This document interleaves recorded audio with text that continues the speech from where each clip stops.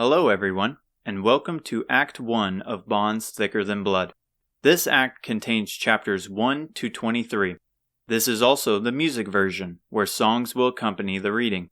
If you desire no music, or would rather read the story yourself, all the links will be provided down below in the description.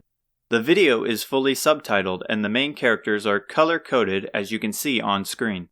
Lastly, if you enjoyed this content, leave a like and subscribe, as the feedback is greatly appreciated. Thank you for tuning in, and without further ado, I hope you enjoy. Chapter 1. The Dark Lord's castle lies just ahead. She steps forward towards the bleak drawbridge. Rusty chains rattle loudly throughout the gloomy night as the demon's lair welcomes her.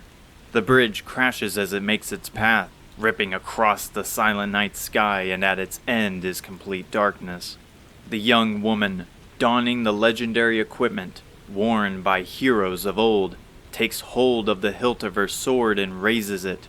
Once released from its sheath, its holy sheen pierces light like an arrow through the darkness, revealing the decrepit red carpet that greets her. Though the path before her is large and intimidating, holding many secrets within its chambers, she remains undaunted by its presence. Their encouraging words ring in her mind.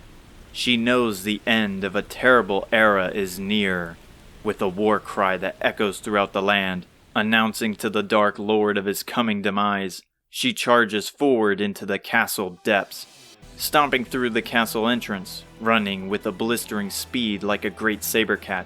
Two giant stone statues resembling the men of ancient history await by the massive door at the end of the deep red carpet.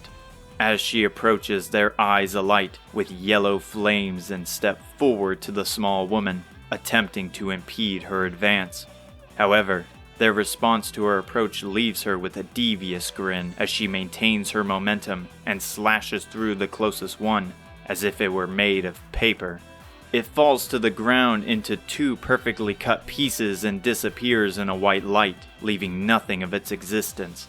Heavy stamps rush towards her, and turning around, the other statue's foot is raised to its chest as it readies to crush her entire body.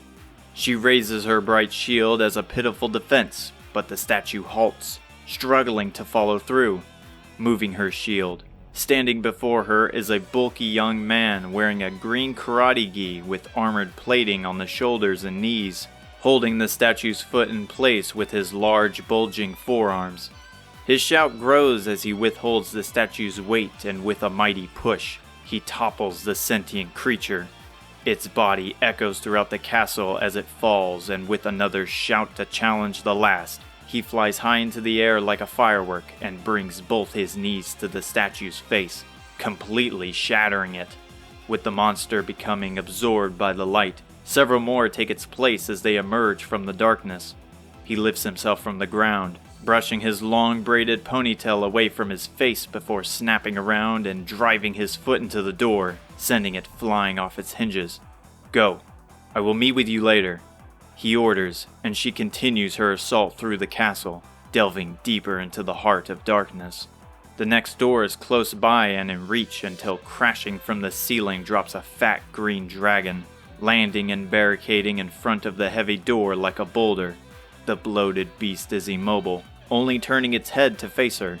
Its large belly rumbles like a thundering storm, and from the depths of its mouth, a smoldering hot, bright fire builds. It readies its breath, but a shining knife thrown from the shadows, penetrating through its thick scales, distracts the dragon. Both her and it face to the dark corner of the room, awaiting a reveal of the culprit. A soft snicker greets them, and sauntering out is a young woman with dark skin as beautiful as the desert dunes, and silver short hair which is bright like the stars. With a cunning smirk, she taunts the beast and it unleashes its blinding fire towards her. The fire coats the corner of the room and in a hot blistering flame, and as it departs, nothing is left in its wake. The dragon repositions its head to face the front of the room, readying another torrent of fire. However, the beast wails in pain, and atop its back is the clever woman with a sharp dagger in its back. Before the dragon can even realize, she slides down its neck, withdrawing 2 hidden daggers from her thick cloak, piercing them into the sides of its head, brutally finishing the dragon like an assassin claiming their target. The light consumes the dragon, and the door it guarded miraculously opens. As the woman in her shining mail continues her charge, the other woman has already disappeared, leaving no trace of her presence. The ceiling opens up to show the black sky, and just ahead is a demonic garden filled with grotesque man-eating flowers reeking of poison, fountains of demon statues pouring out pools of blood and ancient carcasses of the innocent who were imprisoned within these walls. A perfect glimpse of the world he wishes to create. However, the end draws near as the final door to the throne is but a stone's throw away. She rushes through the dead garden, but sinister cackles swarm the air. From the open sky, flying with the pattern of flies, are small demons with whips and knives. She spins around, cautious of their movement, swatting away any that dare approach. A horde of them dive at once, and within a few feet of her, a glacier of ice forms around her, entrapping them in a cold prison. "Let me help," a voice calls, falling next to her from above. A small-framed young man in a clean priest robe lands by her side, and without another word he raises his steel staff towards her. A red light surrounds her, and the energy from his spell is hot with an intense rage, slowly melting the ice. She points her sword to the sky and lets her voice roar. Her scream increases to an immense level as if calling upon a deity from above. The wall of ice melts. Electricity courses through her body, reaching her hair as it spikes towards the sky like a lightning rod. Thunder booms in the distance, and as the monsters slowly stare at each other, nervous of what's to come, a bolt of lightning crashes onto her sword and she wraps it around her body. "Gigagash!" she yells as she rips the sword around her, summoning an oceanic wave of lightning towards her enemies. The lightning slams into their bodies. Their screams of agony are swallowed by the flames, encasing their sickly skin before reaching peace as the light finally takes them. Her hair returns to normal, and the young man follows her to the door. Once she reaches it, the other 2 from before arrive by falling from the top of the open ceiling. All 4 of them stare down the door. They look at each other with nods of approval and push the final door open together. Its light blinds her, and when it dissipates, she awakens. She shoots up from her bed with a heavy breath, taking a moment to examine her bare arms, feeling light as a feather. The warm, gentle morning sun pierces through her window, and the smell of her mother's comforting breakfast travels up to her room. "This dream has been haunting me far more than it used to. Did Dad have these dreams in the beginning?" She lets out a gasp. "Oh no, I overslept. The king is never going to let me live this down." She launches herself out of bed, interrupting her wandering thoughts, and dresses into whatever clothes are nearby as she beelines for her bedroom door. Chapter 2. She reaches the top of the stairs with beads of sweat on her face and heavy breaths as she approaches the throne. As she expected, the king has a familiar face of disappointment, one of which she has known for several years. "Seems much hasn't changed since last I saw you," the old king said, leaning forward in his chair with an old advisor of great status standing firm by his side. "Please forgive me. I swear it was an accident. I had no intention of skipping out of this meeting," she begged, finally reaching the center and kneeling down, staring down at the red, pristine carpet. He shakes his head. "No bother. I've already accounted for this, as I doubt you'd magically mature once you turn 16. Anyway, now you're here, so let's discuss why you're here." As the king rises from his throne, he stands with his hands behind him, straightening his back. While still keeping her head down, she scrolls her eyes, realizing the several guards at the edges of the room. Their posture, just like the king, is powerful as they remain like statues with their spears by their side. She takes a moment to remember her mother's burning words about getting an early rest, yet all that heat in this moment is pelting into her dusty tunic as the guard's eyes pierce her like the searing sun. As you know, you are now the age to take hold of your destiny and follow in your father's footsteps. He looks down to his feet with a sigh. Ortega was a great hero, and his sacrifice will not go in vain, but unfortunately, the Archfiend still lives. She shoots up, regarding his position as her words lash out. Are you serious? My father's death meant nothing? A guard steps towards her to silence her tone. However, the king halts his advance with the wave of his arm. Only if he regains his full might, but you have the means to stop it. You have your father's blood. And how do I stop him? Tell me everything I need to know. First, you must understand that this is confidential information. This cannot reach public ears. She nods to his request, and he takes a seat back onto his comfy throne.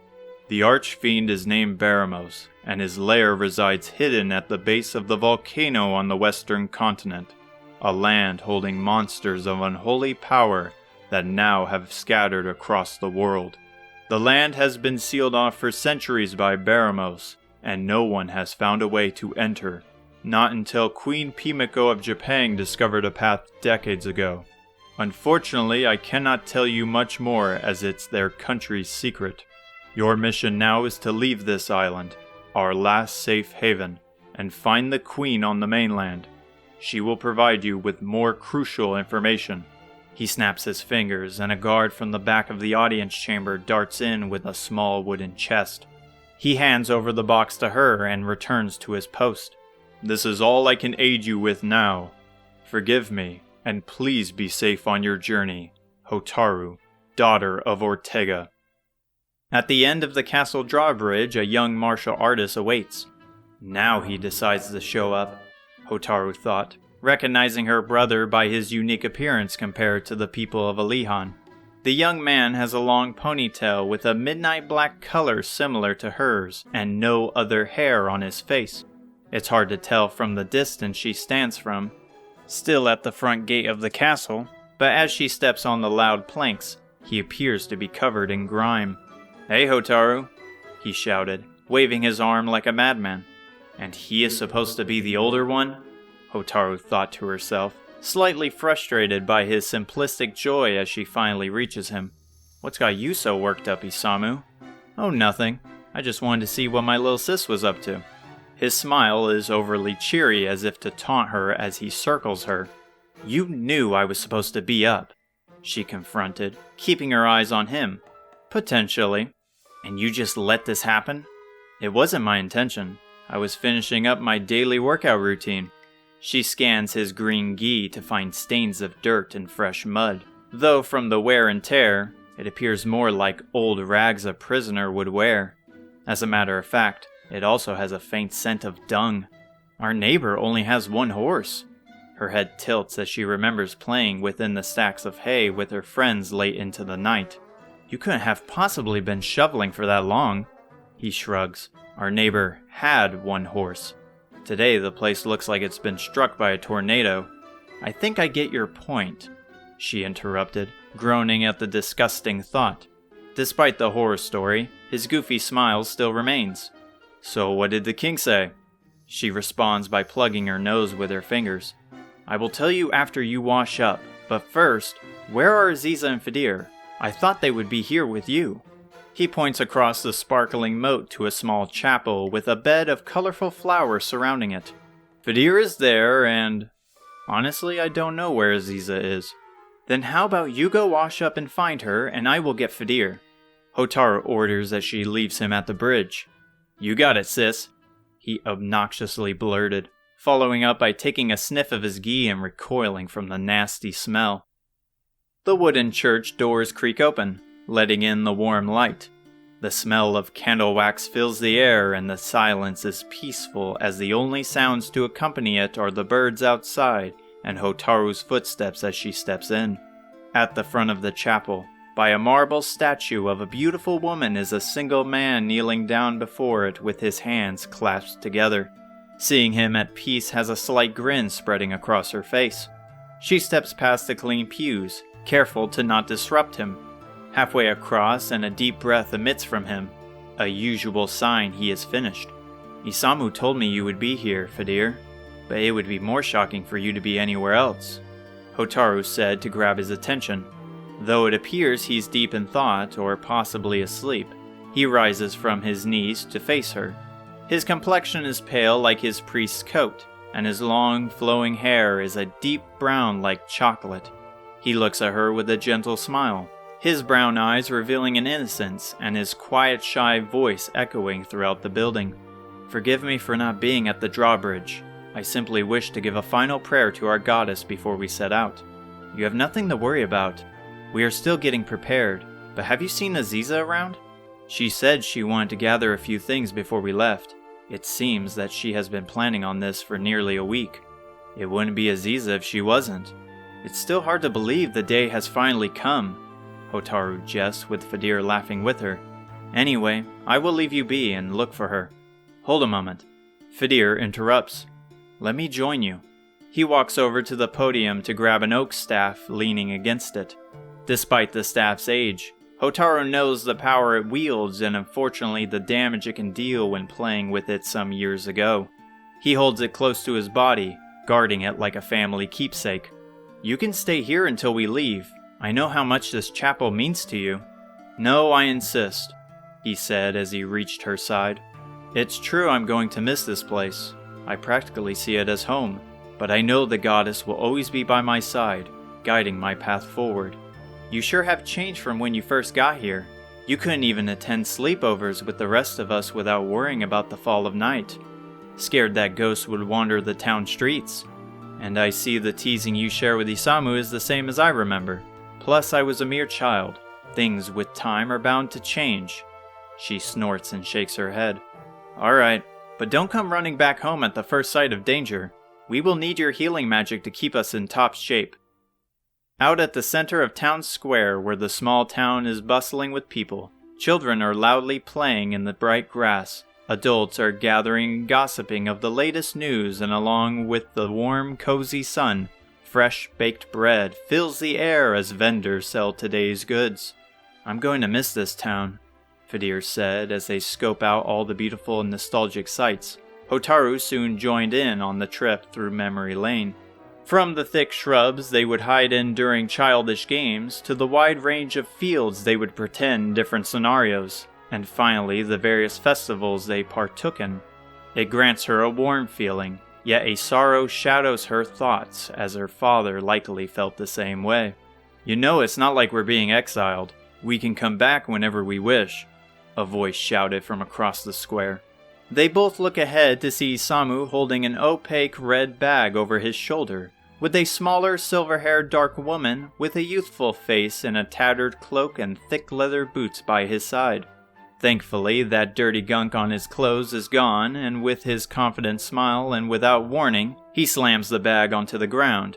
It quakes the surrounding area to where it's a surprise the stone paving below didn't crack.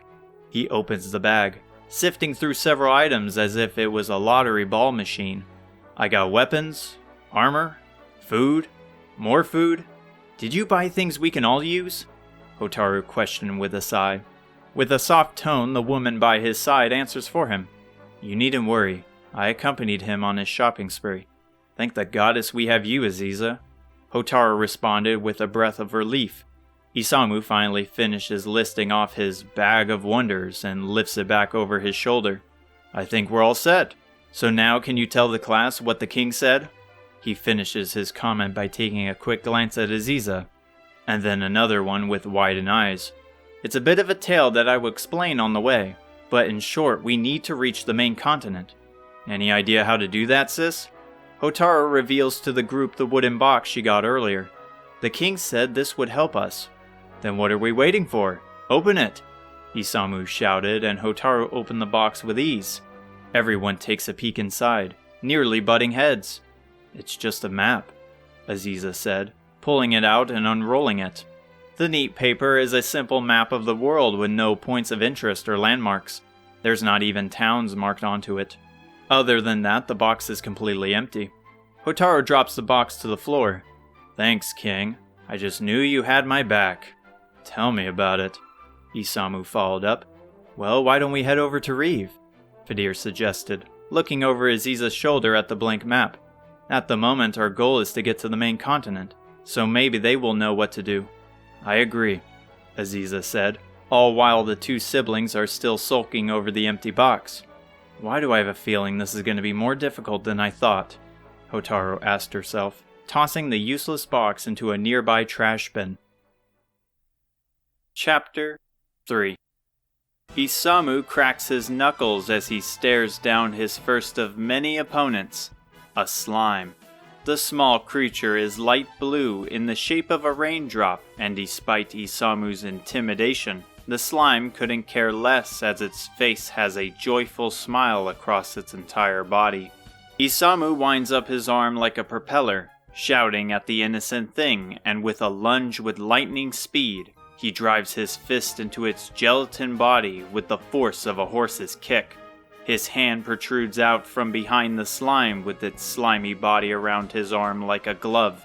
His confident chuckle escaped his lips, and he reclaimed his arm from the slime. Yet the monster didn't fade, but instead reconstructed back to its original form. What? Isamu shouted in confusion, his body dripping in sweat. His energy drained from such a wild attack. He collapses to the floor, groaning in his pathetic defeat as the gleeful slime bounces away. Isamu, are you alright? Fidir asked, running over to him with a green healing spell which coats his grounded body. You can't rush straight into battle without a plan. The monsters that Baramos have created are not like humans, and may require different means of taking them down, Fidir scolded, finishing up his spell. Isamu rises from the ground, thankful of Fidir's healing spell, but remains silent. Hotaru finally reaches the group, shaking her head at her brother's overdramatic display. Though he has grown larger since the last time they walked out of Alihan over a year ago, he fails to demonstrate the fruit of his training. Hotaru has suggested he use a weapon similar to the sword she carries on her side. However, he refuses, wishing to follow in the footsteps of their grandmother. Are we almost at Reeve yet? We have been out here for a couple of hours and my feet are killing me, Hotaru complained while dragging her boots and crushing the beautiful grass. Fidir sighs. And you thought I would be the one complaining. It shouldn't be far now, just a little ways north and I'm sure it will be in sight. The three exhausted fledglings look ahead to see Aziza gazing upon the lake nearby. With the sun beating directly above them, its reflection is perfectly clear as if staring into a mirror. Though as the fish ripples the water, its yellow and blue color mesh beautifully like a water painting. What's that tower in the distance? Aziza questioned, kneeling down to the water. As everyone looks, it's just as she says. Alone sits a massive tower in the middle of the water. It appears there are no boats at its dock, but even if there were, it is completely surrounded by sharp rocks. They call it Dreamer's Tower, Fidir answered. Wait, how do you know that place? Hotaru asked, shrugging her shoulders at him. Many stories reach the church, and one such is the legend of Dreamer's Tower. Its story goes that a wise old man who saw the creation of the world resides atop the tower. Along with having knowledge of all that has happened and will happen, it is said when visited he will grant any wish that one may desire. Is that true? Isamu said, with his mind likely wandering at the endless possibilities as he looks to the top of the tower, rubbing his chin with a mischievous smirk. There is no proof of such a thing, and I doubt a mere man exists there, or is able to grant wishes. You can't believe that. You're the same guy who believes in the goddess. The goddess is different and no mere legend. There are documentations and many who have been shown her light once they have asked for her guidance. Isamu appears ready to retort back, and Fidir's glare is anticipating his next words. However, Hotaru jumps into the way of both of them. Alright, that's enough. I really don't want to hear you two fighting over this while we are in the middle of nowhere. Clearly we are exhausted, and if we don't find this town soon, we are going to end up killing each other.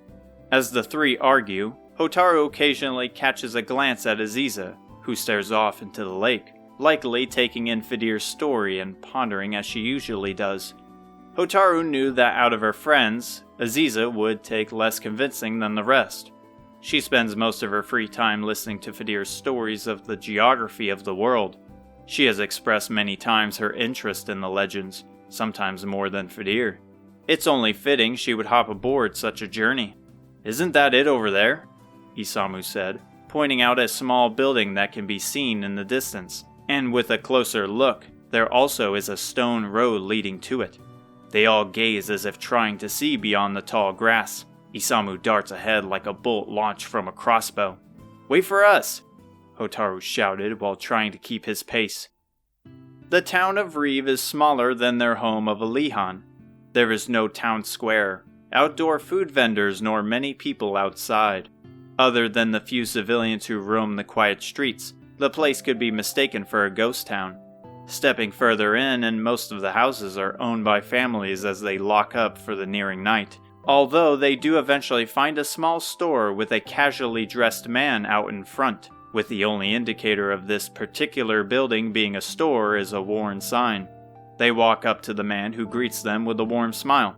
"Hello, travelers. What brings a group like you to our quiet little village?"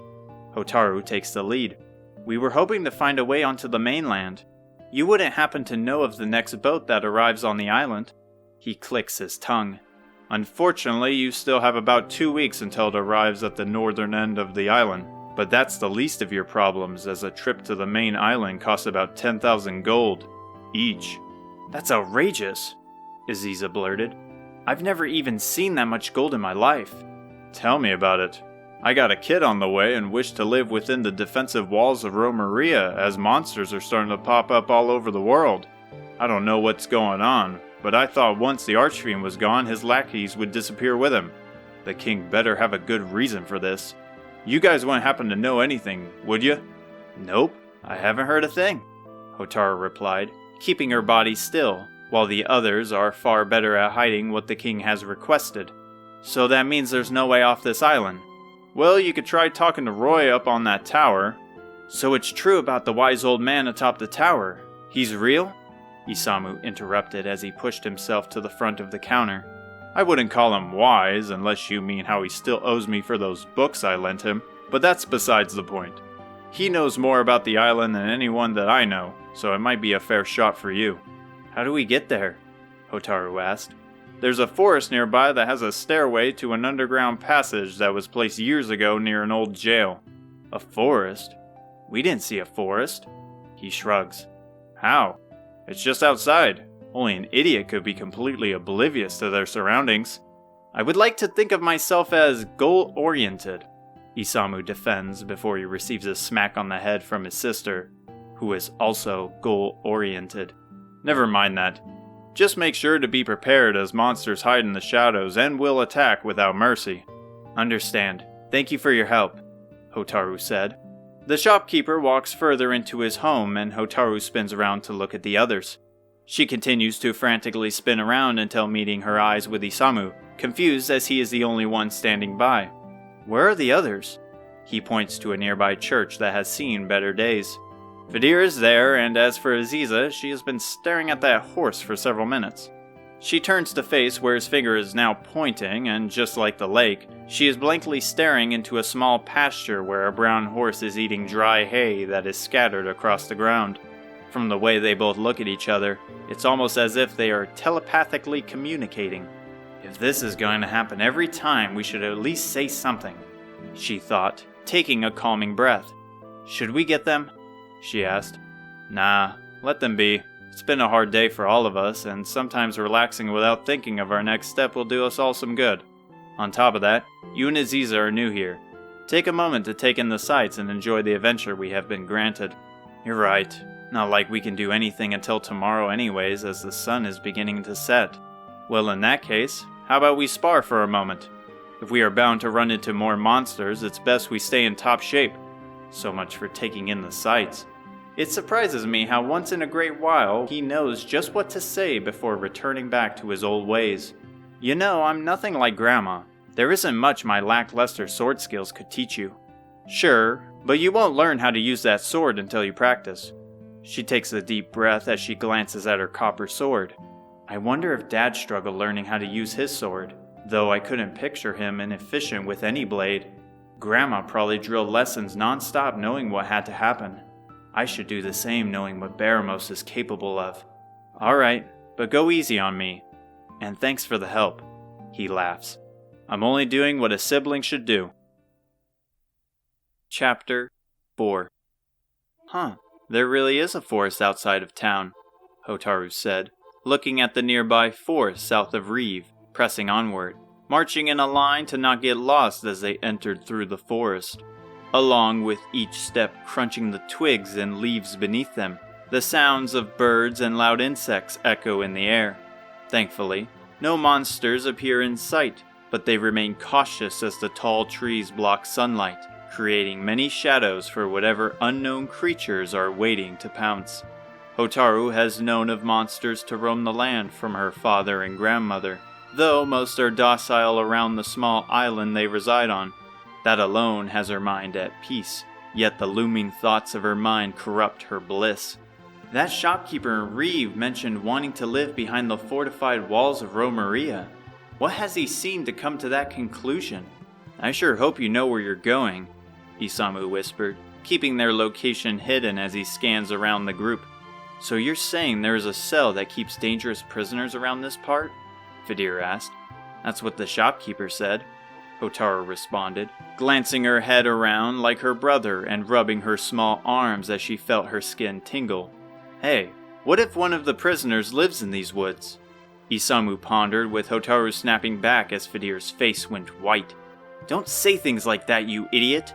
I'm already on edge about seeing a bear or giant spiders or something. Can we please not speak any more of this? Fidir begged, holding his staff with a tight grip, his face beading with sweat. Look there! Isamu shouted, pointing out an opening where the morning sun shines in all its glory. Ignoring their formation, they run like they're being chased and arrive in the light within seconds. The warm sun caresses their skin, and they take a moment to breathe as if re-emerging from underwater. The ominous sounds of the forest are gone, yet the birds' chirping remains. There even is a scent of flowers as a nearby structure lies nearby, which has been consumed by the surrounding nature. Fidir's shaky voice draws the others' attention to it. Is that it? I would assume so. Let's take a look, Hotaru commanded, once again taking the charge in their investigation. Upon closer inspection to the lone building, the iron bars at the front are rusted, and no matter the force Hotaru uses, it remains still. Peeking inside, sadly, doesn't help either, as other than the bars, the inside is completely pitch black. Isamu steps in front of her and squints his eyes, hoping for a better view. Hotaru in the meantime examines her surroundings, only to find Aziza blankly staring at the flowers. Hotaru watches her. Ever since they left Alihan, Aziza has been extremely quiet. She is usually quiet compared to the rest of the group, but something heavy seems to be occupying her mind, as even the unsettling forest has her unfazed, though she doesn't appear to be upset or scared, but rather lost. I think I found it, Fidir called out. With a quick spin, he waves over everyone to the back of the building to where a dark staircase lies. The group surrounds it, and the darkness that awaits them is daunting, with only the first few steps being seen as if this staircase were to lead to the underworld. Isamu takes the lead, putting forth a confident front, even though his voice hasn't caught the memo. Well, stay close, and let's hope no monsters await us. The dark cave feels endless as they push forward for several minutes. There is no sight or smell, just the sounds of their boots and the cold air that surrounds them. Hotaru keeps her hand on her sheath, remembering the warnings from the man in Reeve. Quickly, she jumps to the sound of Isamu's grunts of pain as he holds his progression. What happened? Fidir worried at the back of the line. At this rate, we are going to draw the monsters with all of us yelling, Hotaru thought, trying to see through the darkness to avoid an ambush. Isamu turns towards the others while rubbing his head. There's a wall here. He readies his fist as he shouts obscenities, as if the wall is going to fight back. Hotaru places her hand on his shoulder with great force, and he stops his train of thought as footsteps shuffle in the distance. They are fast and light, with dozens following after each other like a centipede. They quiet their voices to only subtle breaths, slowly turning their heads to the other side of the cave, where a pair of glowing yellow eyes watches them. They freeze in fear as the creature stares at them in silence. Nobody moves as each side waits for the other, but Isamu raises his fist, ready for the worst. The monster is moving closer, and even though its eyes grow larger, its steps remain silent. Isamu controls his breathing as this yellow-eyed creature slowly moves forward. With Fidir's green healing spell, he casts it upon Isamu to light his path, and the creature that stands before him is a cute rabbit with a single horn atop its head. "What is that?" Isamu whispered to the others. Despite their fear, the creature isn't hostile as it sniffs the air around them. It slowly moves past Isamu and straight to Aziza. The creature patiently sits in front of her with its big yellow eyes. "Aw, it's a bunnicorn." Aziza honeys her voice, kneeling down to it. "Do you want this?" She reaches into her bag to pull out a medicinal herb. She inches the green fresh herb to its face, where it sniffs it before nibbling away at the leaves. Aziza smiles at the cute rabbit as it happily eats away at the herb. "Why did you buy herbs?" Hotaru questioned with a shrug. "Well, they were for Reginald." "Who is Reginald?" "The horse," Fidir answered. "You named it? And where did you get the money to buy herbs?" Hotaru sighed as she looked at Aziza, who was in total bliss. "Never mind. Either way, looks like the monsters of the cave weren't that bad after all." She lifts her head and silences her voice as if it got stolen. The path forward where the bunnicorn came from now has dozens of yellow eyes looming in the darkness. "Aziza, how many of those herbs do you have?" Hotaru whispered, her hand shaking on the hilt of her blade. "Only a few," she answered as she smiled at the cute bunnicorn, who is nearly finished with the herb. Hotaru taps her shoulder. "Well, here's the thing." Aziza, like the others, freezes in place as she stares into their eyes. That would explain why things were so quiet. "So what do you suggest we do?" "Hand me the rest of your herbs." Aziza, without a second thought, hands her the remaining 2 that she has. Hotaru takes them and crushes them between her hands while still keeping her eyes on the other bunnicorns. Their eyes widen to each crunch the leaves make, and its fresh smell slowly draws them closer. Taking a deep breath and with a toss into the air, the leaves scatter like confetti. They hold their weapons tight, and the silence breaks. "Run!" Hotaru shouted as the horde of bunnicorns darted to their position.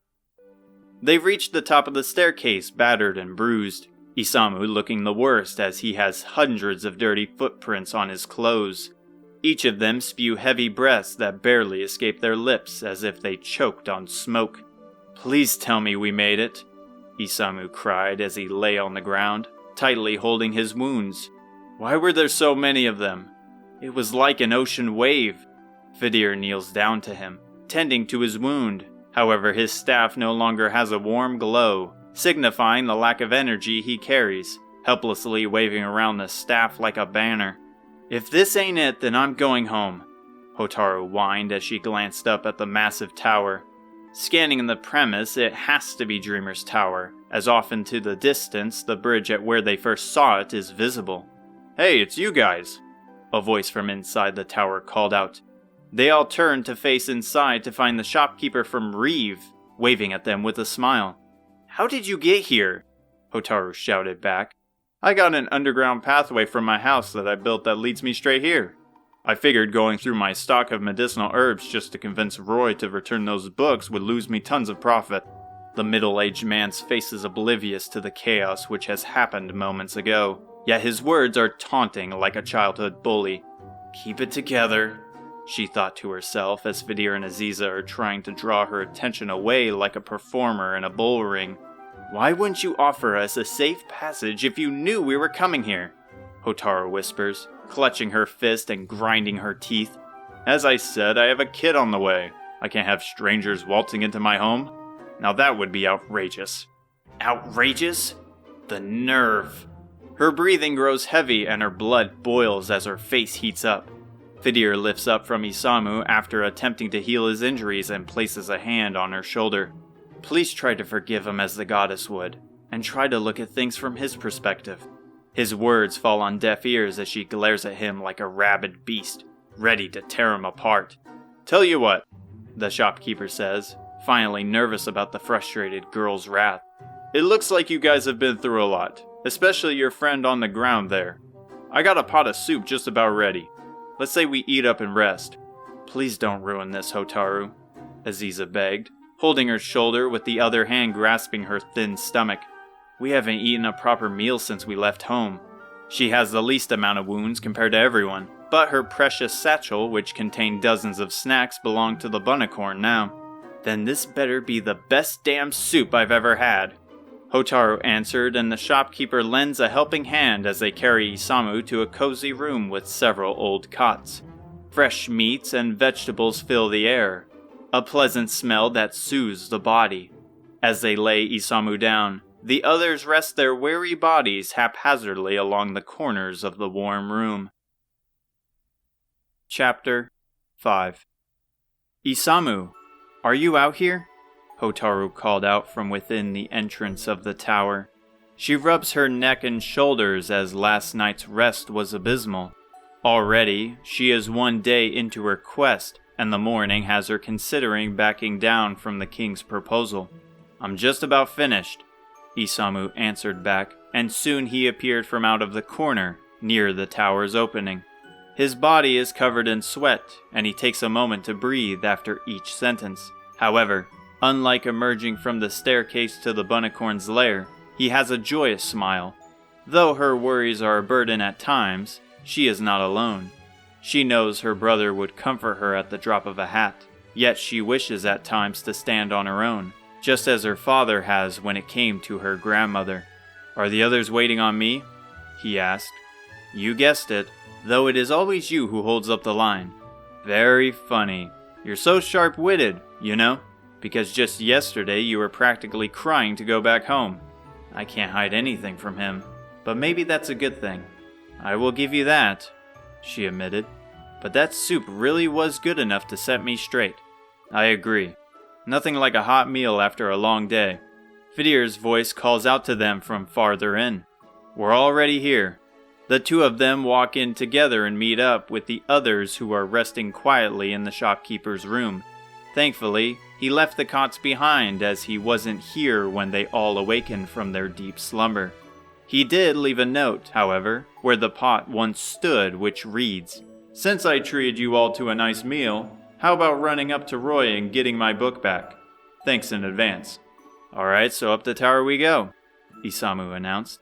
"You got that magic back in your staff?" Fidir gives a thumbs up. "We're back in business." Isamu looks at Hotaru. "I will let you lead this time." She nods as they finish their final preparations. They head up an ancient staircase that lies at the end of the hall. Up the first floor, and what awaits them are winding paths, like a maze of blue ancient tile, covering the whole floor. They reach an old balcony where no wall or barrier protects them from the fall below, a sign of this tower's history. The cold wind is harsh as it blows, but the sight is magnificent with the landscape of the island in full view. The blue, clear lake, the green grass, and with several more floors to go, the view is bound to be endless, like the goddess looking down from above. Pressing onward towards the higher floors, they lay sight on the brown mountains on the eastern side of the island, though farther out is an endless ocean where the mainland awaits them. As they stare upon the beautiful land, admiring its wonder, Fidir whimpers out something from his lips. "How much higher is this?" They turn to look at him, and along with his pale face, he crawls onto the ground, gripping the old stone floor with immense strength. Aziza runs up to him, lending her shoulder. "Are you all right?" He lifts up with her and holds her tightly, like a baby to its mother. "Yeah," he barely answered as he's out of breath. "I just didn't realize how high we were." The others walk over to him. "I never knew you were scared of heights," Hotaru commented. "I guess that's why you would never hang out with us on my roof to go stargazing. Let's just say me and roofs have a bad history. We should be close," Aziza comforted him, unfazed by his tight grip. "Hang on to me, and we will be fine. Thank you." Isamu and Hotaru lead the way with the other two following closely behind. "So what happened about the roof incident?" Isamu bluntly asked. Hotaru lifts her hand. "It's rude to ask such things."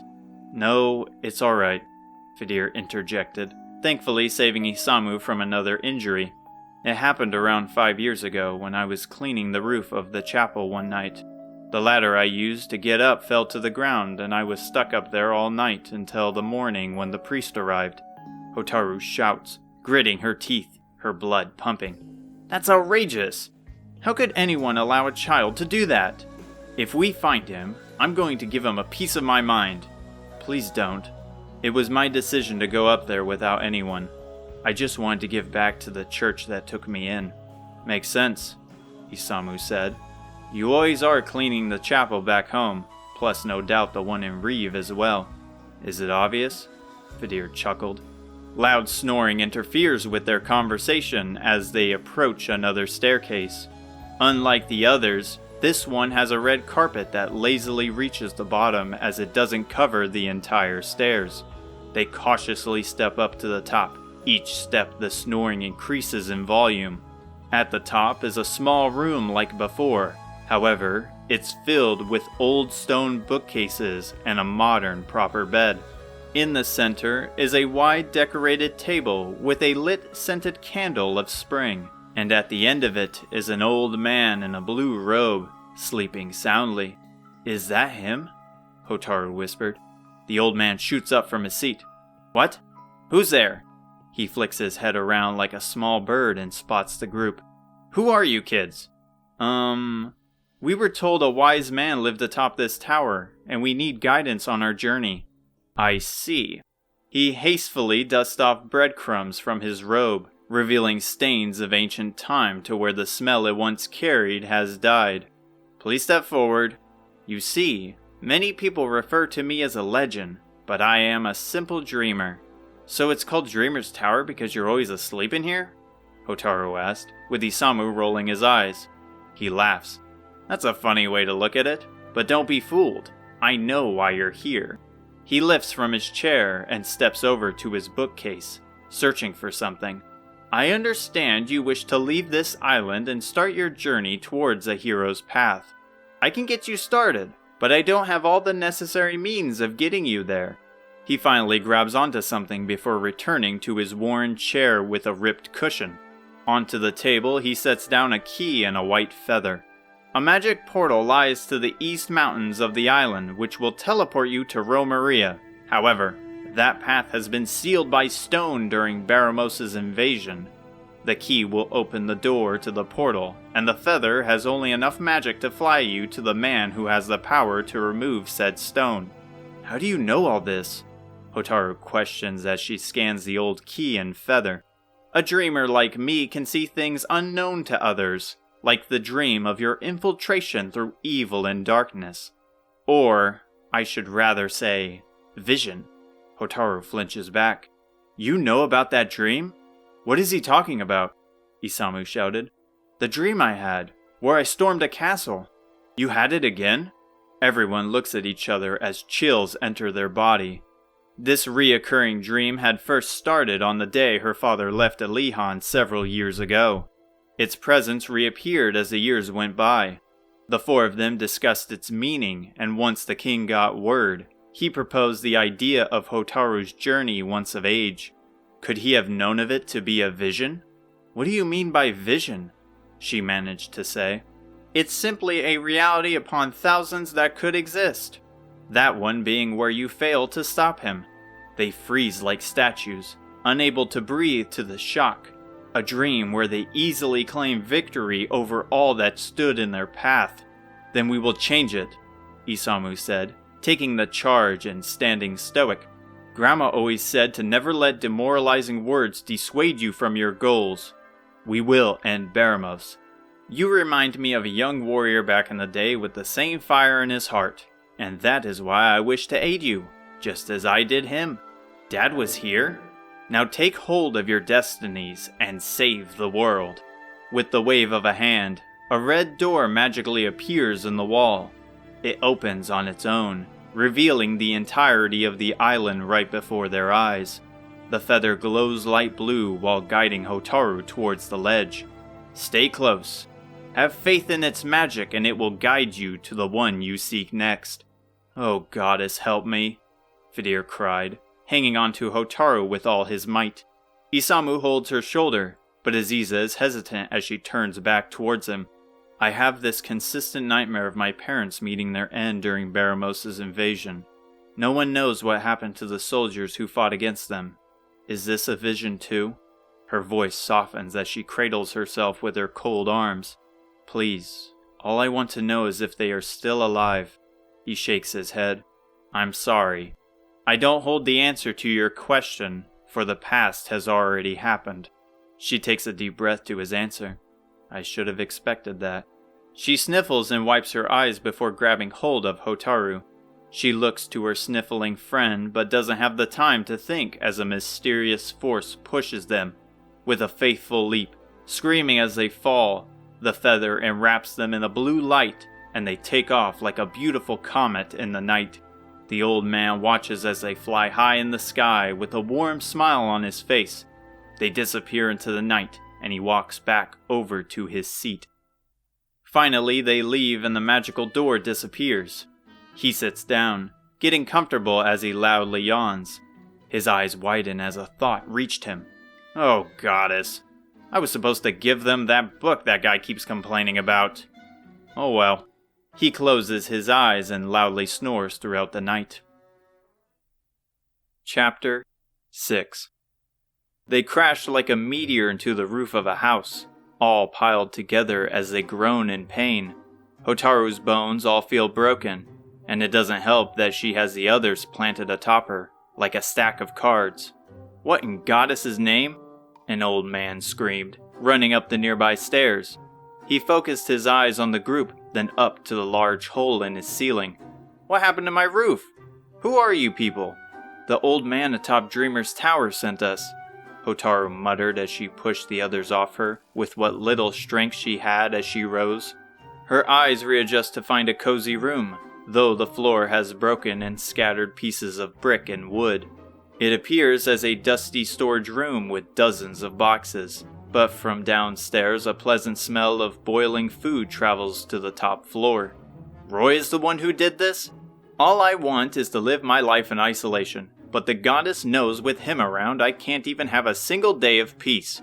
I'm sorry about what happened. We didn't know we would crash into your house. He sighs. It's not your doing, so driving my rage towards you is useless. Now come on. I have supper just about finished. Grab a bowl and tell me what this is about. Thank you so much. I've been starving, Isamu blurted, shooting up from the ground as if nothing happened. He grabs onto Fidir and Aziza as if they were luggage and carries them quickly down. Hotaru watches in awe as her brother leaves her behind and the old man in the red robe shakes his head. That was great, Isamu complimented and rubbed his exposed stomach. Hotaru glares at him, but she can't help but agree with his words as she feels stuffed like a pig, ready to drop down for a quick nap. Fidir, however, has been looking nauseous, his face still devoid of color after the meal, and went to bed early, with Aziza watching over him. The old man takes their clean bowls and stacks them onto the small table they are sitting around. So what is it you need? Well, we need a way onto the mainland, and Roy said you knew a way. Or at least that's how he explained how the feather would work, Hotaru said. So you four are the heroes he's been referring to me. You know us? Isamu asked as he leaned forward. Sure I do. You see, Roy is actually my brother and we share this power he calls dreams. The power to see visions of the future. However, he is more gifted than I, and I can only receive visions that he has seen. Personally, I find it more of a curse, holding valuable information that could make or break people. Has he shown you the dream of us against Baramos? Yes, and I also assume he told you of the fate that comes with it. Is what he says true? Hotaru questioned, holding herself as she's afraid of his next words. It could be, or maybe not. Our visions are like a spider's web. Any force against it and it tears completely, needing to be reconstructed anew. That line sounds like something Grandma would say. Hotaru pondered, now wondering if she is aware of their recent departure. But enough of this rambling and dwelling of future endeavors. At this current moment, you came here to get to the mainland, and I have what you need. He leaps to the upstairs where the other two are, and Hotaru looks to her brother with sorrowful eyes. He can share her sentiment, and with a gentle smile, he softly rubs her head. Everything's happening so fast, and it's all too much at times. But these small gestures and familiar conversations with the people she grew up with keep her feet steady on the ground. No doubt the others feel the same, but she must remain strong, just as they are for her, just as her father would. Here, the old man said, handing over a small black ball. Nothing other than its color makes it stand out, and when she grabs it, it's as hard as stone. It's called a wrecking ball, and with a small fire it will blow open a path to the teleporter. She haphazardly drops it. It's a bomb? Isamu moves like a lightning bolt and covers his head with his hands. Careful now, or else the hole in my roof will be the last of my worries. Take it to the ruins to the east of here. Set it next to the blocked doorway and ignite it. From there the path will be clear. He stands up to leave, but Hotaru calls out, "Thank you again for your help. And sorry again for your roof." He giggles. "Don't worry about the roof. I've been practically begging my nephew to replace the thing, and now I have a good reason.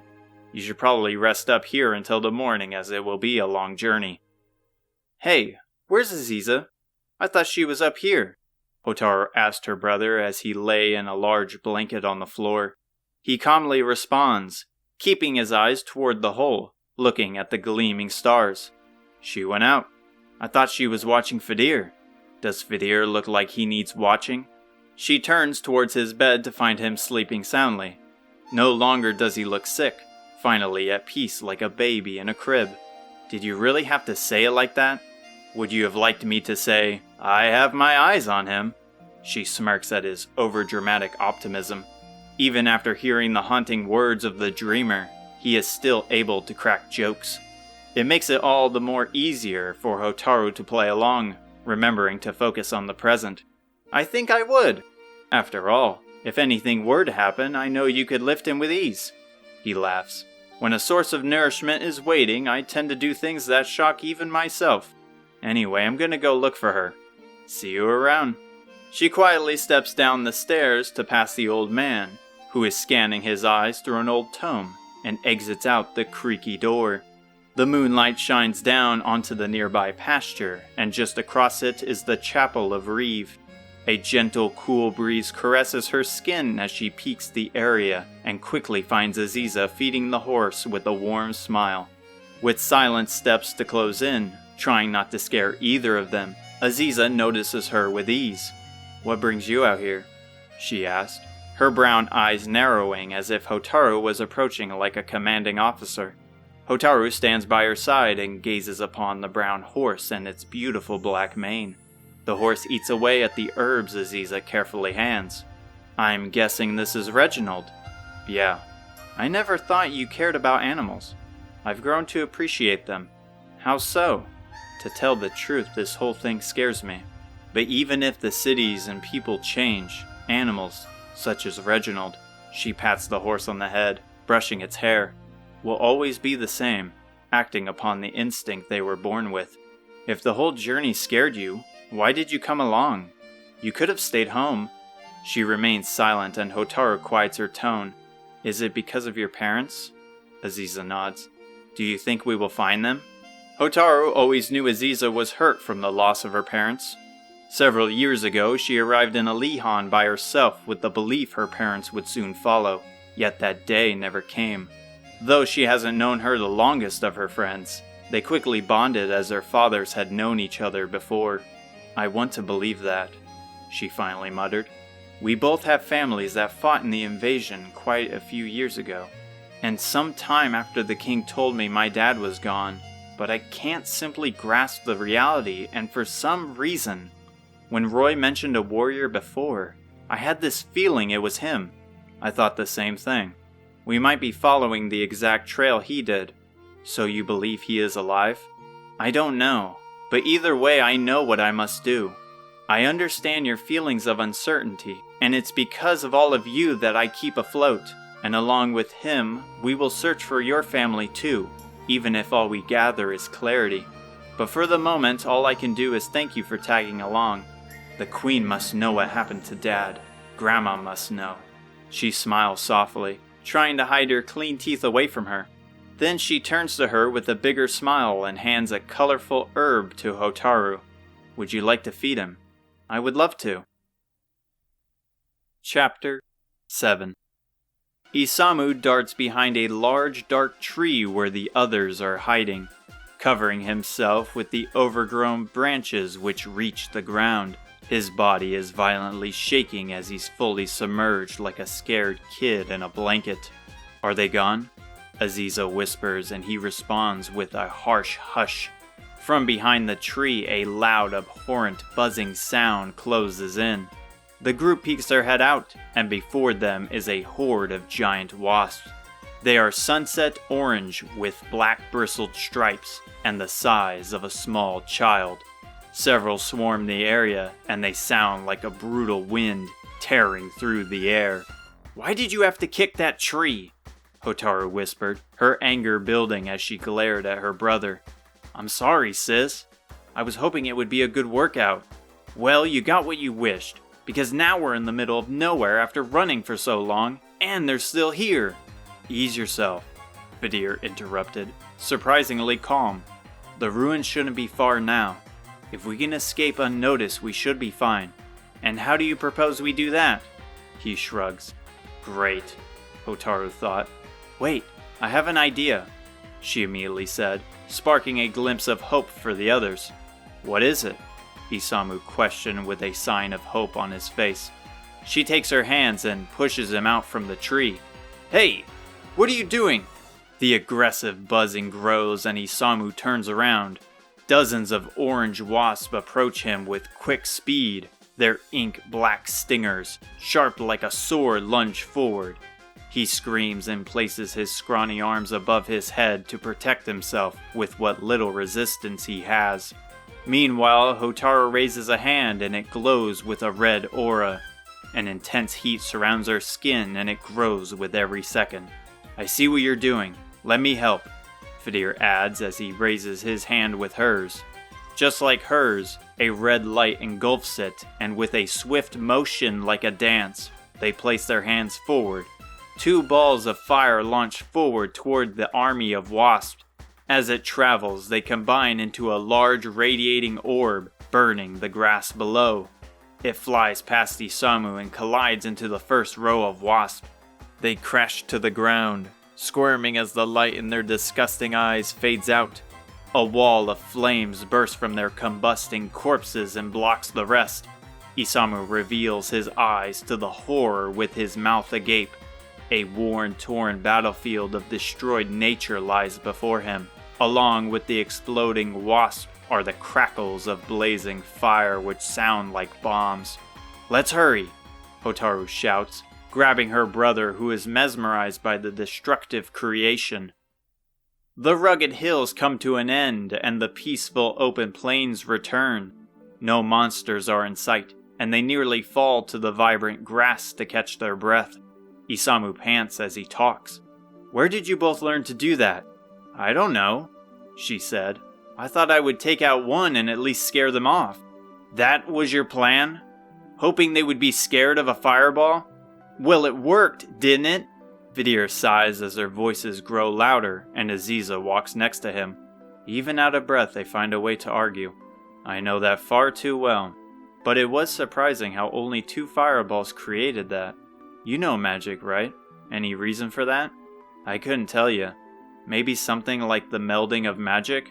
Either way, I knew I had to help, and it felt like my body was moving on its own. Must be your natural instinct to help, Aziza suggested, examining the plains around her. There has to be more to it, he pondered. There is no record in any of the chapel tomes mentioning magic combining together. Something or someone else caused that to happen. It only adds to the strange sensation I've been feeling. Since his departure from Reeve, the back of his skull has been burning as if someone was behind him, waiting for an opportunity to strike. At first he thought the wasp were the cause of his paranoia, yet it still remains. Like a hidden sense, he turns away from the arguing siblings to look out towards the entrance of the forest, with black smoke spewing from the top like a volcano. As he looks towards the nearby foliage, he watches as a blue and green bird flies to the nest hidden deep within a lone tree. Even with the recent fire, which has completely died, the birds remain calm and the grass looks brighter and healthier than ever. Lastly, there is a strange but faint smell of honey. Aziza awakens Fidir from his state, turning him around and pointing out something in the distance, opposite of the forest. I'm guessing that's the ruins. Fidir turns his head, and across the plain is an old structure of stone. Most likely. Should we tell them? Fidir faces back to find them still arguing, jumping up and down like upset toddlers. Nah, they'll know, he said as he steps towards the ruins with Aziza sticking close. Hotaru raises her voice. I wasn't trying to kill you. If I was, I would have sent that fireball into your thick skull. She spins to find the others walking off in the distance. Hey, wait for us. Together they run and easily catch up to them. Once in reach, the destroyed ruins lie before them. There is only a partial roof which appears unstable, and many of its broken pillars that would hold it are covered in dark vines. Each step further in, their loud footsteps echo on the stone. Thankfully, the light is plentiful, but still, an ominous air flows throughout the structure. A corner they must turn comes to view, but a quiet grunt echoes from beyond. It's deep and ghostly like an ancient spirit haunting the building. Sounds of steel slam into rocks, and the grunts grow louder. They look at each other, nervous of the monster that lies ahead. Peeking around the corner, and something unlikely stands far off in this abandoned place. Next to two stone statues that look ready to crumble to a light touch, a sweaty middle-aged man with a heavy pickaxe is muttering with each swing that connects into the fortified wall of fallen stone. Those doubters at Reeve, he muttered to himself. What do they know? They constantly complain about, oh, it will never work, or you're in over your head. Well, I won't be one of you losers who stays here whining about the state of the world. I'm going to create a path to the mainland even if it kills me. Forget relying on a king who only cares about himself, living safely in that beautiful castle. Excuse me? Hotaru softly asked, with a high-pitched scream as he freezes in place and stops his rambling. He jumps forward like a frog, throwing his pickaxe into the air and sticking it into a nearby statue. He places his hands together, looking at the sky. Please forgive me, spirits. I wish you no harm. From his speech, I would have expected him to be more hardened to the outside danger. It seems many people in Reeve share the same sentiment towards the king. Every encounter with the townspeople teaches her how grateful she should be for living behind Alihan's town walls. He slowly turns his head to find the four of them staring at him with wide eyes. Silence fills the air. His face is bright red and sweaty like a tomato that was freshly watered. Who are you kids? We come from Alihan and we wish to get to the mainland, Hotaru answered. Oh, well, sorry to say, but the path is blocked. We see that. And what are you doing here? Same as you, getting to the mainland. They try to keep it a secret, but I know the truth. A portal to the mainland exists beyond this wall. And with my trusty pickaxe, I'm so close to seeing the fruits of my labor. He points to the completely covered wall. And how long have you been at this? 6 months. They flinch and shout in unison. You've been here 6 months? He scratches his head with his finger. Yeah. Can't help but commemorate his willingness. But from the bees we just saw, doing anything to be as far away as possible sounds like the only logical step. Even if it were to be a risk. This might help speed up the process, Hotaru said, focusing on his middle-aged face as he pondered. Hotaru hands over the wrecking ball. He carefully holds it as he inspects the device. Hotaru looks to them for advice, but all they do is shrug as they stare at each other. This is it! The wrecking ball! Thank the goddess for bestowing the answer to my prayers before my hands. Thank you, he screamed, startling everyone else. This bad boy will bring us to the mainland no problem. He sets it down and immediately alights the device. It ticks and he sprints off like a skittish cat. Hey, you could have said something, Hotaru shouted as they joined him behind the wall. The ticking from the wrecking ball rapidly increases, and it explodes with a harsh white light. The ruins quake, leaving everyone wobbling as they attempt to keep their feet planted on the ground. The statues disintegrate, and once silence returns, they peek their head to find a wall of dust ahead. The middle-aged man skips into the cloudy aftermath, shouting praises to the goddess. You know, he kind of reminds me of you, Isamu said, turning his head towards Fidir. And from the way he was kneeling over reminds me of you. Can you remember? You really have been upping your comeback game, he complimented, and Fidir smirks. I learn it from the best. He raises his hand and Isamu smacks it with his as their high five echoes, sounding like an aftershock. Hotaru shakes her head towards Aziza before they push through the abundant dust. They shield their eyes and cover their mouths. The dust finally left behind, and the joyous middle-aged man from before lays on his knees before a pristine red familiar door. Why? He yelled. Why have you forsaken me? Why do you toy with me? He screams like a man who has seen the horrors of war. His eyes filled with tears as he crashed on the ground like a fallen soldier. Hotaru walks past the pathetic man to reach the door. Grabbing the handle and turning it reveals it to be locked. A closer look at the door, and despite the ruins being covered in a dead gray, the door shines with a bright red, standing out beyond anything she has ever seen. Her eyes widen as Roy's helpful words fill her mind. From a small red bag she holds close to her chest, she pulls out the rusted key. They are unlike each other, and fill her mind with doubt, but she takes the key and places it into the small lock. The noises it makes are unpleasant, and with a wrong turn, the key feels ready to snap. With another risky turn, a satisfying click echoes in the small room, rejuvenating the fallen man.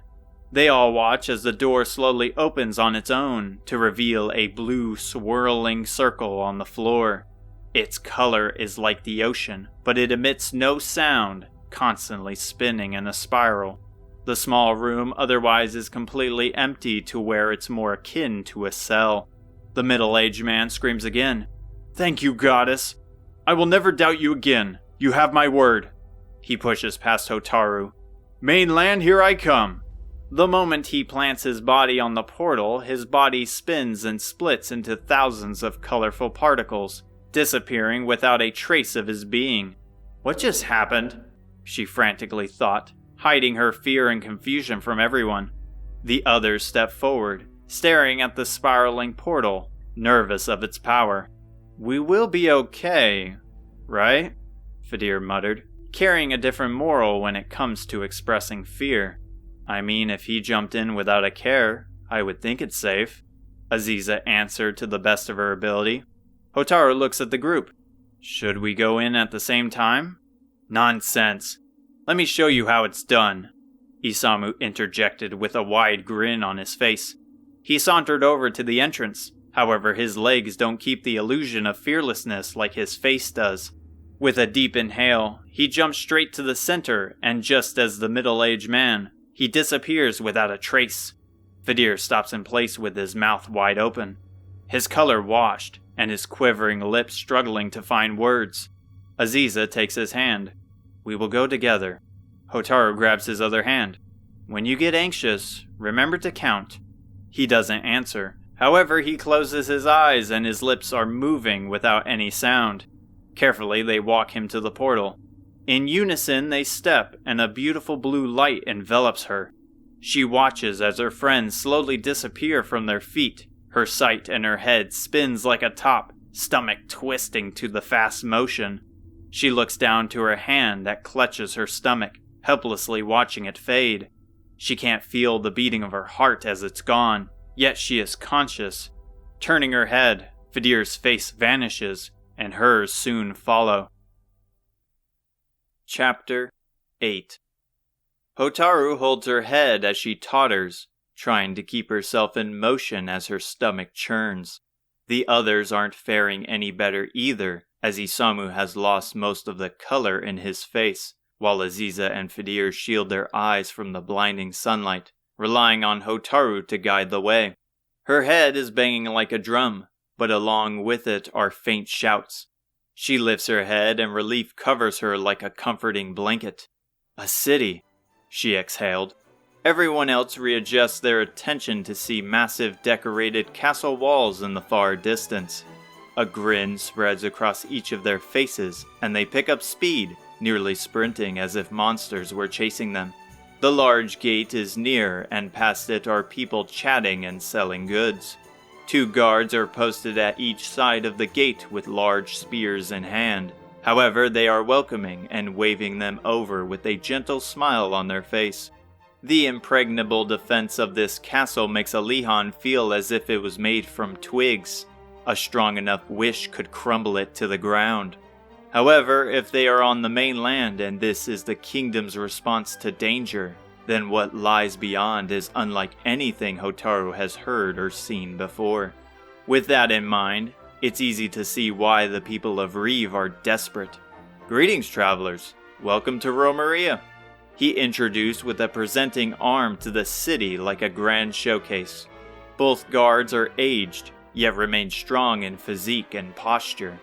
His gentle smile is that of a loving grandparent, but with a sharp spear in hand. Others may think differently, especially those who disturb the peace. They step forward as if entering a new world. The city is bustling with hundreds of people of many ages and backgrounds compared to Alihan. They speak loudly of the latest news or advertising their massive carts filled with bountiful products that are displayed on the main road. Off the main road are beautiful parks filled with clear ponds and sturdy trees.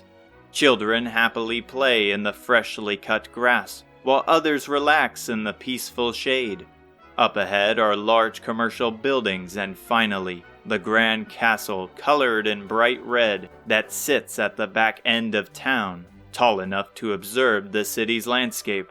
"This is amazing," Hotaru shouted. "This place really puts Alihan to shame." "You said it," Isamu added. "Who knows what kind of food and weapons we can find here?" Isamu looks about ready to bolt ahead like a dog off its leash, but Aziza calms him down. "Before we split off, wouldn't it be smart to see if the king knows anything about Queen Pimiko's whereabouts?" "You're right," Hotaru answered, saddened by the realization. From her bag, she hands Isamu a small coin purse. It jingles lightly as it moves. "I will go ask the king, while you get us a room at an inn." "Why do I have to be the one to do it?" He's reluctant as he sighs, but eventually takes it from her. Fidir steps next to the inexperienced martial artist. "I will go with Isamu." "Sounds good," Hotaru said. "Thank the goddess Fidir is watching over him." Hotaru turns over to Aziza, who is distracted by the beautiful castle. "You want to tag along with me then?" Aziza nods. "Alright, see you guys in a moment." The clean castle smells of lovely exotic flowers once they step through the entrance. Other than the welcoming guards in their heavy blue armor, many of the people are dressed in glimmering dresses or silky suits, which must have cost a fortune.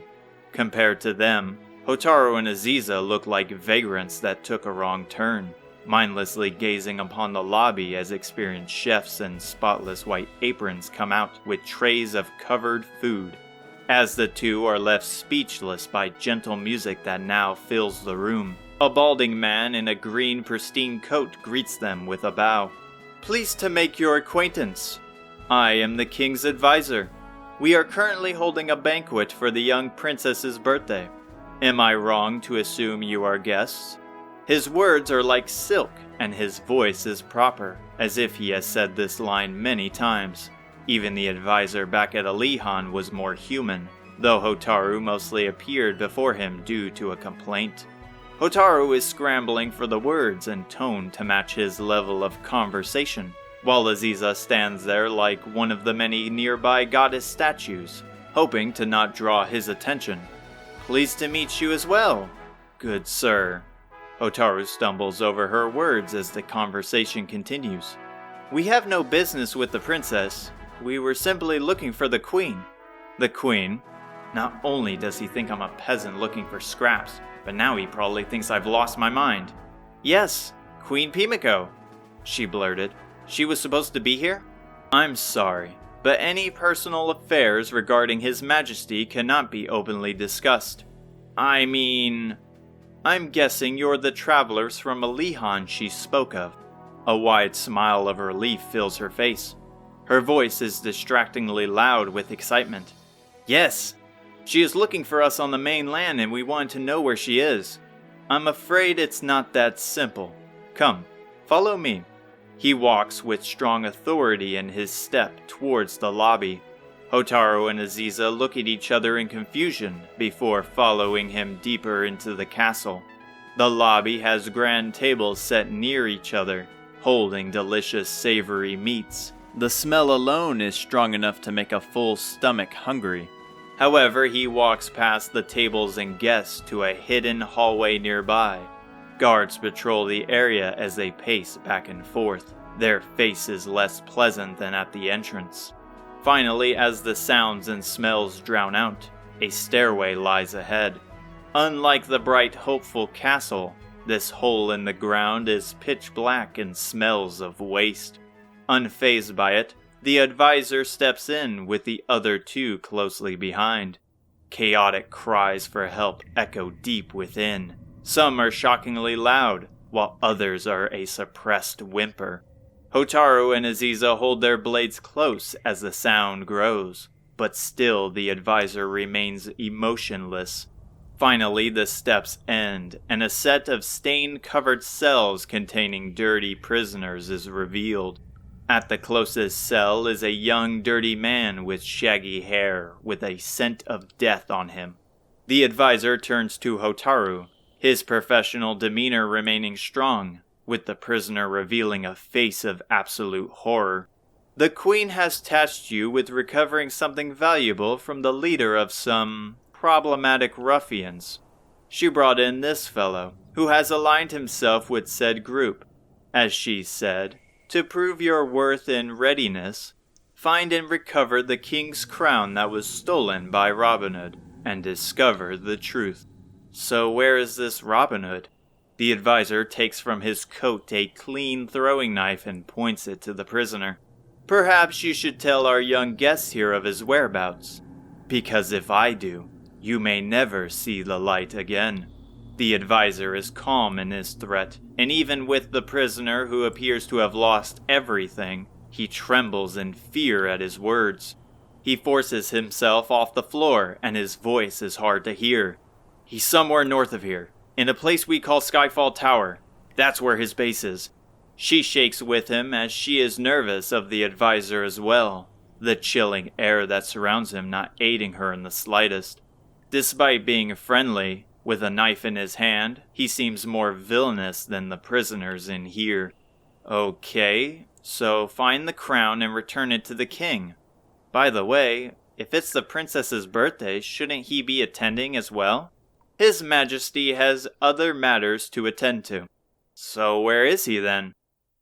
People are shouting over each other as they stare down towards a dirt-filled arena, where two large monsters slam into each other, causing tremors to the floor above. At the opposite end of the arena are dozens of loud and exciting slot machines that shine bright as gold coins spit out from them. Isamu has his mouth wide open as he gawks at a beautiful young woman dressed in a provocative bunny outfit holding alcoholic drinks. With a sweet, infectious smile, she blows him a kiss, nearly having him fall over, his heart racing from the exhilaration. Can we get out of here? I don't even think we're old enough to be here, Fadir begged, looking to the floor. Are you crazy? We just got here. Look, nobody stopped us, and it's about time we enjoyed ourselves. We already went to the church to pray, so let's live a little. An old man with a big white beard and a huge coat bumps into Isamu. Get out of my way! You damn kids need to show respect and not loiter. He scolded with slurred words. You should probably take your own advice, Gramps. Isamu, What are you doing? The old man turns around, his face filled with rage and breath reeking of alcohol. You want to run that by me again? Fidir jumps in. No, he doesn't. Sorry for the misunderstanding. I said you should probably take your own advice, Gramps. You got some nerve speaking to your elders like that. My apologies. I'm not so good at using my words. Maybe we should go outside and talk this matter out with our fist. Please stop this, Isamu. You seem cocky and full of energy. How about we settle this over a bet? Next match in the arena is a fight between a golem and a slime. He pulls a fat coin purse from his coat, putting the one he has to shame. 200 gold coins says the slime wins. You lost your marbles, old man? That slime doesn't stand a chance against that titan. Then counter my offer, since you're so wise. Fidir latches onto Isamu like a baby koala. Hold a moment. We need that gold for the inn. Ease yourself, Fidir. The room is already paid for. Plus, we can't lose while this drunk is making stupid bets. A hyper voice fills the air, garnering everyone's attention. Ladies and gentlemen, our next match is about to begin. This is your final chance to place your bets on what I'm sure is to be an exciting match. For once, the old man and Isamu agree with a nod and head towards the railing above the arena. Both smirk with superiority over the other. Isamu is already imagining what to do with all the coins, but most importantly, receiving the satisfaction of putting the old man in his place. Fidir places his hands together as people march over with them, leaving him alone by the stairway back to the first floor. Isamu barely makes out his words.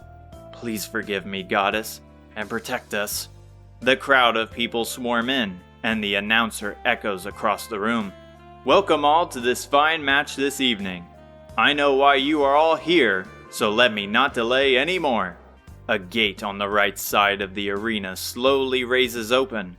The crowd cheers with excitement as the steel gate rings in the air. Coming from the right is a true icon. This little guy looks innocent enough, but it is a common pest throughout the land that no matter the force, never seems to go away. Give it up for Fighter 27, Slime! Out from the gate is a familiar blue slime with a joyous smile and the number 27 above its dopey eyes. It hops high like a child when receiving a new toy. However, it stops as the ground quakes and the steel gate at the opposite end slowly opens. The crowd screams out. Now the moment you have been waiting for. This towering behemoth known for its fairy tale stories of being a guardian of ancient cities has emerged. Capable of withstanding thousands of pounds of force, immune to scorching fire and the unforgiving nature of the wild, it's Fighter 9, Golem! It stomps into the area, each step shaking the audience above. From out the gate, it's completely covered in bronze, with legs and arms wide like pillars, appearing like a watchtower come to life. Its eyes glow a violent red as it glares at the innocent slime. Let the match begin! With surprising speed, the golem charges towards the slime who is unaware of the situation. It raises its fist and drives it into the slime, crushing it completely. The punch is so strong the entire establishment shakes. What a disappointing match! The slime has already been eliminated. Isamu snaps his head to the old man and grins. It was foolish of you to bet on a slime. You must have already gone senile. Despite his rude words, the old man remains still. In fact, he even grins. Wait! I can't believe it! Isamu turns his head over to the arena confused. The golem has its arm back up, leaving behind a flat light blue puddle. However, it quickly morphs back to the slime from before. The slime looks completely unharmed. How can such a small creature hold so much power? The golem drives its fist again, but the slime jumps to its planted arm, slamming its squishy body into the golem's head. Its cylinder face cracks where its number is placed, and it crosses the arena like a comet, crashing to the floor. Can it be? Fighter 9 has taken a devastating blow. Is that it? The light in the golem's eyes fade, and the slime hops atop its body with that obnoxious smile. Isamu is left with his jaw wide open. How could that thing survive? It is! Fighter 27 has claimed victory in this upset. This has truly been the most amazing match I have ever seen. To the people who have placed their votes on the golem, I feel sorry for. But you gotta admit, it was a spectacle to behold. The old man claws at Isamu's shoulder, trying to grab his dumbfounded attention away from the fallen golem. Looks like you owe me. He stumbles. Perhaps we got off on the wrong foot. Let's just say I bumped into you and forget this whole thing ever happened. So you don't have my gold. No matter. I got better things for you to do anyway. Isamu, now silent, awaits the old man's request. Isamu looks behind for guidance, only to see Fidir hanging in the back, holding his hands to his face, appearing more stressed than him. Some ruffian named Robin Hood took something valuable from me. Go find him and retrieve it, and your debt will be paid. Isamu pauses, confused by the man's request. From the man's coat, he looks like he is swimming in wealth. Why would he send someone out to find an item he can so easily replace? Okay. What exactly am I looking for? A crown. Chapter 9. You picked a fight with the king? Hotaru hollered as they walked out of the inn, eyes from the locals glaring at them like criminals. Isamu gestures his hands in hopes of lowering her voice. I didn't know he was the king. He just looked like some old dude. You're an idiot, Isamu. It doesn't matter. King or not, you shouldn't pick fights with people over such small things. I know. I'm sorry. The gloom on his face shows his regret, a face Hotaru has seen many times. Thankfully, it is a sign of a lesson learnt. What was the king doing inside such a place anyway? Let alone an arena for monster fights existing in the first place? Aziza asked. Isamu's face lightens and he points at her. She has a good point. Wouldn't it be dangerous if these monsters managed to break out? As they exit the front gate and head north towards the dirt mountains to the north, Hotaru ponders. Not only do the storefronts have hidden services, but also the kingdom hides its criminals under the castle. For all we know, the whole town can have an entire underworld. Aziza's voice jumps in. Maybe it has something to do with what the advisor said, something about discovering the truth. From what we saw and what you guys saw, the city has more layers than I thought. Do you think this Robin Hood will lead us towards the right track? From what you guys told us, he lives in a place called Skyfell Tower. Isamu followed up. Fidir shivers at Aziza and Isamu's query. Why does it have to be another tower? No need to fret now, Hotaru said with a warm smile, gazing at the beautiful red flowers unknown to the island back home. We don't even know what it looks like. It could be more closed off or not as high. Anyway, our real issue now is finding the crown. Isamu grabs her attention. So we just blindly head north in hopes of seeing this thing? Nope. Fidir and I learned of a town north of here called Korv, hidden somewhere in a valley. Isamu shrugs at his sister. And you didn't bother mentioning it to us?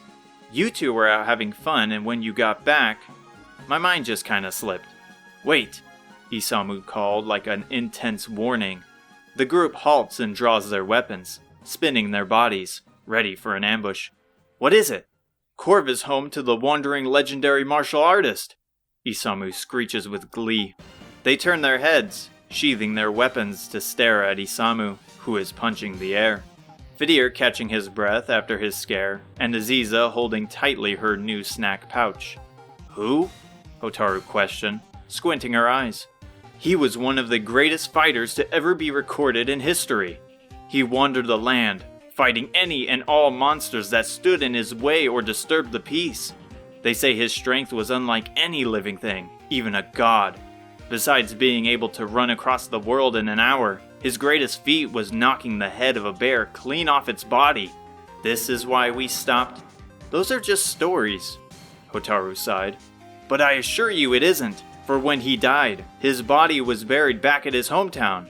There is documentation at the chapel, right, Fidir? Hotaru and Aziza look to him for answers, and it's clear as he shakes his head. The book states of his existence, though I don't know how true all of his unworldly powers are. Surely more people in town will know. Well, let's hurry. Isamu in a familiar fashion darts ahead, flying past the colorful flora and thick foliage. Not this again, Hotaru shouted, trying to catch up to him. A large wooden overhead gate comes into view as the group crosses another hill. Unlike the castle, a small fence surrounds the quaint village, where in sight are few buildings with mostly farmlands of summer crops covering the area. Isamu takes the charge and jumps with excitement once he reaches the center, where a beautiful pond of lily pads lie. Despite their rude intrusion, the locals are minding their own work as they continue to till the ground for the next season. Fidir is the last to enter through the gate. Since he entered the valley, something has been bothering him. The burning sensation in his head is back. However, he keeps calm for the moment, as no danger has revealed itself like the wasp on the island. If not for the innkeeper's word, I would never believe a village would be hidden here, Fidir commented. Hotaru scans the area, only finding a small chapel and an inn at the town square. You said it. This place makes Reeve look like a city.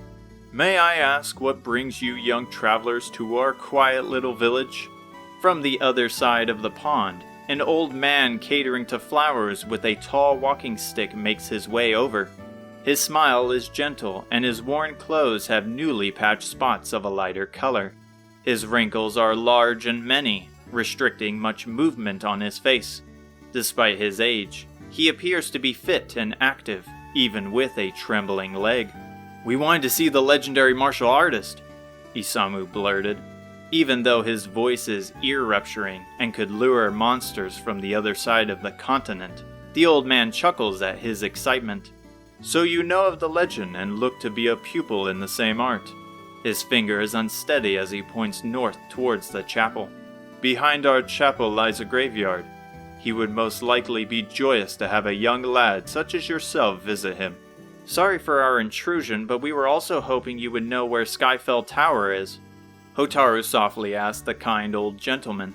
Yet another thing our little Corv is known for.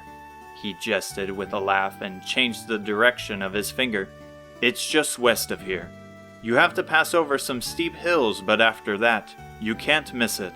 It's out in the beautiful open plains of nature. Truly a breathtaking sight.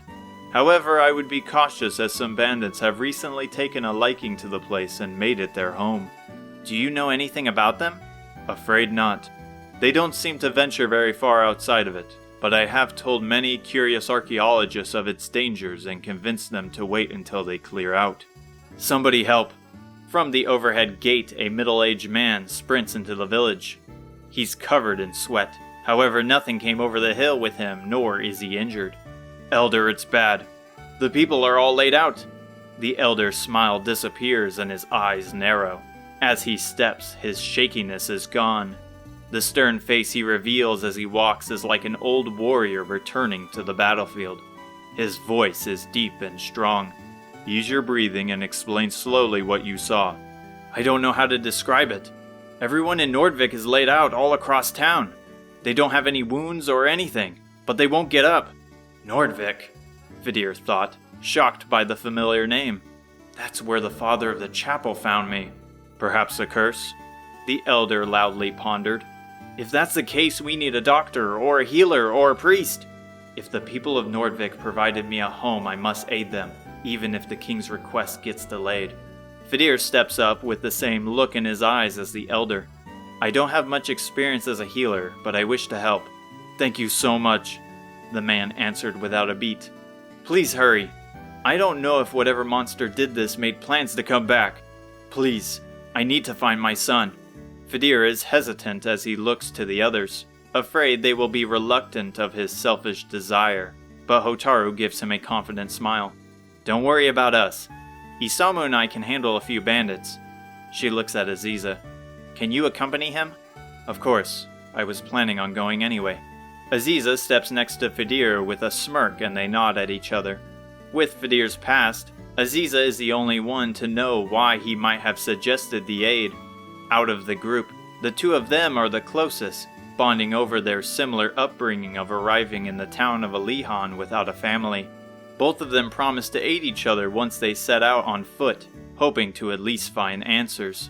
"Let's move quickly," Fadir ordered as he led them outside of town.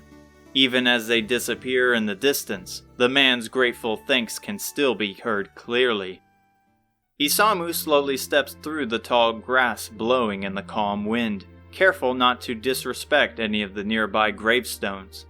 Though most of the gravestones have an old bouquet of wilted flowers, one sticks out as it has an iron claw of shining steel with a grip to hold it. The grave itself is dilapidated to where the words written onto it are wiped. Isamu looks up at the beautiful night sky, staring up and counting the stars, reminiscing about fond memories of his childhood. "I'm sorry if I don't know your name, but I was hoping I could ask for some help." Isamu takes a deep breath as he looks down at the pure grass. "I feel like I have been nothing but a burden to my friends.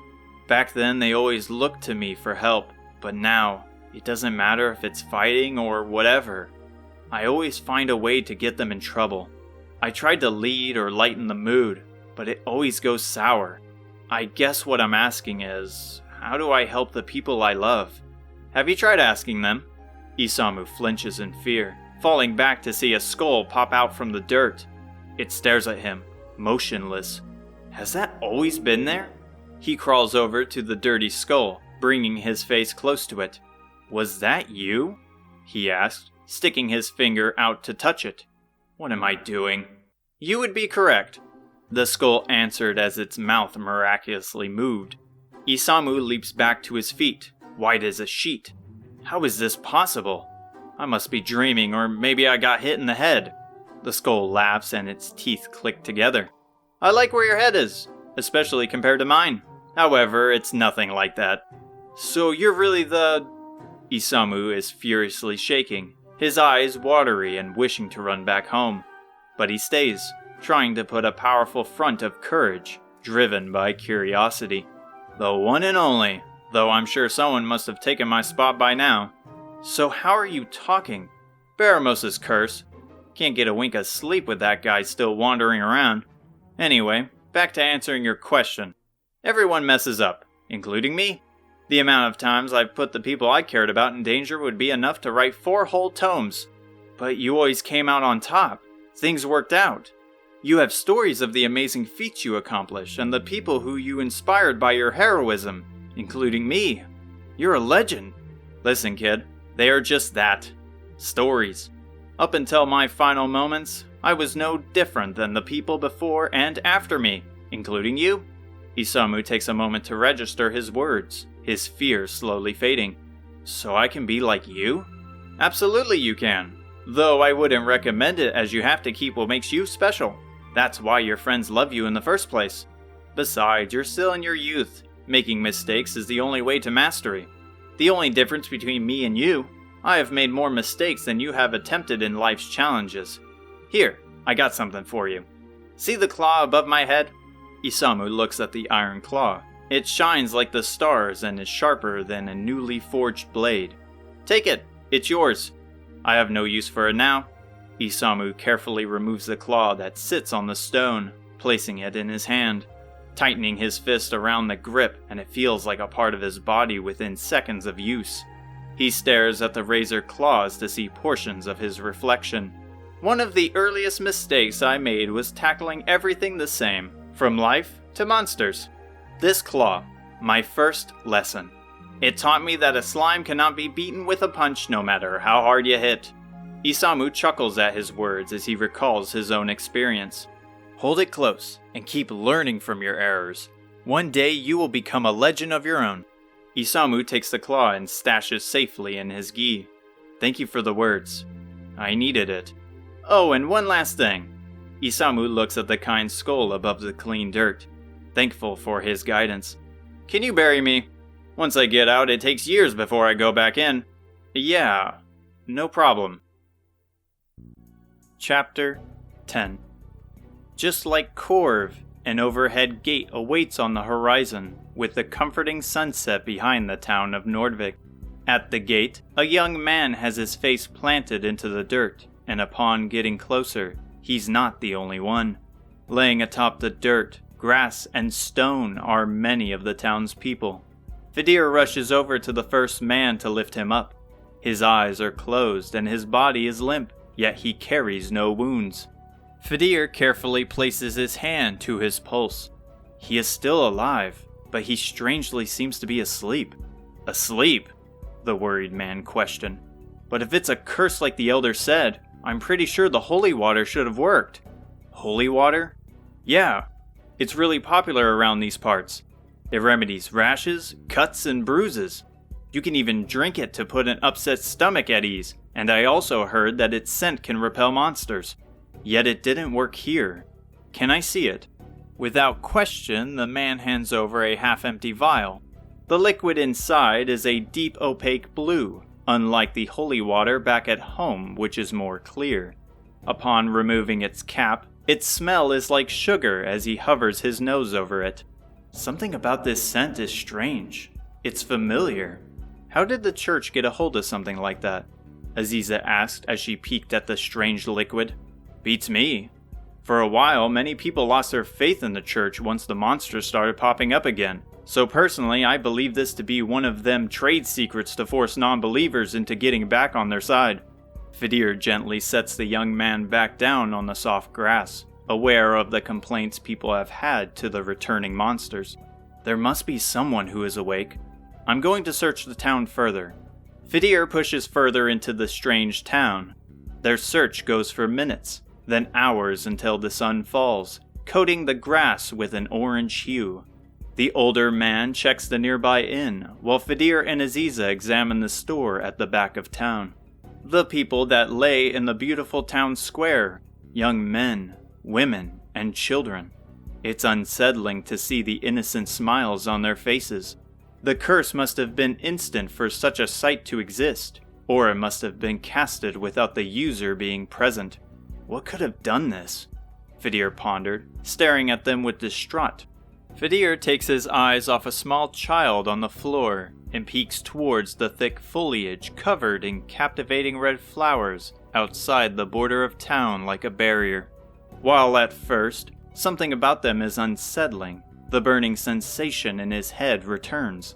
His sight widens as his eyes connect with another.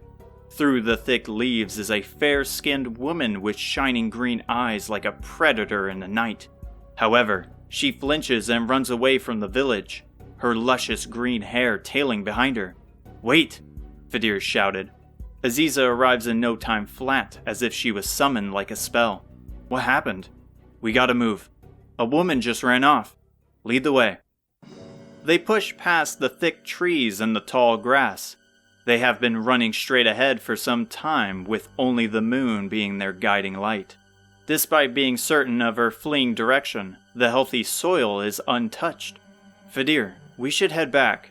It's getting dark, and we aren't prepared for what monsters might wait ahead. Fidir stops. You're right. He strongly exhales to catch his breath. We were so close. That woman has to know what happened, but something about her was strange. She was unlike the others. Like what? Her gleaming eyes, her long green hair. It was unreal. Aziza tilts her head. Are you feeling well? If Isamu was here, he would say you just sounded like you just dreamt of your dream girl. He takes a moment to rub his head, imagining the smug grin on Isamu's face. Maybe I am seeing things. I haven't been getting much sleep because of the stress. I'm sorry for dragging you out here. Let's head back. Hold a moment, Aziza said in a quiet tone. You might be onto something. She steps over to a nearby tree and from the ground picks up a single strand of hair that glows in the night sky. That was it! Fidir exclaimed. And I was starting to think you lost your mind. But if what you said is true, then we must be close. Aziza leads on, cautious with her steps, hand by her dagger and scanning her surroundings like a skittish cat. She keeps silent and points her ears around every corner for better awareness, despite the hidden owls disorienting them with their loud coos. She stops. There. She slightly points out a white luminescent light coming from the trees. Carefully, they step out of the cool forest and before them is a beautiful sight of unknown wonder. A town made of giant tree stumps. The warm lights that fill the air atop their crafted doorways are a powerful magic that makes the surrounding forest appear like the morning sun. The attractive men and women that roam the streets, feeding the abundant and vast wildlife, or bathing in the translucent lake, all have the same eyes and hair as the woman he saw. They both freeze in place to the wondrous sight, mesmerized by the land, people, and animals ripped straight out of a fairy tale. A sweet scent of honey grows. A soft angelic voice awakens them. "You mustn't be here." They turn behind them to find a young woman with the same features as the others. Her face is clean and innocent. She wears a sundress made of nature, and her soft boots are levitating slightly above the ground.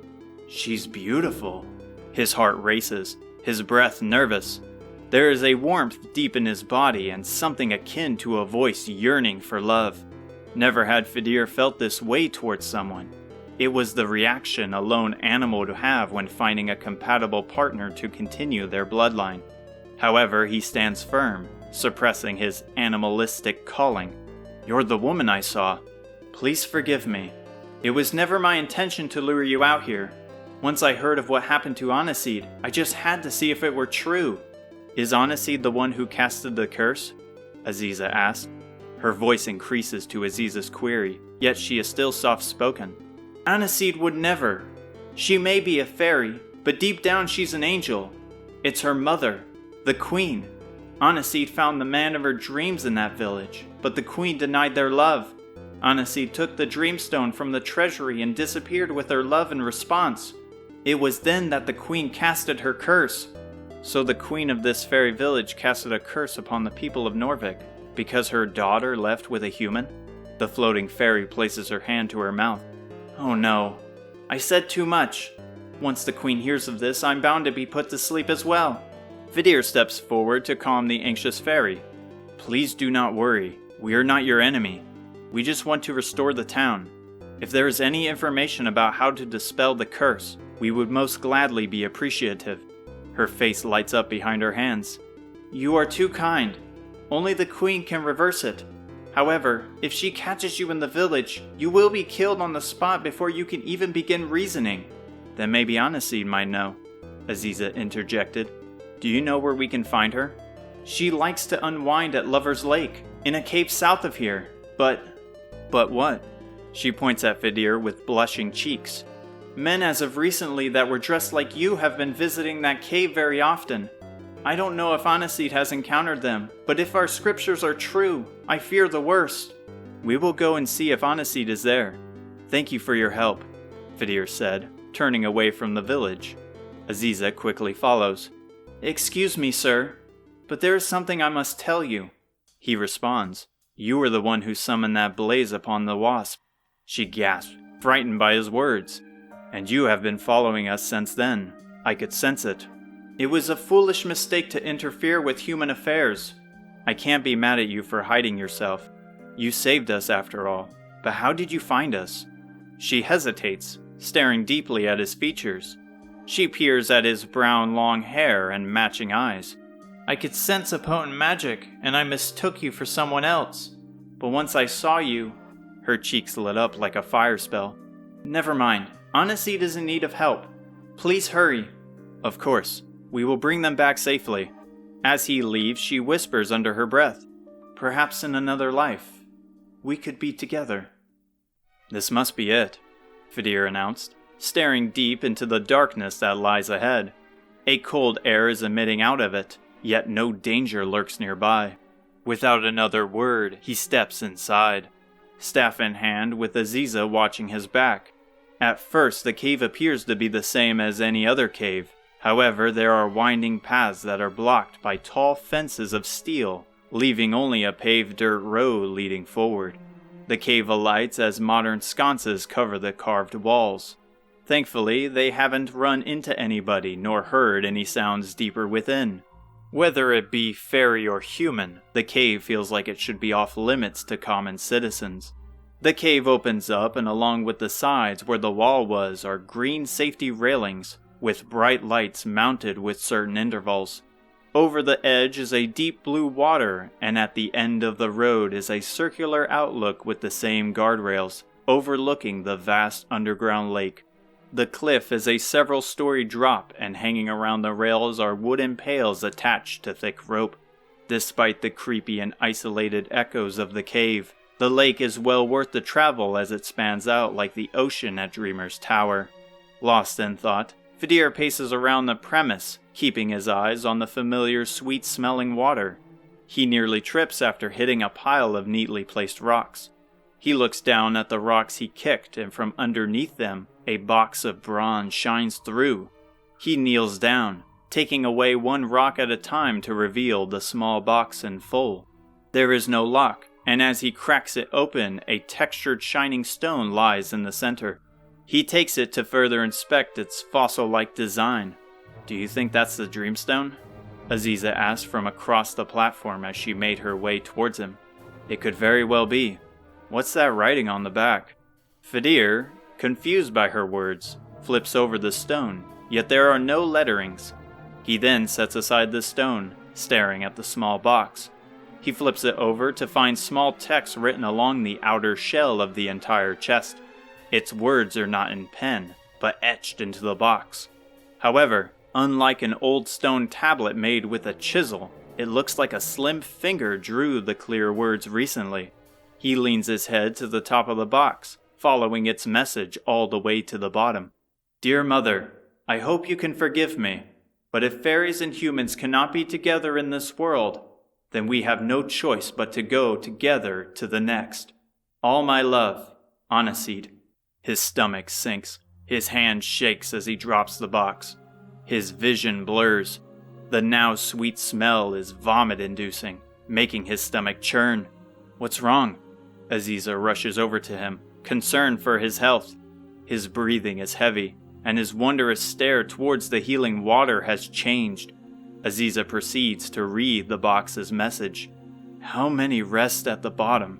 Fidir managed to finally say. Aziza finishes the message, and despite coming to the same horrifying realization, she remains strong for him. How many poor souls have been driven to believe this was their only option? His voice rises and his blood boils. The queen must answer for her negligence. He clutches his fist, teeth gritting, yet he takes a deep breath. He takes his hands and puts them together for a silent prayer to those who are gone. Aziza, reluctant, but joining him by his side.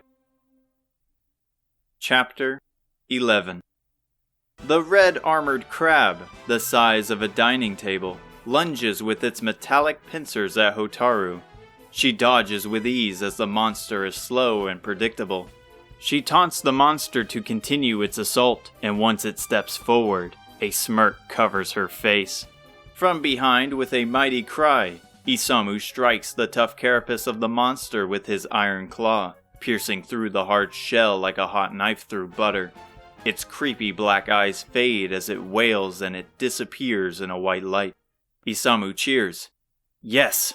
He prances around like an animal let back into the wild, flaunting his biceps to the sky above. "Nice work out there," Hotaru praised. "Seems that claw did the trick, though now thinking about it. Where did you get it?" He raises the claw to his face, staring deep into the reflection it cast. "It was given by a friend." She scoffs. "I hope that's not some weird way of saying you stole it. At least he is using a weapon now," Hotaru thought. "Nonsense. And you're one to talk. I don't remember you having a steel sword." He points out the shining blade she holds to her side. With a smug grin, she walks up the remainder of the hill with Isamu tailing her. "It was Aziza who got it for me, back in Romeria. She had the gold for that?" "Seems so. She always worries about our funds, but I think she holds a lot more than she lets off." "And did she give herself anything? Or Fidir?" "Not likely. Those two don't really need weapons, as we are the ones to rush headlong into the fight. In her mind, she probably saw it as a view for her own safety." "Makes sense to me, and I wouldn't have it any other way." "Same here." Hotaru and Isamu have been raised learning to fight for as long as they could remember. While Isamu took inspiration from their grandmother, Hotaru found the stories of her father's adventures more worrying than exciting. Picking up a blade was an easy choice to ward off the fear of vulnerability from the monsters he would describe, though she never took her practice to a deep level as Isamu did. But then was it really a good idea to leave them alone with each other? Isamu said. Those two mostly handle situations with words. Plus they aren't fragile or afraid to dirty their hands in a fight if it has to be. You're telling me. Isamu sighed as he looked to recollect his thoughts. When it comes to combat for Aziza, she is quick on her feet. Using daggers she hides on her person to get the upper hand. Her cunning, however, is what grants her victory. Fidir, whilst the frailest, has powerful spells he has been accumulating through the years. It's said that those who can use magic come from one's birth. Ortega was able to use magic, hence Hotaru, but with Fidir's family of origin unknown, it's safe to say from his magical might, his parents were likely scholars or wizards. Is that it? Isamu said, squinting his eyes to the upcoming horizon. Before them, the beautiful plains of swaying grass and the gentle wind stretch out like the sea. Several peaceful creatures are like a colony of ants from the apex of the hill as they are bundled together. At the center of it all is a tower resembling a lighthouse, which borders the edge where the ocean lies. As the sun shines down on the tower like a beacon, Hotaru steps forward, immersing herself in the ecosystem. She breathes in the fresh air. No sight can compare to the wildness of this land that she has seen. No doubt about it. She walks towards it as if being pulled by a string, and along the way she watches the wild bison and cows graze, the cute moles, prairie dogs, and other small rodents burrow through the rich soil, the colorful birds singing their majestic melody as they fly overhead in the clear blue sky. Nothing to this degree was ever possible on the island back home. And to also think that such a sight still exists, even with the world in danger. Shame those two missed out, Isamu commented. We need to gather everyone here for a picnic someday, once we return the world back to this, she softly mutters, holding the hilt of her sword. Perhaps her father had the same thoughts as she did. The entrance of the tower comes into reach, its open gateway welcoming, despite being a bandit hideout. No one is at the entrance, and once inside, still nobody greets them. The tower floor is like a maze with winding paths, similar to Dreamer's Tower. However, several lit candles are placed near each corner making a path, and the glossy walls appear to have been scrubbed down with water recently. Following the dim light and smell of wax down the halls leads to a staircase to the second floor. Again, the tranquil land below is in full view as it is completely open, yet a shoddy fence made of nailed-down rusted pipes stands on its border. On the opposite side are clean walls with a few slits of ancient damage that are as black as night, big enough for a small physique to fit inside.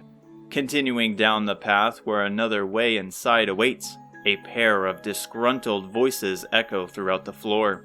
With haste, they squeeze into the nearest slit, keeping their breathing and movement to a minimum as they are snuggled inside like peas in a pod. Their footsteps echo towards them, and as they reach the slit, they stop. Two dirty men in dented armor look out towards the plains. One is tall with facial hair that makes him look like a beast in the wild, while the other is bald with cuts and bruises on his face. Looks like we earned ourselves a job well done, the bald one announced with a slurred tone. With the crown in hand and our boss happy, our pay should just be right around the corner. I sure hope that crown is the Sunstone, or else we are never going home. The other responds with a sophisticated tone like a royal. You worry too much. The crown shines like the sun, correct? That sounds pretty close to me. Pretty close isn't good enough, you know. This is a serious matter. Listen well, friend. I know a great spot where we can unwind and wet our whistles. Let me guess. Asham, you want to go get a cold drink while watching the dancers. I know. You never shut up about it. He gasped. You need to trust me on this. The ale is to die for. And the women? The way their hips sway, their slender legs, the way they're broad, just... Okay, that's enough. See what I'm talking about? Everyone knows about your obsession and nobody wants to hear about it. Fine then. Go back up there with the boss. I'm gonna go out and have some fun. The bald ruffian stomps away and his friend yells out, You have no gold to your name, you oaf. You can barely afford the ripped rags you sleep in. He loudly mutters foul words to himself as he heads back to the staircase ahead. What was that about? Isamu said, squeezing out of the hole in the wall. She ignores his query as she steps ahead. At least now we know the crown is here, and if Robin Hood is anything like those guys, this should be easy. They step up the stairs, and what lies ahead at the top of the open tower is a small chamber with a red door. They close in. Slurred chatter fills the air. Carefully, they crack the door open to see 3 men drinking and rambling as they sit at an uneven table. Hotaru readies her blade for an ambush, but from the corner of the room another man enters. He is larger than the others, and he wears a massive brown hood, only revealing his blue eyes. He doesn't wear armor, but instead a pair of brown underwear with green boots and gloves. His wide and muscular chest is exposed, giving a faint scent of sweat and body odor. He slams his large foot to the ground, shaking the table, drawing their attention. An easy job well done, men. He pulls the shining crown from his stained underwear and with the tips of his fingers, places it onto his head. Guys, guess who I am? He loudly hacks to clear his throat. Oh please, Mr. Robin Hood. Take this crown away from me, for I do not wish to be king any longer. His subordinates laugh with strength, falling to the floor with tears in their eyes. The king gave away his crown? Hotaru thought, keeping her face close to the door. From the seriousness on Isamu's scrunched face, it's safe to say he is thinking the same thing. He takes the crown from his head, placing it onto another man's head. Take it far away, as this cage is keeping my freedom, and if anyone shall attempt to take it back, kill them! They laugh harder than before, slamming their fists into the ground as they wail with tears. He takes the crown back. As they laugh, Hotaru rips her sword from its sheath and kicks open the door. Is what you are saying true? Did the king really hand over his crown as an offer? Robin Hood flinches with his hands in the air as if he took a bolt to the chest. His men recover and jump to his side. But who are you? He squealed. We're here to take back the crown, she states with Isamu stepping by her side, both of them with weapons ready. The bandits look to each other with blank faces, then back to them. They burst with laughter, tightly holding their stomachs. You kids? Just you two? Hotaru grits her teeth with her blood boiling. You got some nerve to be calling us kids after that display. He takes the crown and holds it out with one hand. If you want the crown, then take it. This stupid thing anyway isn't what we're looking for. Together, Hotaru and Isamu walk to the center of the room. Hotaru reaches her hand out and Robin Hood pulls a hidden lever behind a stool with his offhand. The floor collapsed below the siblings and they plummeted to the first floor, crashing atop each other. You stupid kids! That's the oldest trick in the book! Now gang, let's make like a banana and split. Hotaru pounces up like a spring and her eyes are filled with fire. She ignores Isamu as he recovers and charges back up the stairs. At the second floor, she bumps into them and Robin Hood yelps in fear like a helpless prey. You know, I didn't think about our escape for that, he pondered. Alright men, get her! He ordered, and they stepped forward to shield him. One man charges ahead with a rusted spear in hand. Hotaru dodges and cuts the shaft of the flimsy wooden spear in half. As he panics, gathering his weapon, Isamu jumps from behind her, driving his fist deep into the small bandit's face. He falls to the ground out cold, and the other two freeze in place. You guys are useless sometimes, Robin Hood muttered, placing his hand over his dazzling eyes. Get out of here and regroup with the others. I'm sorry, sir, one cries as he bolts past them with his hands high in the air, the other quickly following. Robin Hood takes the massive axe that's holstered by his side. Unlike his minions, this weapon is in great condition, and its steel is polished to shine off the sun's light. Take your best shot at me, he shouted with a voice of confidence. Hotaru runs in with her sword pointed forward like a knight jousting. She lunges her steel sword, but he swiftly evades the attack and plants his big boot into her chest. She collides into the wall, cracking the stone with her body. Isamu rushes in with a flurry of strikes. However, he evades his punches, similar to a pesky fly. As they continue to dance, Isamu finally lands a devastating strike to his chest, yet he doesn't flinch or grunt, instead posing with his arms to his waist. Hotaru is gasping for air as she lays on the ground. How is he able to move so fast? He is in a different league from his underlings. That was pretty good. How about I have a go? He curls his large hand and drives it into Isamu's stomach. The powerful impact echoes and the oxygen leaves his body. Slowly he drops to the floor, wheezing like he breathed in smoke. You kids have entertained me long enough, but now it's time to finish our little bout. Can't let you take away our only hope. He holds the sharp blade of the axe to Isamu's throat. His body is limp and he is unconscious. The light in Hotaru's eyes are fading, yet she holds her hand to her face. A red fire engulfs it. She reaches her hand out, and the fireball flies ahead, grazing his bare shoulder. He turns his head towards her, casually dusting off the ash, and with heavy stomps, he marches. His figure is a massive blur, and his words echo and ring. Only his eyes shine through the darkness of her vision, yet something about them is strange. They are filled with sorrow and regret. As he reaches Hotaru with his shining axe, hesitant to bring it down, a black figure from one of the slits collides into him. What was that? He screamed, pulling himself from the ground. Who are you? The slender figure stands tall and firm near Isamu's body and remains still despite his loud, threatening voice. It doesn't say anything in response, still staring down the fallen bandit. If you want a piece of me, then you can have it. He lunges his axe towards its torso. In a blink, his axe falls off the edge. He crashes to the floor again, with only the extended fist of the figure to prove what happened. Robin Hood panics as he holds the black bruise on his chest, getting on his knees and placing his hands together. Please, he begged. Please spare me. I won't ever get in your way again. Hand over the crown. The calm, calculated, and old soft voice finally answers.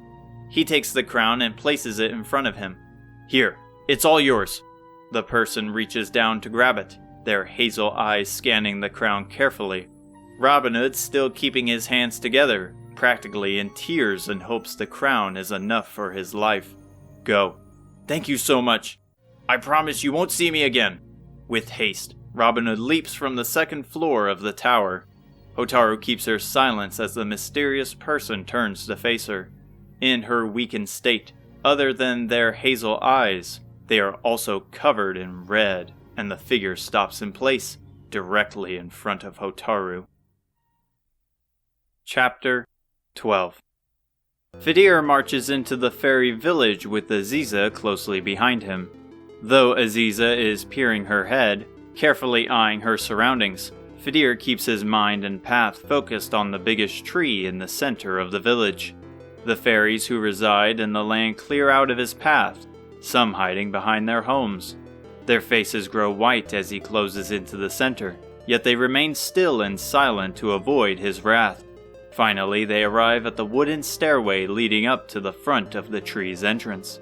With magical orbs of light contained in clear glass at each side of the large doorway, this tree, other than its material, is no different than any other castle they have come across before. They step through as no guard defends the doorway, and at the end could be none other than the queen. She sits atop a throne of the tree's wood. She is larger than the other residents, as her red sparkling dress is as big as the guard next to her. She uncrosses her matching shoes, setting them to the ground, and leans in.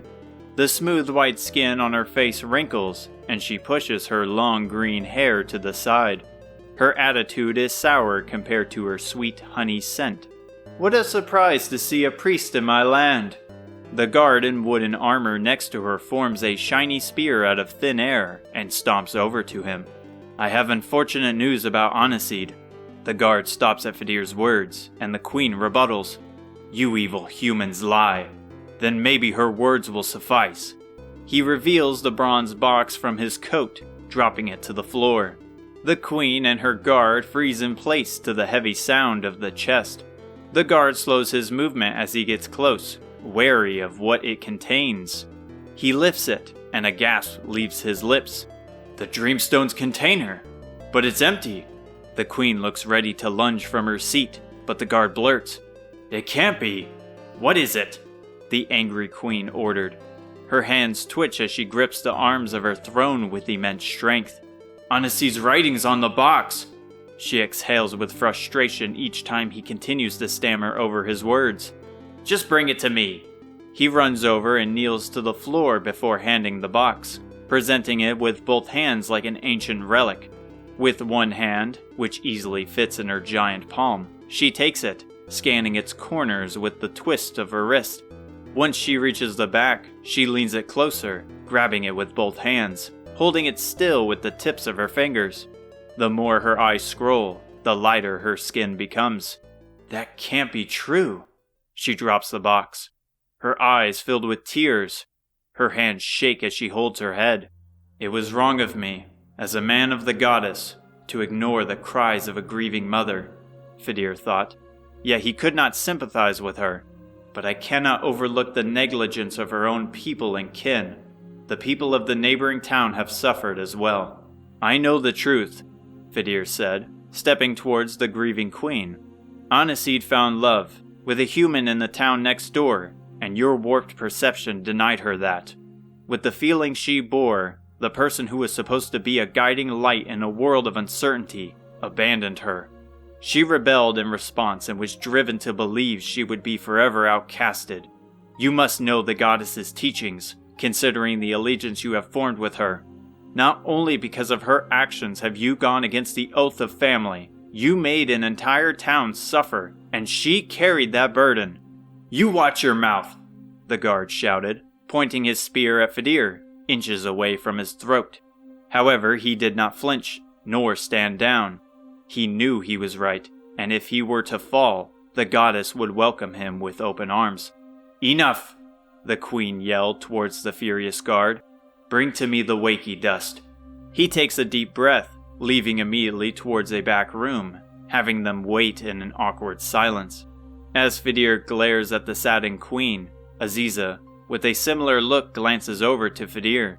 He is usually soft-spoken, kind and understanding, yet something in him called for justice, a voice with authority. Perhaps the goddess wanted to punish her for her sins as well.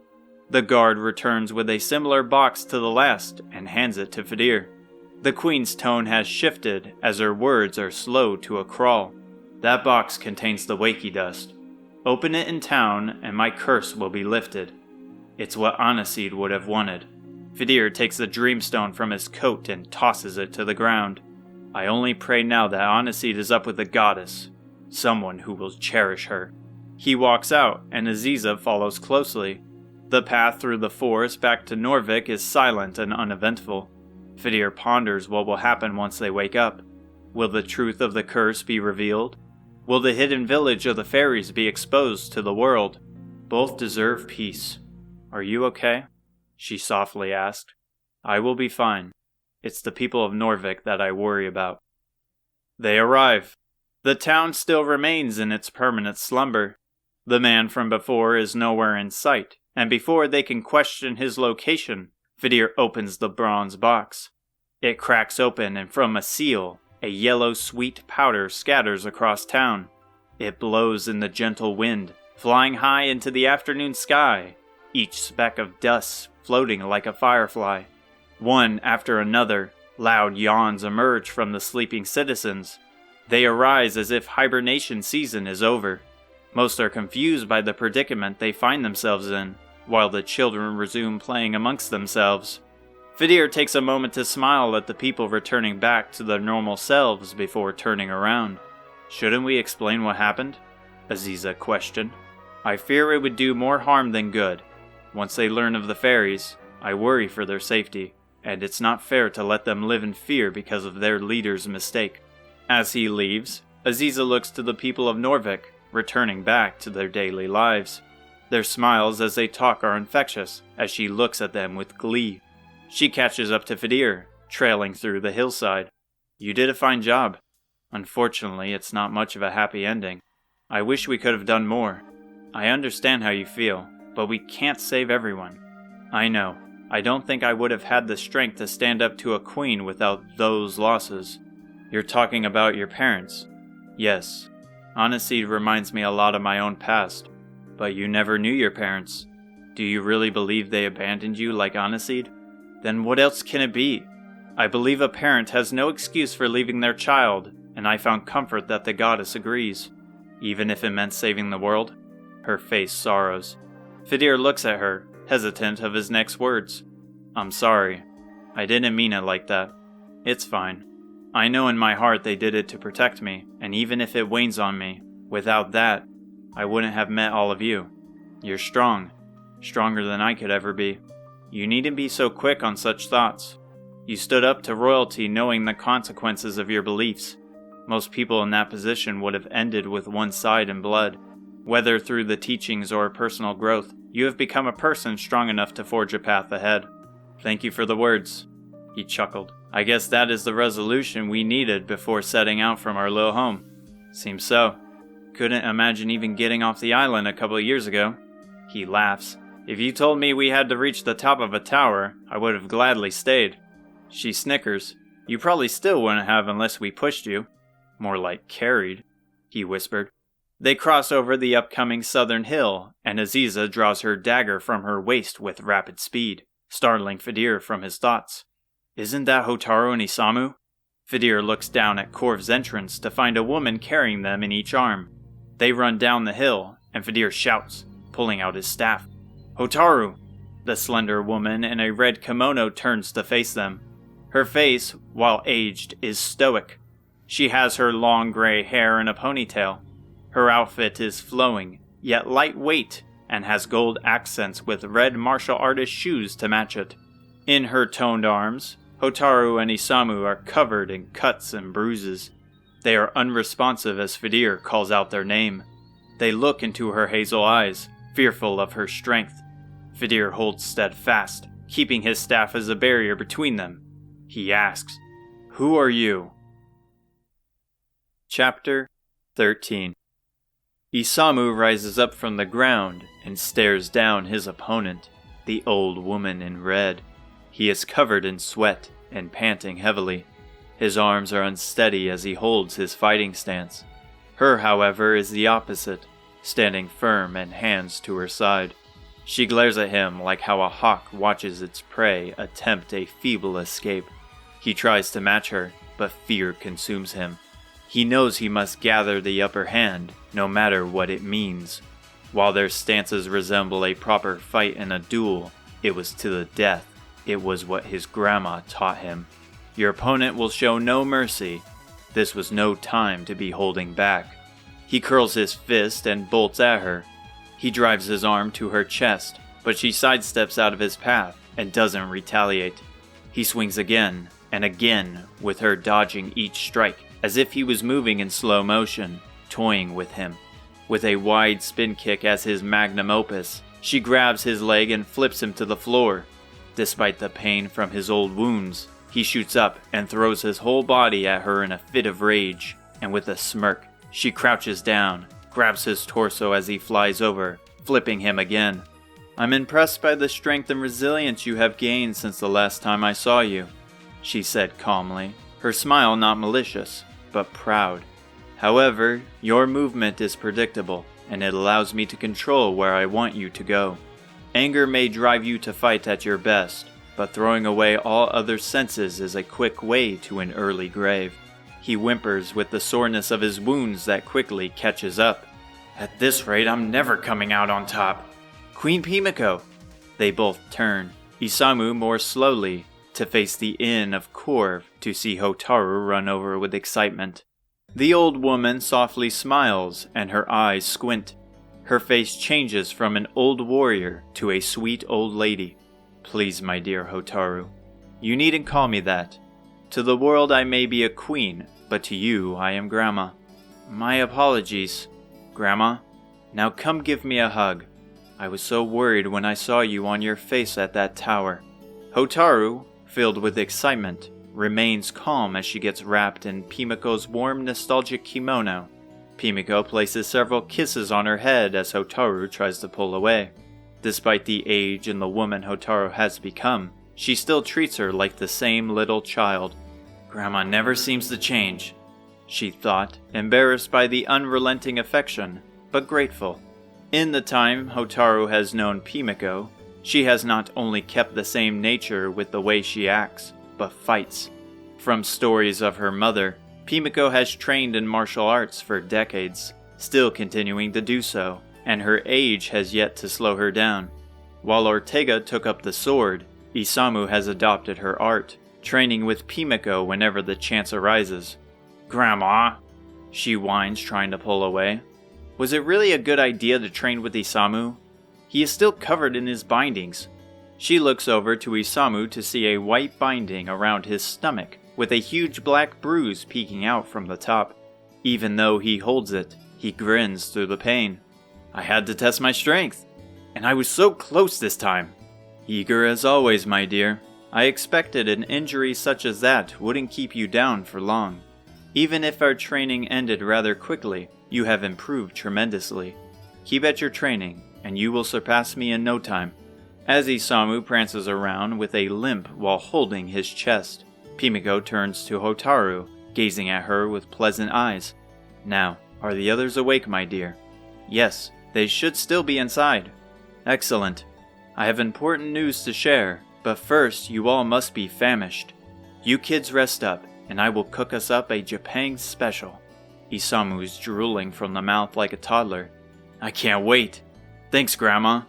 "I guess he hasn't really changed either," Hotaru sighed. The air is filled with the scent of pork and fresh herbs. The fancy bowls are full of soft noodles, tender pork, bright vegetables, and a golden egg that glimmers at the top. They scarf it down as if they haven't eaten in days, and the soothing warm broth rejuvenates their souls. "This is amazing," Fidir commented, trying to be proper while having his face covered in broth. "I never knew Japan ramen was so much different than the one back in Alihan." Isamu and Aziza appear to be in an eating contest as their faces are covered in pork fat, while Hotaru responds to Fidir. "Japan is known for its beautiful landscape and fresh ingredients. When we get there, I will have to show you some of my favorite treats I used to get. If it's anything like this, I hope we get there soon." Hotaru takes a moment to remember her old home. She was born in Japan, and wasn't living in Alihan until she was a small child. She doesn't remember much, unlike her older brother, but the memories she does hold are cherished as times of peace. From what she has gathered from Isamu, they left their homes in hopes of finding safety, as 10 years ago was when monsters started to destroy villages and raid fields. Her father sought it best to keep his family safe before taking forth on his journey. Pimiko comes into the room with a smile as warm as the broth. That's a good goal to have. It's unfortunately still a long way to go, but it will pay off in the end. She takes a seat at the crowded table. "Now I have important news to share with all of you." Her eyes narrow, and her intimidating look from before reappears in an instant like hitting a switch. Her voice is no longer light-hearted and joyous, instead monotone. Hotaru has grown familiar with that voice in the last few years. "I'm sure you all already understand the situation Romaria is facing." They place their hot bowls on the table, silently waiting for her to continue. "Hotaru, why did the king lose his crown?" She stumbled over her words in response. "He gave it to Robin Hood. He said something about wanting freedom. And why would the king want freedom? He has a flourishing city, a strong military and loyal citizens, yet he relinquished his crown to some rogues?" They stare at her, confused by her question. The door to the inn cracks open, and a familiar face walks in. "Glad to see you here, Queen Pimiko." "What's the advisor doing here?" Hotaru clamored. "No distractions, Hotaru," she shouted. Her father spoke of this side Pimiko had. Though it was frightful, her father spoke of how she used it as a way of protection to the horrors the outside world held. "If you wish to be a hero and save the world, you must understand that everything is not all as it seems. A hero must keep a strong heart, even when the world and people around them are falling apart. She sighs as the group stare at her with fear in their eyes. Never before has Hotaru or Isamu heard such anger from her. I will tell you all this time. The king abandoned his title to avoid the duties that one of such power is given. Surely you heard the citizens worry of the growing monsters. If one disturbs the peace of the city, the whole structure crumbles, and it falls as the king's negligence towards his kingdom. Well, we got the crown, but now what happens? Isamu asked. We place him under arrest, the advisor answered. Not only has he failed to uphold his duties, but he has been stealing funds from the treasury to lavish himself in gambling and drink. We had no clear evidence before, but the crown will be our trump card. Plus a few of his gang resides in our cells after your arrival at the tower. Then what of the people? Wouldn't it disturb the city? Aziza questioned. Most certainly, but one step back will allow us to leap forward. And who will take the crown? The princess, of course. She is still young, but has a good head on her shoulders. Within enough time, she will be remarked as one of the greats of Romeria. Isamu shoots from his seat. Then let's hurry and get this guy. This is not your battle, Pimiko interjected. You four have other matters to attend to. Sorry, Isamu muttered. We will go back to the castle. You kids will head east of here to the town of Asham. There you must find the magic key. The kingdom of Portuga has sealed its border, isolating themselves as the monsters start to return. The magic key will reopen the gate. In the meantime, I will await your arrival at Portuga to the west of Romeria. She stands up, but Hotaru rises with her. The crown we claimed, does it happen to be a sunstone? Robin Hood seems to have taken it, believing it was that. Her eyes spring open. The sunstone. That's an ancient relic of the past. She whispered to herself. Why would he be after that? She shakes her head. To answer your question, no, this isn't such a thing. And if you hear of him, don't interact with him. But what if he has hostages, or plans to raid a town? You can't save everyone. Your job as hero is to restore balance to the world. Once that is complete, men such as him will disappear with the monsters. So we just let him run rampant? I thought the point of this hero business was to bring peace to not only the world, but its people. Even with Hotaru's voice increasing, Pimiko doesn't yell back, but her eyes are full of sorrow. You have to understand, dear, that if you fall, the world does. He is a dangerous man who nearly killed you, and I won't always be there to protect you. And I couldn't bear to see another part of my family perish. She stands up and walks to the door. You are all still naive. Keep your minds sharp, children. Protect each other, and remember why you are on this journey. Chapter 14. The bright moon slowly arises over their heads as they press farther south. With each step, the terrain changes. The trees dwindle, the wild shrubs shrink, and the grass grows thin. They slow down as ahead lies a sheet of sand that extends far beyond the horizon. No life of plants or animals lies beyond the distance, only the sound of civilization nearby. They readjust their eyes to the sand's border to find a town full of light. Some are produced from signs, while others from the sconces on the smooth concrete buildings. I guess that's Asham, Isamu commented, mesmerized by its draw. Finally, Hotaru sighed. Hopefully the key is in there. She remembers on occasion Alihan having festivals with similar inviting lights. In her youth, she never got close. However, she was told by many of her peers that such events were for adults. From the conversation she heard at Skyfell Tower, this town is most likely catered to the adult nightlife. But while on the mind, she wonders what Alihan had to offer. No one in town seemed fit for what that bandit was describing. They continue their trek to the entrance of town. As they close in, the faint sound of music pulls them closer. People can be heard shouting about pricing further inside, with dozens of foreigners funneling into the narrow street, like a herd of sheep. As the noise gets louder, many of them speaking of a show. It's hard to think how anyone in this town sleeps. A large man in a lavish suit greets them at the entrance with a joyous smile. He readjusts his bow tie, and next to that is a black name tag which is unreadable due to its age. His smile is bright, though from his whiskers and bunches of gray hair, he appears beyond what are normal levels of stress. Welcome to Ashram, travelers.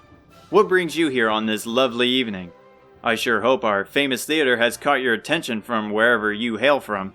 Our show is about to start, presenting the greatest belly dancers in the world. It's a must-see for any wanderer.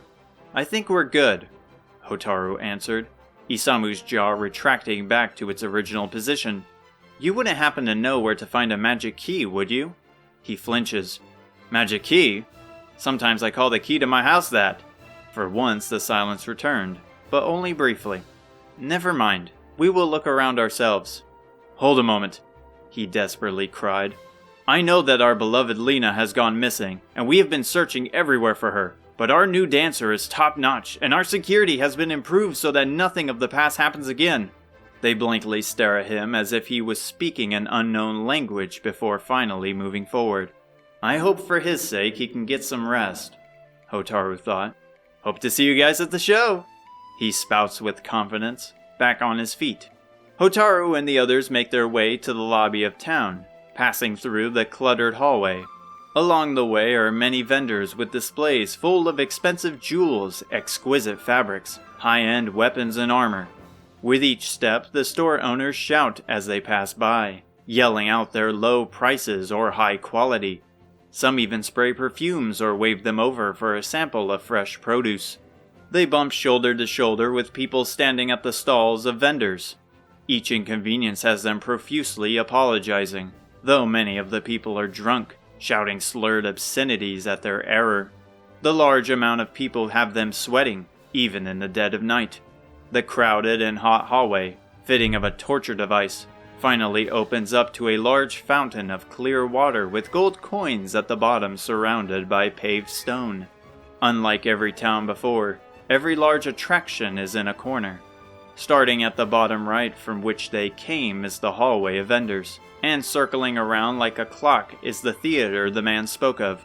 Several patrons march in through its bright doors, and the faint music echoes out from within. Next is a bland inn with dozens of horses stabled at the side of it. And last is another entrance into town for large cargo, as there are dozens of boxes and barrels piled along the wall. Where do we even begin? Aziza queried, fanning herself with her leather cloak. Isamu takes his attention away from the inviting light of the theater. I already know where this is going. Maybe it's best we split up and ask around, he said. Last time we split up, you got into a fight with the king, Hotaru scolded. The moment I take my eyes off you, I know you're going to make a beeline to the theater. But this time it's for a good reason. There are so many people in that place. There is bound to be someone who knows of this key's whereabouts. He may be onto something, Hotaru, Fidir added. Fine, but you have to keep an eye on him, and you two better not make any trouble. Isamu clapped his hands. Yes! Let's go, Fidir. Good luck, you two, Fidir said before being dragged away against his will. That leaves us again. Any idea where to start? Hotaru asked, and Aziza ponders by glancing around. Perhaps one of the vendors might know of it. I enjoyed this time while I had it. I don't really want to go back there, but it is a start. The entrance to the theater invites them in like a baited lure. The aromatic smell of incense distracts their nose, while the beautiful light of the large glossy stage draws their eyes. Dozens of ill wooden stools are placed before the stage, with dozens of patrons cheering with alcoholic drinks at the red curtain. A beautiful waitress in a fancy suit and a tray goes around placing orders for drinks. Finally, it was time for Isamu to partake in adult life. Long he has waited for his chance, and since turning 18 only a few months ago, the city of drink, dance, and beauty have never been more perfect as a start. Fidir and Isamu take a seat at the nearest ill stool, lightly pressing their weight on it to avoid it crashing. So how do we go about asking around? Isamu keeps his eyes glued to the shining stage, ignoring Fidir's words as the faint music grows. I wonder what I should order. I hope the show starts soon, he pondered, completely ignorant to the world around him. You know what? Never mind. You enjoy your show, and this time I will lead. With a pat on the shoulder, Vidir takes his leave to the bar. Isamu takes a deep breath, crossing his hands behind his head. He patiently watches the curtain, imagining the beautiful women that await him. The imagination of it all is the most exciting as he pictures them. Only the brief description of the bandit from the tower fills his ears. In fact, his voice feels more present than ever before. I'm glad you decided to come. I promise you the show is going to be worth it. Like an anvil weighing him down, Isamu holds still as a heavy man takes a seat behind him. They are only a few inches behind him, their hot breath reeking of alcohol. He focuses his senses on the stage, hoping now the show will begin, so a distraction for his escape can be plausible. The tension of slightly turning to reveal his face has him scared of making this night a nightmare instead of a joyous, memorable experience. There are more important things at hand, you idiot, a regal voice sounded, piercing through the exciting music. Hey, watch your tone.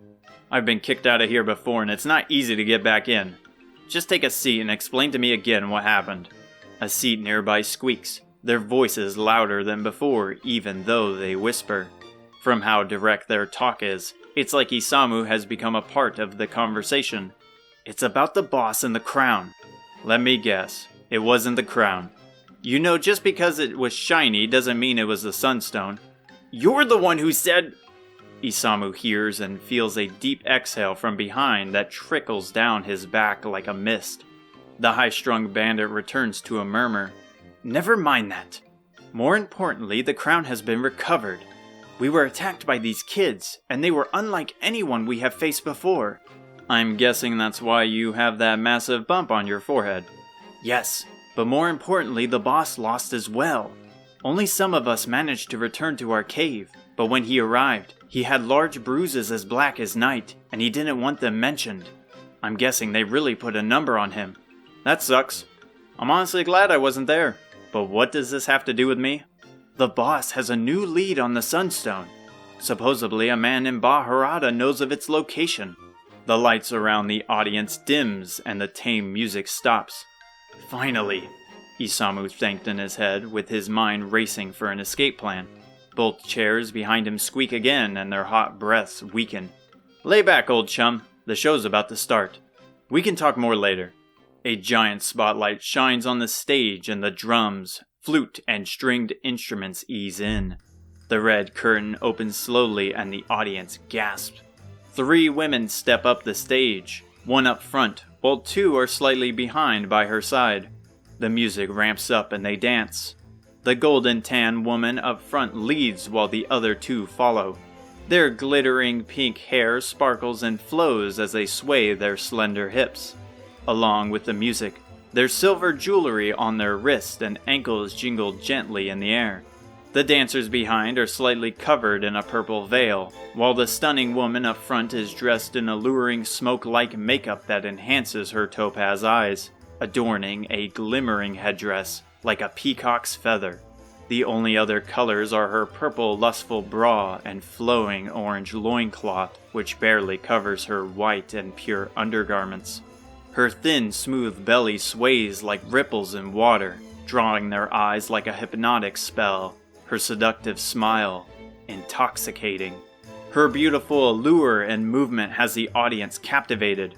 All eyes are on her as she steps forward on stage, each hip sway drawing their eyes closer. I love you, Vashti, the bandit from behind yelled. Isamu released from his trance. As the bandit rises from behind, cheering his heart out, Isamu's mind gets moving. Now is my chance. While he is invested in the show, he's more distracted by the man and afraid of getting caught. He stands up and sidles past them. A hand taps his shoulder. Hey, while you're up, mind grabbing that waitress's attention? I'm dying of thirst over here, the deep-voiced bandit asked. He flinches to his touch and freezes for a brief moment, but knows his cover will be blown if he stands around. He forces out a deep response with what little confidence he had. No problem. He picks up the pace towards the bar where Fidir sits, listening to the barkeep. Fidir looks ready to fall over from boredom as the barkeep appears to be rambling on as he cleans the pristine glass. Vashti is indeed a beautiful lady, but easily not our best. I mean, if you saw Lena on stage, she would have had you wrapped around her finger, churchling. Her beauty is said to rival that of the Queen of Isis. Hell, she probably is the queen, hence why we haven't seen her in so long. We gotta go, Isamu stammered out, filling Fidir with some semblance of hope. Did you find the key? No, but if we don't hurry, we will get in trouble again and it will be far worse. Now I know it's serious. Alright, let's hurry. The barkeep reaches out his hand as they leave. Hey, I wasn't done talking to you. Aziza and Hotaru head back to the loud den of vendors. Aziza has her cloak tied to her belt at her waist to avoid the terrible heat, revealing her sweaty black shirt with several small pockets and sheaths to keep her weapons and trinkets. She never cared for feverish weather and enjoyed spending her time out at night, enjoying the sight and quiet sounds of the moon and stars. When she first arrived at the desert's border, she was stunned by its calm sandy hills and its vast clear sky. From what little she remembers of her parents, the desert was where they found each other. One large vendor grabs her attention as they enter, drawn in by his drastic hand motions. I got myself here a holy spear, said to be used by the goddess's angels, and all for the low price of 10,000 gold. 10,000? That's outrageous for a simple spear, Aziza shouted. 10,000 gold was beyond anything she could imagine. Her family didn't have many funds, and before making friends in Alihan, she spent much of her early childhood playing in the forest near her village. She grew to enjoy climbing trees and scaling buildings to get a better look towards the outside of her small home. Most of her fun came from imagination, picturing the boundless world beyond the island she grew up on. Okay, how about 7,000? The shopkeeper said. Still too much, she retorted. You're a hard nut to crack, aren't you? How about 5,000? Aziza shrugs and shakes her head as they continue this bargaining game. Look, I don't even use a spear. We're actually looking for a magic key. I'll do 3,000, just please. He gets down on his knees. I need the money. I need the money for my girlfriend's wedding ring. Plus I need to pay rent, or I will be out on the street if I don't make this sale. Oh, please stop your babbling. You're making all of us here look bad. A small old woman in a brown cloak covering her small frame steps up from behind the weapons display. She has a scowl on her face that frightens the shopkeeper. Mother, why do you have to say such things? I'm only trying to become a proper businessman. Because you're trying to swindle some young lasses, you dolt. Her eyes soften, yet her scowl remains as she faces them. Please excuse my son. He, as well as many people in these streets, will try to upcharge those unaware of this city's customs. But I promise we aren't all like that. Thanks for the heads up, Hotaru said. Now back to the matter at hand. You mentioned a magic key. You know about it? Not particularly. However, I have been given a gift of foresight for lost items. In fact, it is my service. You're a fortune teller then? Nonsense. A fortune teller lies by grasping onto straws to sway you into believing fake realities. I help find lost belongings like weapons or wallets, or in your case, a key. If it's a service, how much do you charge? And how do we know you're not trying to swindle us as well? Aziza asked. The first reading is free of charge. How does that sound? That should prove I'm serious about my craft. Aziza ponders for a moment, wondering about her proposal, and if her power is true. Can she find them? Many of her pockets contained sweet treats or small throwing knives, while the ones at her waist contained her daggers. However, she reaches into her chest pocket close to her heart to feel a piece of jewelry. The two girls look at each other, then back at her. Let's do it, Aziza answered. Excellent! Follow me to the back. They step past the owner and behind the displays. Isolated on the outskirts of town is a purple tent with a ghostly mystical light shining from within. She steps inside and sits behind a table that holds a large dark orb. It glows with a magical light. By its side are also worn candles that smell of strong scented wax. Please have a seat. So this magic key, I will need to learn more about it to better pinpoint its location. They sit down and Hotaru takes the lead. Aziza still holding the jewelry tight. "It's a key that opens the border to Portuga. Someone from Corf told us that we would find it here." "I see." She lights the candles. She takes her wrinkly hands, placing them softly on the crystal ball. Its light gleams brighter than before. "Yes, I see it." The flaps of the tent rustle and the ground shakes. The faint fire from the candle flickers.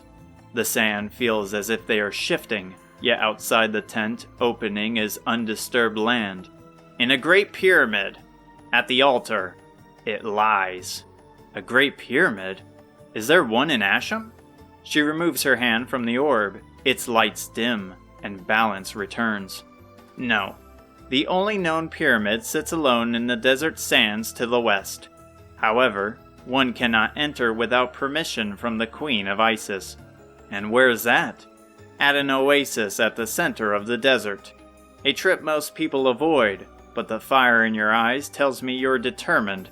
Besides the worrisome journey, speaking to the Queen should be easy, as only women are allowed into her castle. I think we found our lead then. We should tell the others about this. Hotaru rises from her flimsy stool, but Aziza stays seated, staring into the orb. Her broken figure staring back with gloom. "There is one more item I would like you to find." The helpful woman takes a moment to think.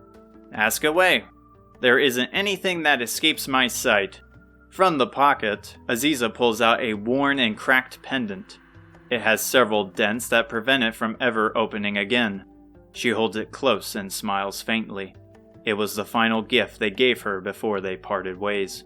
"My father carries a pendant similar to this one. He said if I hold it close to my heart, he would always be near." She glances at the beat-up metal. "A family heirloom. Such a request is very costly, you know." "That's fine. Just as long as you can find it." Hotaru sits back down to comfort Aziza, who is looking deeply into the orb. Again, the old woman places her hands on the sphere. She loudly hums to herself as the orb gleams bright. The tent's flap rustles and the ground shakes once more, except they intensify. The ground tremors like an earthquake, and the tent rustles as if in the middle of a tornado. The fire from the candle spits large sparks from its wick. Her loud humming comes to a halt, and everything stops. The silence of the earth is deafening. Every second that passes has her quivering in her seat. Did she find them? Are they in trouble? Are they gone? That's strange, she finally muttered. Confusion strikes her face. "What did you find?" Aziza desperately asked, terrified of her potential following words. "I found... nothing. No such item exists in this world." Her heart sinks into her stomach. The air and sweat glistening off her body is freezing. She struggles to cobble the words as she breathes and swallows irregularly. "What? But how is that possible? I know for certain my father kept it close." "I'm sorry. Perhaps it was too much for me. I understand the feelings you have, but you must change perspective. Finding nothing isn't the same as being gone forever. The desert is known to nullify magic as it crosses the world, monsters being an enhancer. Once the monsters are repelled, my sight will grow more clear." Silence fills the room for several seconds as Aziza's mind wanders. "How much do I owe you?" She flicks her hand as she rises from her seat. "I don't want your money. Take it and prepare yourself for the trip through the desert. And as an apology, you can pay me once peace has been restored." Aziza lifts from her chair with Hotaru following behind her. "Try not to think much about it," Hotaru said. "I'm sure we will naturally learn more as we close in on Baramos." "I will try." Chapter 15. The door to the inn swings open, and sitting in the lobby on a worn couch is Isamu and Fidir, quietly staring at the empty table. Besides them, the room is empty, as the front table has a small sign that reads, "Out for lunch." Hotaru takes a seat on the old chair at the end, which draws their attention to her as it squeaks. Aziza remains standing up. Hotaru didn't expect them to be back so soon. From the way they stare blankly at the cleared-off table, they seem to have a lot on their mind. "I hope they didn't get into any trouble again," she thought, keeping herself calm and not letting her assumptions get the best of her.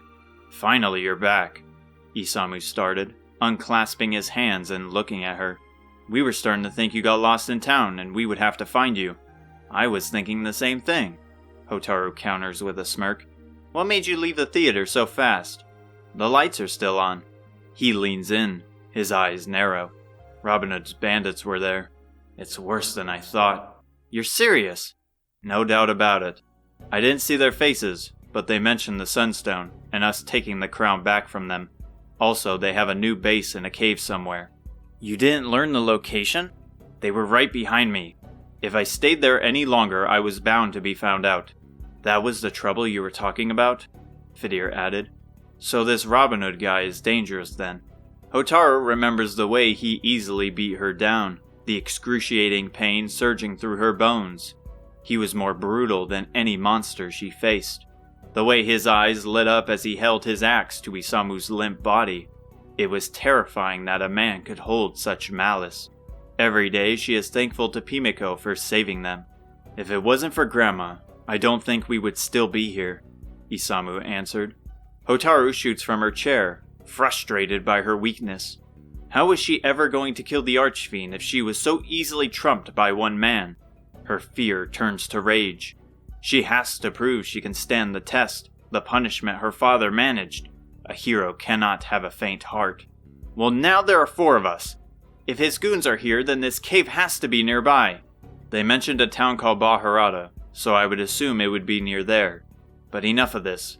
They seem to be recovering for the moment, and we should focus on finding this magic key." She sits back down, and though angry about the situation, he's right as Pimiko's warnings ring. Isamu once again brings Hotaru back to reality. "Fine," she muttered. Aziza steps up. "On our end, we found some fortune teller who spoke of the key being in a great pyramid in the desert." "Sounds easy enough," Isamu said. "Not only that, but to get access, we must request it from the Queen of Isis. From what we know, her castle is near an oasis." Isamu tilts his head, holding his hand to his chin. "You heard all of that sits in the desert? Are you certain this isn't some sort of legend or fraudulence?" The barkeep said something along the same lines. They turned their heads over to Fidir. He said if anyone were to know of treasure, the Queen of Isis would. "Did he mention anything else about her?" Aziza asked. "Not particularly useful, other than her castle is located at an oasis in the west of the desert." "What do you mean by not particularly useful?" He takes a moment to speak. "He just mentioned how beautiful she is." Isamu leans back in, eager with excitement. "Well, how beautiful is she?" He sighs.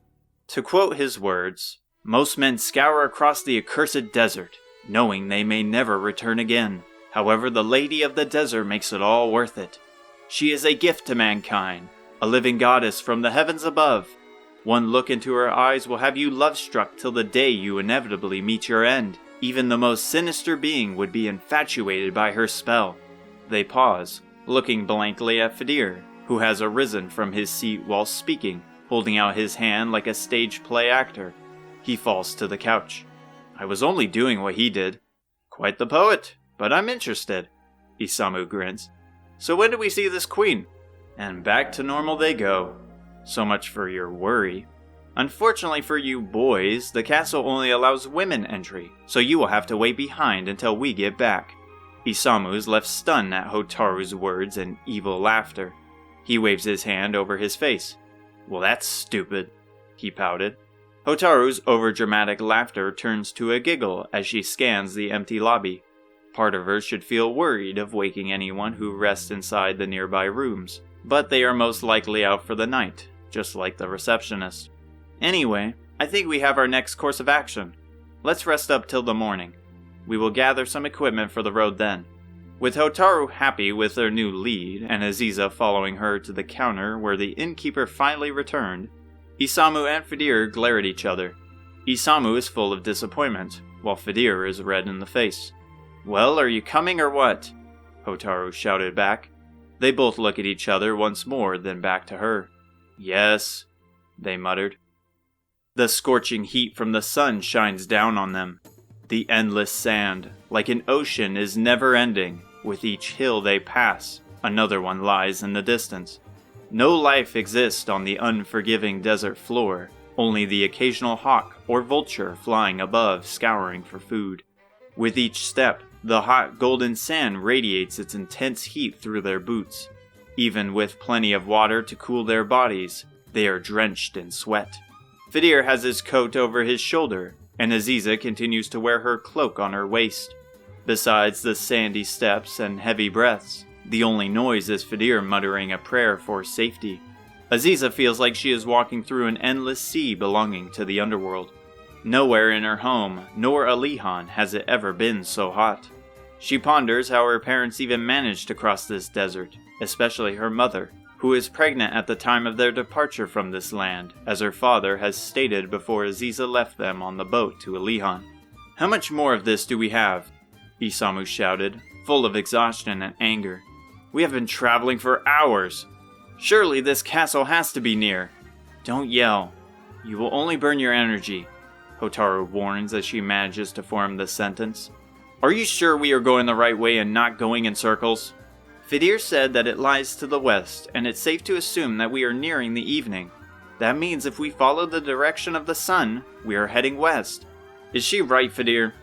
Fidir has his eyes closed while bobbing his head downwards. However, he confirms his question with a weak thumbs up. Isamu silently sobs to himself as they cross another sand hill. Each aching step, time seeming endless, but the sunset draws near. Thankfully, the weather cools slightly, making the adventure far more tolerable. However, their supplies dwindle at a rapid pace, leaving them with scraps for food and water. In the dead approaching silence, a disturbing sound of rustling draws near. Aziza stops, trying to pinpoint its location. It's shifting, but there's no place to hide. Slowly it approaches, and she places her hand onto the hilt of her short blade. "What was that?" Aziza questioned. A muffled gurgle follows. A faint smell of poison rises from the ground.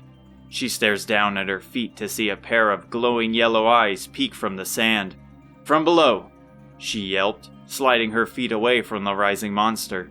A rotten hand wrapped in bandages latches onto Hotaru's boot. She jumps back with a horrifying scream. "What is that?" she screamed, crashing to the floor. It moans as it rises. Its hand reaches out with another. A head of rotten flesh wrapped in soggy stained bandages emerges from the sand. Isamu startles both of them with a horrifying truth. "They're coming from behind." Aziza and Hotaru spin to the sound of nearby groans. They panic as several wrapped corpses close in. Their exposed bones in their bodies crack with every step forward. Their scent of death and decay envelops the hot sands. "This isn't good." Isamu takes the lead with his iron claw ready. He slashes through the closest one, and its gash explodes with a black gas. Isamu falls to the floor as the black liquid splatters on his face, gagging onto the sand from its deathly stench. Hotaru drags him away from the monster that is still pursuing him. "Are you alright?" "I will be fine," he coughed. A grim scream alerts them. They turn to find Fidir halfway in a swirling pool of sand, sucking him in like an ocean whirlpool. His body quickly delves deeper into its depths with each rapid spin. Isamu shoots up and jumps into the whirlpool. Unfortunately, he is too late and Fidir's head sinks in. A hand latches onto Isamu's foot, and then another. He attempts to kick him away. However, his feet sink faster into the sand with each struggle. "Isamu!" Hotaru screamed, running carelessly into the whirlpool to save her brother, but Aziza held her back. "Reach the castle. We will be fine." His head sinks into the swallowing sands before another word can escape his lips. "We need to get out of here now, or else we're dead too," Aziza yelled. Hotaru's face is flushed and her breathing is erratic. Aziza grabs her tightly, the adrenaline granting her the strength to carry the fainting hero. Aziza remains stoic as she faces the horde of monsters. She glares at the sunset and pulls out a couple of throwing knives from the patches on her shirt. Easily she dispatches the monsters blocking her path, avoiding their black gas emitting from their heads, and with haste, they charge through the monsters with unaware speed and strength by their side. "Please be safe," Aziza thought, taking a final glance at the disappearing swirling sand. Chapter 16. In the dead of night, the desert is freezing. Hotaru has fainted, and Aziza, with little strength, carries her forward. Her body, covered in goosebumps, lips cracked, fingers stiff. She shivers with intensity, similar to fear, and her foggy, shaky breath is heavy. Thankfully, the terrifying monsters are gone, but still they're left to roam the endless desert. With each step, her energy dwindles, slowly succumbing to the cold sands. However, while her stamina fades, her mind races. She cannot stop now, for she knows Isamu and Fidir would do the same. Their lives, like Hotaru, weigh on her shoulder, a burden she will carry in a heartbeat to save them. Not again will she be alone. She wraps her free arm around Hotaru to shield her from the harsh winds as she reaches the apex of another hill. In the distance, her eyes shine with life. Glimmers of light rest atop the castle's several sentry posts. The Castle of Hope is colored like the sand, and nearby is the beautiful oasis the people spoke of. Her steps hurry towards the grand gateway, and as she closes in, 2 armored guards with red shields spot her. One removes their crimson helmet to reveal a matured woman with long brown hair. She leans her head forward and snaps her head to the other guard next to her. They're travelers. The other guard catches sight, and they run over to them. "Hey!" she shouted. As they run towards them, Aziza tumbles into the large arms of the helmetless guard. Her embrace is warm, comforting, and safe, like a child hiding in a blanket. Her scent is calming like an ocean breeze, making her believe she's in a dream. Aziza rests her head on her chilly breastplate like a newborn baby. "We must take them inside.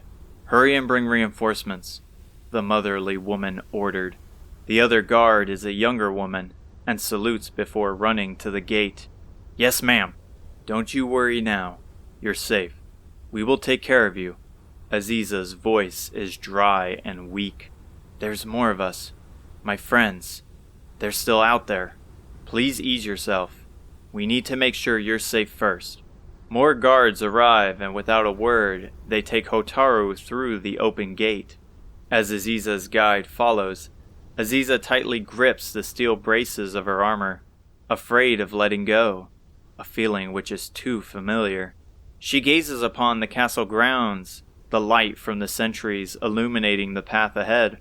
The front is covered in a field of sand where many guards are posted. Most are resting or feeding their provisions to the dozens of adorable cats that tail them. Following the paved walkway of stone, with pillars of marble along its edge, leads to an open door to the entrance of the castle.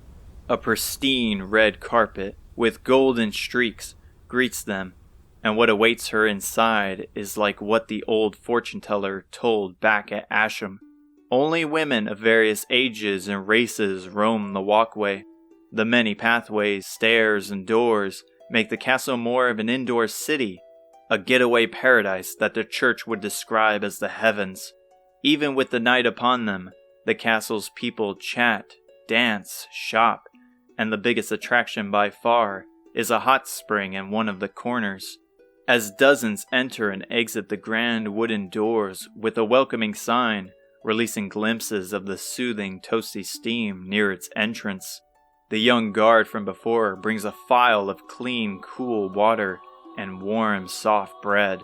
"Thank you," Aziza says, scarfing down her rations in seconds, enjoying every bit of the refreshing water and the delicious bread. Having a moment of peace in the wondrous atmosphere of the castle is a bliss unlike any other part of the world that has been described to her. From how perfect everything is, she takes a moment to pinch herself to try and awaken from her dream. But no matter the pain she grants upon herself, nothing changes. A place that sits on the dangerous sands, home of undead monsters, should not be possible. Perhaps it is due to its isolation that it has achieved its heavenly wonder and reputation. As her mind calms and her body heats back up, she takes a moment to organize her thoughts. Isamu and Fidir are still in the depths of the desert. Please, you have to help me, she begged. These monsters arose from the ground and attacked us. They took my friends in this whirlpool, and they sank. Their fear in their eyes halted her words. Despite the steam that floats around, the air is chilling. Is there some way you can help? She beseeched. They hesitate, and the older woman speaks. I'm afraid your friends are gone. Her dark skin washes its color away like wet paint. Her heart beats with intensity, yet feels dead. Her voice is a whimper as she cries, but her body wants to scream. She falls to her knees, holding back the flooding tears. Not only has this news tore her apart, but to explain to Hotaru the death of her brother kills her. I'm sorry. They were consumed by the desert's curse. A soft voice emerges from the nearby stairs at the center of the castle. What is the commotion about? Aziza tilts her head up to find a glamorous woman. She wears a glimmering white dress that exposes most of her glowing brown skin, akin to the desert sand in the hot sun. From silky hands down to her bare feet, she is decorated with rings of various and bright gemstones. Her deep brown eyes shimmer like the midnight stars, and her jet black hair adorns a beautiful golden crown. Her voice and smile are angelic, with each word that leaves her luscious lips. Your Majesty, I didn't mean to disturb your slumber, the eldest shouted, quickly kneeling down whilst the others soon followed. She reaches down to Aziza with a gentle hand. No need to fret. I simply heard this young woman's cry, and had to help. Now, raise your head, little one. Aziza reaches out and grabs her hand that is as soft as a newborn's skin. She has an addictive and intoxicating aroma that makes her guard's perfume seem like a cheap imitation sold by a con artist. Though her anxiety has spiked, the queen's sheer beauty has her frozen like a statue. If Isamu or even Fidir saw her, they would have melted into the floor. Even with all the chaos happening, Aziza remains calm in her speech. Your Majesty, I need to save my friends. They fell into a sinkhole when we fought against these monsters at the dead of night. I managed to escape with one of my friends, but please, there must be a way I can save them. I refuse to believe they are gone. She appears to ponder for a moment as she softly caresses her perfect hands, her nails and eye catching deep red. Follow me and I will explain the situation. The rest of you have done great in keeping the peace. Return back to your post. Yes, Your Majesty. The beautiful queen steps onto the stairs with each soft step, while Aziza still drags her feet, exhausted by the days of trudging. As my subordinates said, your friends fell victim to the desert's curse. Not many have survived the plunge into the depths. However, those who have speak of an underground graveyard full of lost spirits. So they can still be alive? Potentially. Though the trial that awaits them is a grueling one. In the depths is a maze which, when completed, leads to the base of the Great Pyramid. If they somehow manage to quell the restless demons, then the deadly traps await them next. I need to get to the pyramid then. If there is a chance, I must take it. Ease yourself, young one. First we must see if they still live, and if so, we must lend them our spiritual might. Now, I must know before we can begin. Do any of your allies wield the power of magic? Fidir does. He is a priest who carries a staff. His magic is unlike anyone else's I've seen. Excellent. He will be our target then. The stairway ends, leading to an empty audience chamber. Not even a guard is in sight. Continuing to the end of the red carpet is a divine throne with golden limbs and a red, comfy cushion. She takes a seat, crossing her smooth foot with matching glossy red nails over her leg. She removes a blue sapphire ring from her slim finger and holds it out. Take this ring, the prayer ring. The underground is covered in a thick miasma that dispels all magic. With this ring, you can transfer your spiritual energy over to him to counteract the miasma. However, your bond must be tightly knit for it to work. Once the ring signifies his life force, I will send out some soldiers to retrieve them. Thank you, she cries in response. The whole thing sounds like bogus, and with her luck from the fortune teller, she doesn't have high hopes, but she must try. She looks deep into the shining ring. It carries a faint, sweet smell of jelly. No doubt if she were to take it back to Asham, she could make a fortune to last a lifetime. She holds it close to her chest. Her soul cries out to him, in hopes that her energy can reach them. She softly begs the goddess above for the ring to work, with each plea getting louder. Vidir, please hear my cry. Please let this ring work. I can't go forward without you two. She holds it tight, and the silence of the empty chamber shatters. An unpleasant sound echoes throughout the room. Did it work? She opens her eyes and stares down to the gemstone to see a huge crack across its surface. Chapter 17. He grunts as his eyes flicker awake. He takes his shaky arm and pushes himself against the black dirt. A sound of rattles and squirming are beneath him. He screams upon making eye contact. A pile of rotting human bones, covered in large grotesque bugs, surround him. He jumps up, furiously swiping his hands against his dirty gi, sick to his stomach. They scatter and burrow into the dirt, leaving him isolated in silence.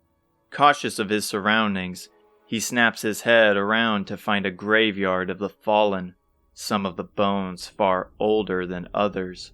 However, his sight is cut short, for a thick, dark miasma encircles him. Curious, he sticks his hand in with haste.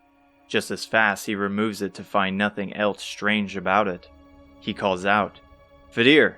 The shuffling of bones approaches him. Isamu! From the black fog, Vidir, covered in dirt, sighs with relief. Thank the goddess you're alive. His eyes water with tears, and his hands shake with anxiety. Hey, hold yourself together, Isamu said, keeping his friend steady. You were covered in this black thick liquid and I tried to heal you, but my magic wouldn't work. I tried removing the sludge off your body in hopes it would help. What he went through sounds horrifying, finding your friend, who you presume is dead, covered in waste, and your greatest skill null. It must be due to the miasma, as there is no doubt Vidir is the first healer to fall into the depths of the desert. Vidir looks ready to pass out at any moment. Isamu already has his psyche broken, his arm shakes, and his soul feels detached from his body, trying to escape without him. The others always looked up to Isamu, as he is the oldest, for guidance, and while the circumstances drastic compared to anything in the past, now was not the time to drop tradition. Well, it worked, didn't it? He smirked. We have to remain calm and get out of here. Hotaru and Aziza are waiting for us. Just stay close to me. Please get us out of here, he whimpered. No different to how he used to act when they first met several years ago. Vidir hangs extremely close to Isamu's back while he marches forth into the heavy fog. Each small step crunches, making him nervous. His sight is impaired, with only the sounds of dirt and bones, letting him know he is making contact with the floor. Endlessly they travel, remaining quiet to not alert any disturbing beasts that may lie in this graveyard. As Isamu helplessly scans the area, he halts in place. Vidir bumps him as he stops. Why have we stopped? He whispered, peeking his head over his grimy shoulder. In the short distance, piercing through the black fog is a hopeful glimmer of light. As if they can read each other's mind, they step over to the glowing light, believing it to be an exit from this hell. The dirt below becomes dusty stone, and through the miasma reveals walls that surrounds them. They reach the golden light to spot an ancient sarcophagus. Someone was buried here? Vidir muttered. It must have been someone important, because look what they left behind. Isamu points out a golden claw, similar to his iron one. Despite everything being covered in dirt or insects, the claw remains in mint condition. its golden sheen able to pierce through the miasma. Isamu reaches his hand out. The gleam produced by each sharp and long nail calls to him. "What are you doing? We don't know where we are going. We can make this into a makeshift torch for the time being." As he steps forward, his foot sinks down, pushing the stone tile. A grueling sound rumbles throughout the air, and several more soon follow. "What was that?" "Dozens of them are behind us," Fidir said, strangely calm. "They are approaching rapidly." They spin around with Fidir's back against the sarcophagus. Several pairs of yellow eyes greet them. The groans of death increase. A foul stench soils the miasma. A black hand, covered with dirty bandages, reaches out from the fog. "Looks like we don't have much of a choice now," Isamu said, reaching behind to grab the golden claw. He equips it and places its glimmering nails in front of his face. From the only path forward, corpses by the dozens arise from the ground, slowly closing in, with Fidir white as a sheet, loudly praying to the goddess. Isamu smirks as he places his iron claw on the other hand. He dings the claws together like a bell in a boxing ring, stanced like a clawed beast in the wild. "I won't fall for the same trick twice," he told himself, itching for a fight. No longer fear consumed him. Now was the time for redemption. He lunges forward with both claws forward. He strikes one in the abdomen, and with it tumbling back, a black smoke spews out. However, he spins around the mummy, kicking it face down into the ground. He continues his clean streak of slashing them apart and avoiding their noxious gas, carving a path forward. "Hurry, Fidir," he ordered, leading the charge against the endless wave of undead. Though his plan is masterclass and execution is perfect, more erupts from the plentiful dirt. Soon his determination would run dry. Another plan had to be formulated to escape the endless horde. "They just don't know when to quit," he shouted, impaling the golden claw into a mummy's forehead before severing it completely off its torso as he spins behind it. The graveyard quakes as if a massive earthquake struck. From the miasma, black shadows with red, piercing eyes emerge. He lunges his claw forward, only to phase through the ghost. "What?" It retaliates with a swipe of its black claw against his forearm. He screams in pain as he falls back, staring at the black miasma pouring out from his wound. Several more swarm them, their retreat thwarted by a nearby stone wall. The path ahead is blocked by more bandaged monsters, but Isamu's arm goes numb and limp.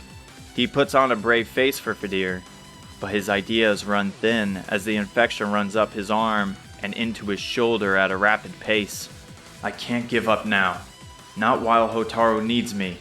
Within the center of the black abyss, a blue gentle light swarms Fidir. "What happened?" he gasps, looking over to him. Unlike before, the once terrified man of the cloth has changed. He takes the charge with eyes furrowed, his sturdy hands gripping onto his wooden staff. He swipes his staff in front of him like a sword, and from out the tip, a swirling torrent of wind erupts. The wind's turbulence floods the room, blowing away the encroaching shadows and miasma. Even Isamu's arm is relieved of its wound. Left in its place is the path ahead to a spiraling stairwell where more mummies block the path. Isamu flexes his arm, free from the curse. "Good work, Fidir. About time you started pulling your weight. Now let's get out of here." Together as an unstoppable force, they plow through the frail line of defense, with brutal slashes and blazing fire, reaching the stairs with ease. They dart up in a full sprint as the walls of the stairs quickly close in. A warm light awaits them at the top, and with a final push, they jump to safety as the stairs close off, crushing the remaining monsters that tail them. With the chaos behind them, Fidir falls to the clean, lumpy ground below, heavily breathing, covered in sweat. Isamu places his palms to his knees, leaning his head down in the same condition. He wants to cry out in victory, but his lungs are at its end. "Let's never do that again," Fidir spits out. Agreed. But why did you wait so long before you started helping? Did you forget our lives were at stake? I swear, I couldn't use magic before that. It must have been a divine intervention from the goddess. Isamu had little faith in the goddess. From the monsters that wandered her land down to the unholy beings they just fought. How could there be a goddess?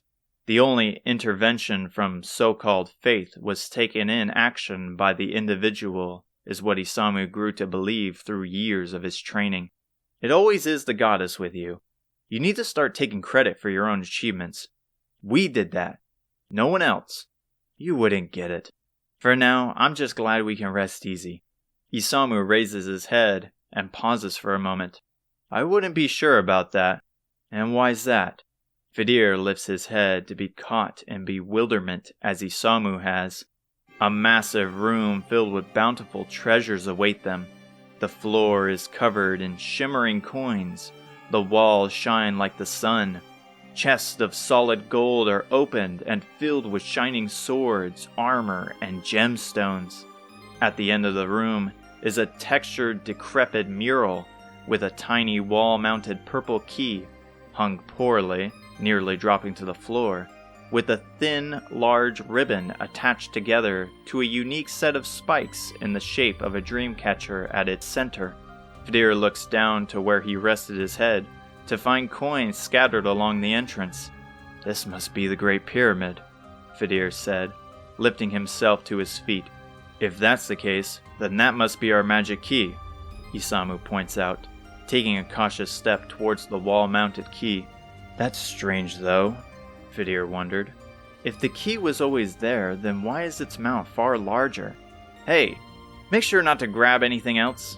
I already learned my mistake, though explaining this to Aziza will probably be worse than any punishment this place can drop on us. He carefully steps through the coins, planting his foot softly to not trigger any more traps. Near the wall, he gets a clearer picture of the mural, though covered by ancient dust. It appears to resemble a world map. However, the locations are slightly different with their home of Lihon not present. The world map consists of 5 separate large land masses, with 6 marked locations scattered among the map. While he can stand there and attempt to decipher its meaning, the thought of more monsters on the way has him short on time. He reaches the dangling key at the bottom of the mural, and with a steady hand, he removes it from its mount, untying the ribbon from its bow, tempted to slash it away as it takes a few tries. He looks back and waves the key. Alright, now with that out of the way, let's get out of here. Who dares pillage my tomb and disturb my slumber? A sinister, disembodied voice echoed. From the wall of the key, a cloud of black miasma forms, and inside is a large skull with red, fiery eyes. Unlike the miasma of the graveyard, the skull is covered in a black fire, appearing like a gateway to the underworld.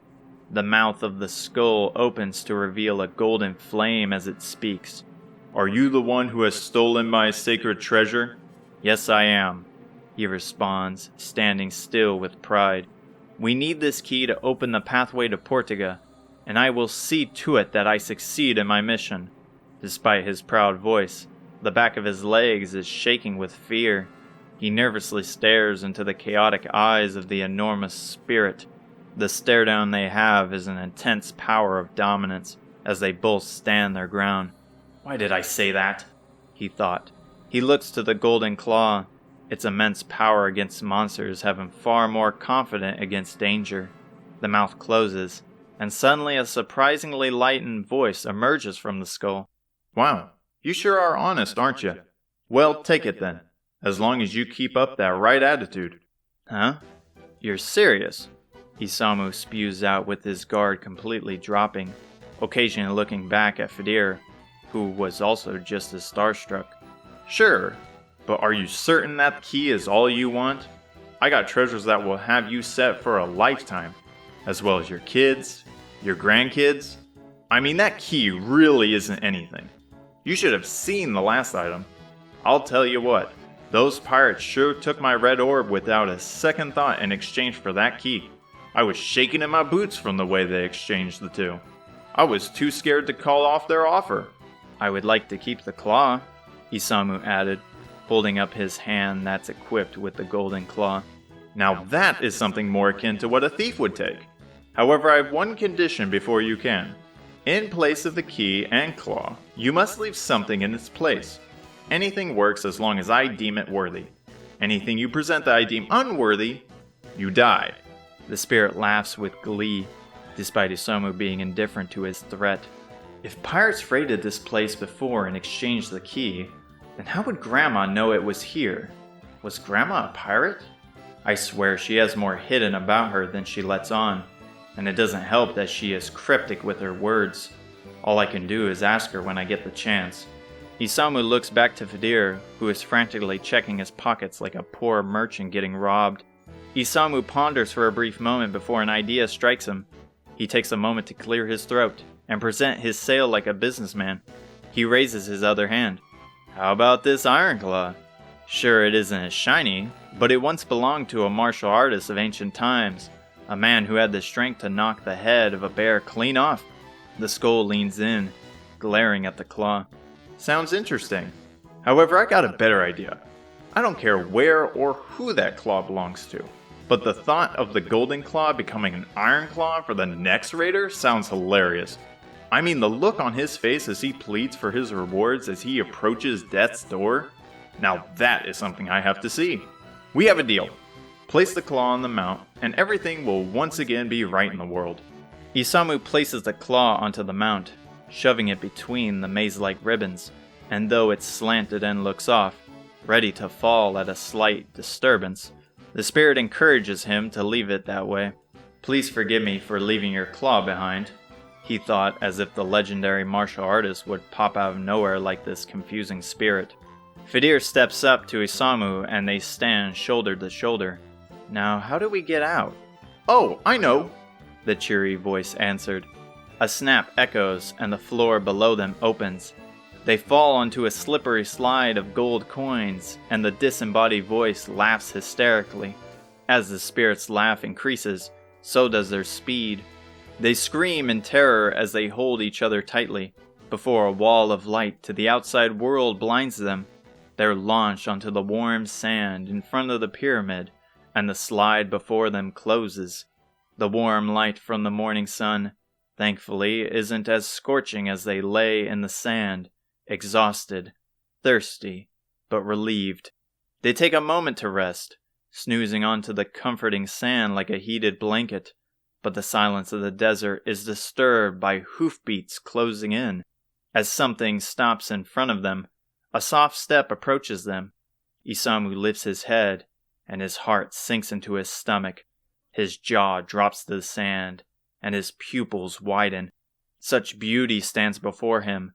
A dark-skinned woman with glowing skin reflecting off the sun she is blocking. Her armor shimmers white and gold, and her brown eyes gaze upon them with a heart-skipping smile. He shakes Fidir as he groans into the sand. Fidir, you were right.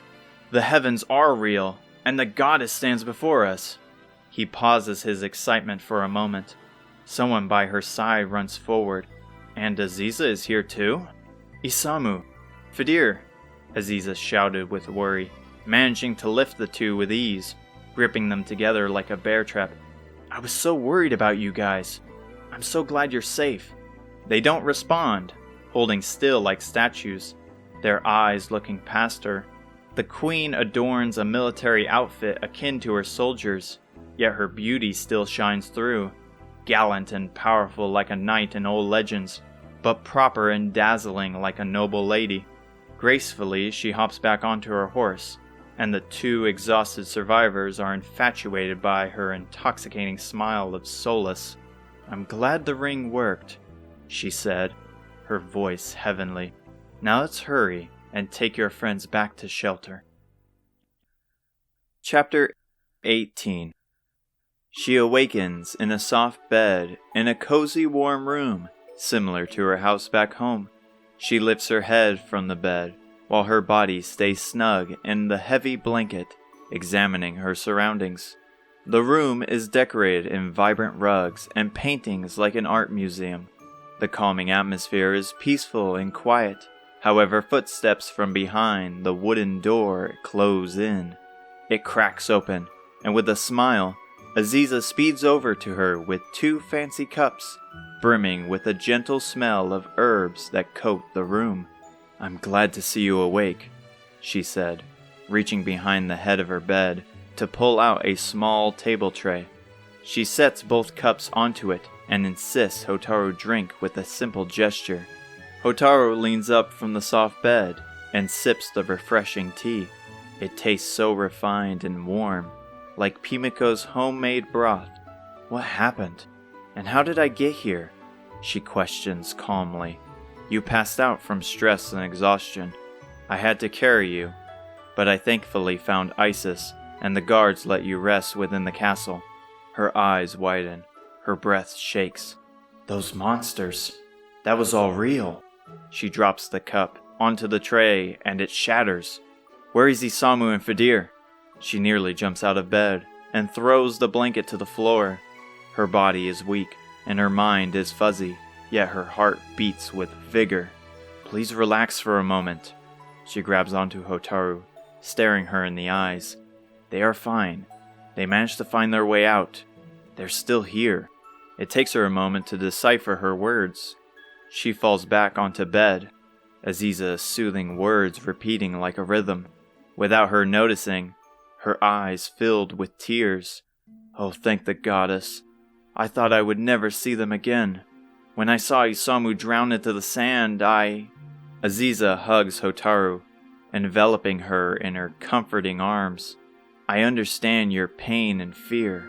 Losing someone close can feel worse than death, especially if they are family. But now is not your time to bear that burden. Neither of us will allow that to happen." Hotaru sniffles, wiping her eyes. "Thank you. Truthfully, I'm kinda jealous of how strong you are. Here I am crying about losing my brother, yet they are just as close to you as you are to me. That's what friends are for, right? And I'm sure Isamu would love to hear how much his little sister was worried about him. Can we keep this between ourselves? If he knew I was crying about him, he would never let me live it down. More importantly, Isamu already has a lot on his mind, and I can't have him worrying about me, being something else that occupies his thoughts." Aziza chuckles as she releases her. "Of course. For all they know, we were relaxing at the castle's hot springs, drowning in good food and fresh drinks. Am I interrupting?" They turn their head towards the angelic voice near the door to find the queen. Hotaru, like how Isamu reacted, has her mouth agape as the queen approaches. "They were right. You are beautiful," she muttered without a thought. "Why did I say that?" she thought, flinching as if her words caused physical pain. "I already have trouble with etiquette back home. The king and grandma will not be happy to hear this." Thankfully, she isn't insulted or confused by her improper speech. "Your words flatter me, but I hope that my beauty isn't all I'm known for. As I say, beauty is like fashion. Today you're in, and tomorrow you're out." Aziza takes a proper bow towards the queen. "Thank you so much for your help. I don't know if any of my friends would have survived that tomb. Your words as well are too kind. However, it was your determination and strong bond with the young man that saved them." Aziza pulls from her chest pocket the cracked prayer ring. Even from where Hotaru is sitting, the ring's damage is easily spotted. In the blue, shimmering gemstone is a large, visible crack, going across like a river in a canyon. I'm thankful it actually worked. Once I heard it crack, I swore it failed. Quite the opposite, in fact. Never have I witnessed a transfer of energy so powerful that the ring itself fissured. Aziza reaches out the ring to the queen. The queen, however, refuses as she waves her hand. "Keep the ring. You never know when you may need to call on its power again. Now, sorry for the change in subject, but I was hoping to speak to your friend." "What is it you need from me?" Hotaru blurted. It's a message from the Queen of Japan. She told me of your arrival, and that if you were to succeed, I would pass down a magic spell. Grandma knew? Aziza sighs. Seems she is always testing us and is watching somehow. Because you kept your end of the deal, I promise to teach you Zoom. Zoom? It sounds familiar, Hotaru said, taking a brief moment to sort through her memories. It is your grandmother's spell after all, so I would assume you heard it from her. Nevertheless, when you are ready, I will see you in the throne room. Hotaru springs out of bed like a child on a holiday. Well, I'm ready to go. She pauses for a moment, before looking at Aziza. Now thinking about it, where are those two? It's not fair, Isamu screams and slams his fist into the rough sand. Would you stop your whining already? Fidir responded, relaxing under a large tarp, sipping on a cool drink while seated on a simple chair. Isamu lifts himself back to his feet, glaring down the closed entrance of the castle. So close was he to the heavens of the land, from the stories of the people of Asham to the short glimpse of the beautiful queen. He was nearly at peace. For nearly an hour he has been begging for entry to the guards of the gate, who grow irritated at the pathetic man's cries. The stalwart and patient guards at the front ignore him as he continues to rant. Don't you get it? We went through the trouble of fighting against hordes of monsters, avoiding deadly traps to grab this key, and we have to wait out here in the hot sun? Please, the only reason you want in is to see the queen. And you don't? I think we might have seen different people, because the lady who rescued us was the most stunning human being I have ever laid eyes on. She not only has the appeal of a goddess, but she saved us from death itself. Is it so wrong to not want to thank her for her actions? I mean, why have a castle in the middle of nowhere and only women can enter? That's sexist. How you're acting is exactly the reason they don't let us in, Fidir calmly answered as an audible sip from his straw breaks through the silent air. Isamu snaps his head to him, eyes filled with fire hotter than the desert sands. Shut up, man. You act all high and mighty, but I know who you are, Casanova. For the last time, he shouted, jumping from his seat and marching towards him. It wasn't me who said those things. They were the bartender's words. Yeah, sure, say what you will. Never mind this nonsense. More importantly, how long do we have to wait out here? They could at least reward us with a tiny fort of our own for the treacherous journey. Now that is a question I can get behind. Isamu finally calms down after several more minutes of mindless bickering. Picking a fight with Fidir in front of the guards only proves his point. He and Fidir step under the flimsy tarp, exhausted from the sun's rays, and yet haven't properly rested after their dangerous plunge into the pyramid. You think Hotaru is still asleep? She could be. From what Aziza told us, it seems they also went through quite a journey.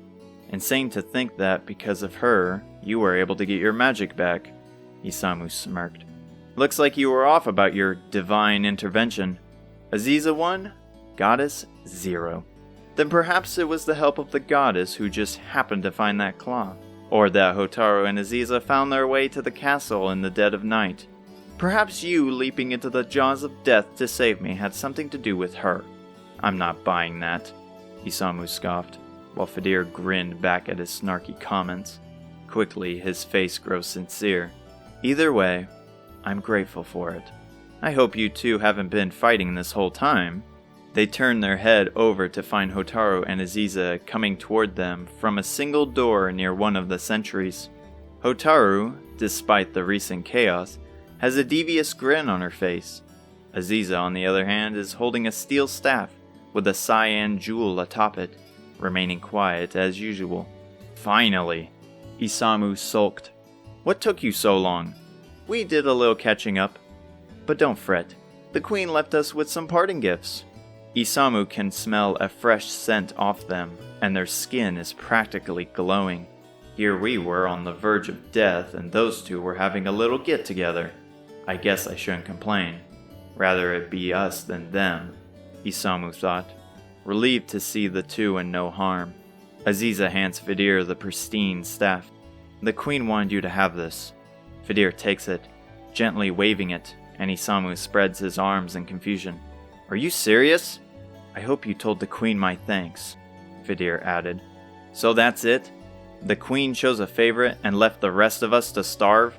She also gave us the power to traverse this desert in the blink of an eye, Hotaru said. How? Fidir spouted with excitement. Hotaru taps her head with her finger. Well, it's kinda hard to explain, so I will show you instead. Everyone grab onto me, she ordered, spreading her arms out as if absorbing light from the scorching sun. Aziza and Isamu grab onto her shoulder without a second thought, but Fidir hesitates. Why do I get the feeling I'm not gonna like this?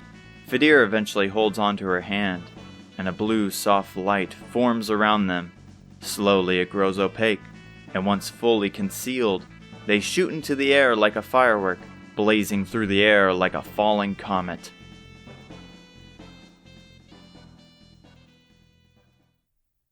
Chapter 19. They hike through the hilly farmlands containing cattle behind stone fences, followed by the gentle breeze. A sudden sound erupts from the south, and as they turn to face the familiar noise, the vast blue sea comes into view, and various massive trade ships enter into the city's harbor.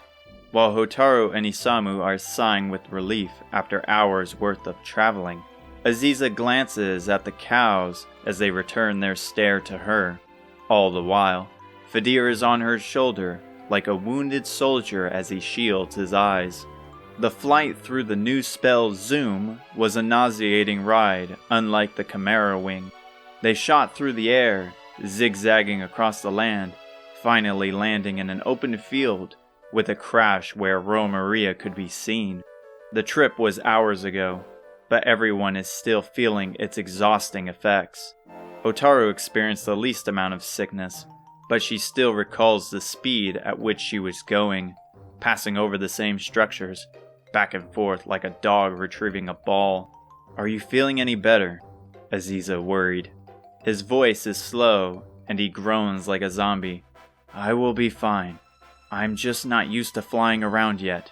It also didn't help that she took several attempts before we reached the border. Can it, Isamu?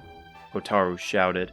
It was my first time ever flying, and we should consider ourselves lucky that we didn't crash into any buildings. Still, you were close. Can we stop with this bickering? Aziza interjected. As the queen said, Hotaru will grow used to its power within time. For now, let's focus on the task at hand. Well, we were supposed to meet up with Grandma at the border, but she wasn't there, Isamu noted. Perhaps she had important business back at her kingdom, Fidir muttered, removing himself from Aziza's shoulder. Aziza hovers her arms around him as he limps forward. As she continues to watch him, she ponders. If it's anything like last time, the King of Portugal might know. She always seems to inform the sovereigns of our approach. So you think another trial awaits us? Hotaru questioned, with Aziza following up on her theory. Most likely, and I have a feeling it won't be easy. So far nothing has been easy, Hotaru thought. The gate to the city comes into view, and at its entrance are dozens of loud, bustling citizens roaming the narrow streets. The two thin sidewalks on opposite ends are nestled between the large, full road and stacked squared tenements, like boxes perfectly placed atop each other. The buildings are painted in bright colors that draw the people's eyes to the open doors with welcoming signs. Some belong to civilians as their homes, while others are businesses full of fresh stock, with store owners shouting and waving people in.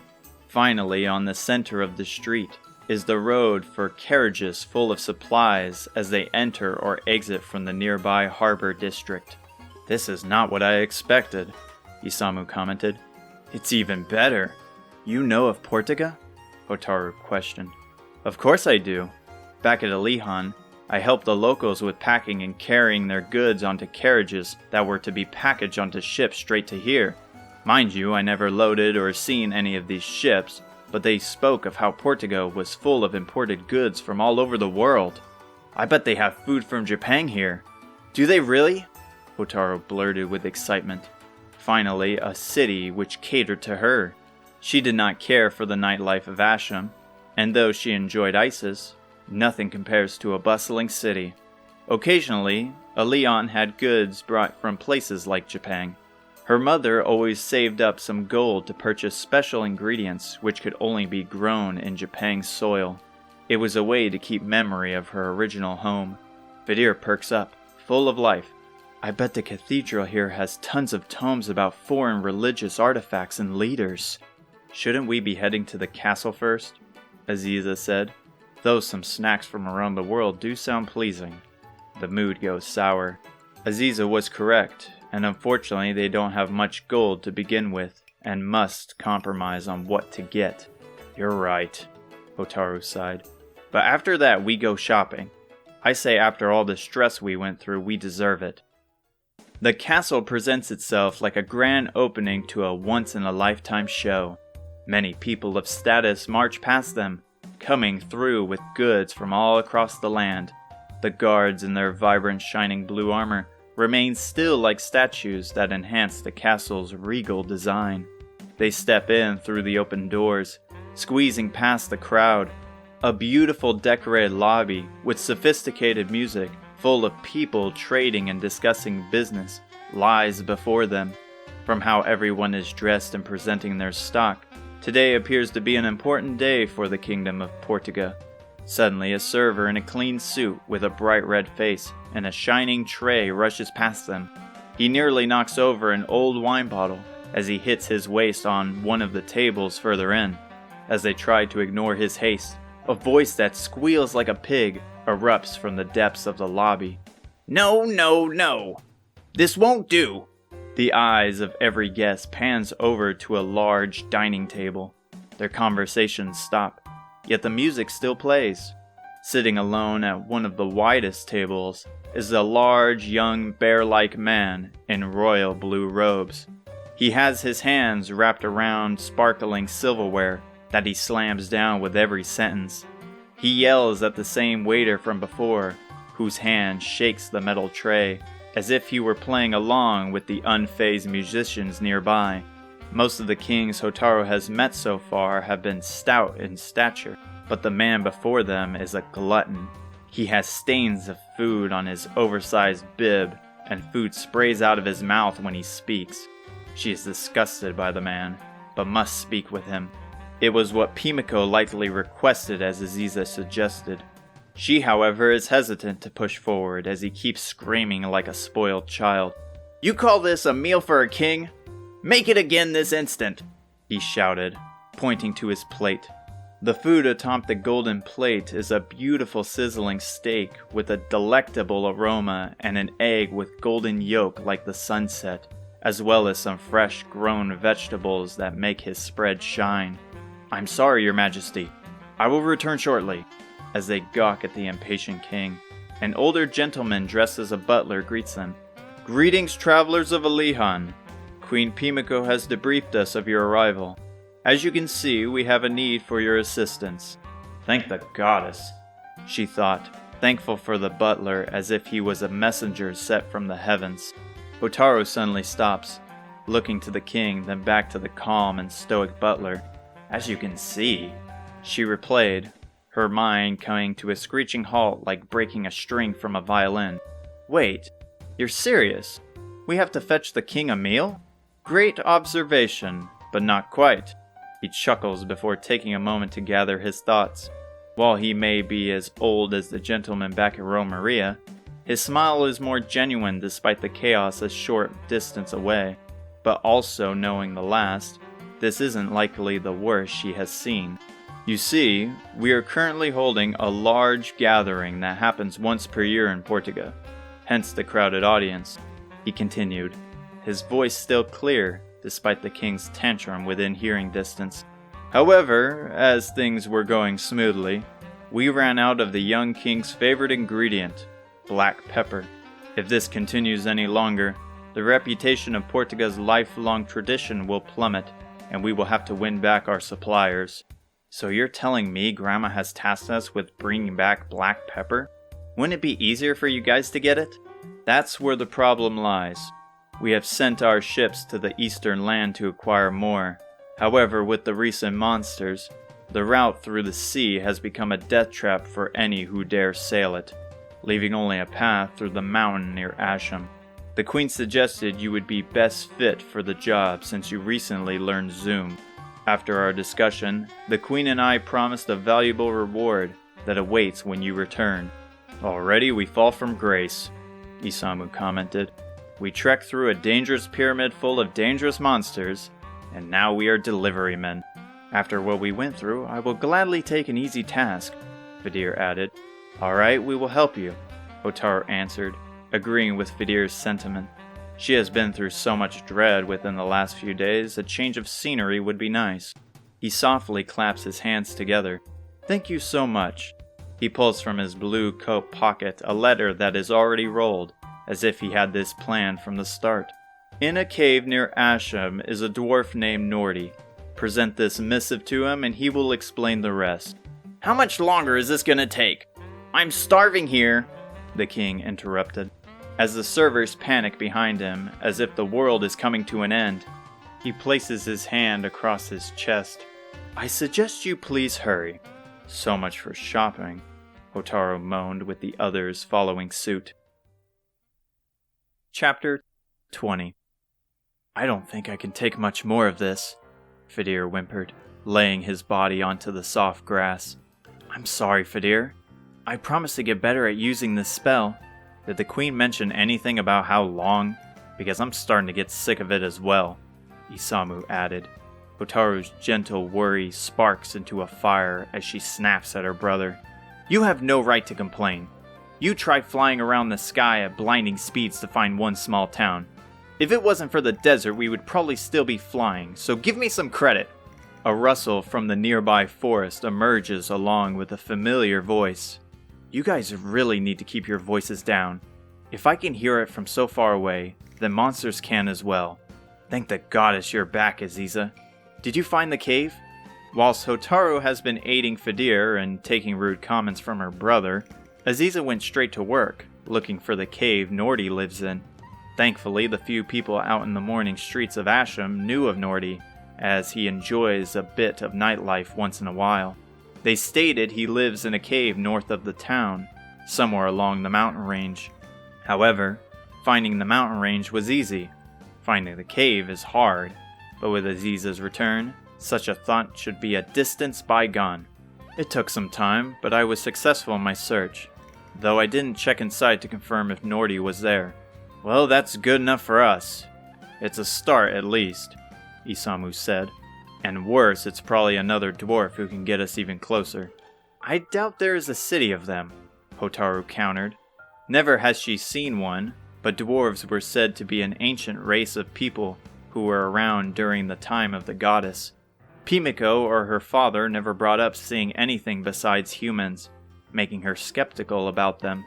It wasn't until recently Vidir told them of a village of fairies they found, and though she wanted to see for herself, she respected Vidir's wishes after hearing the full story.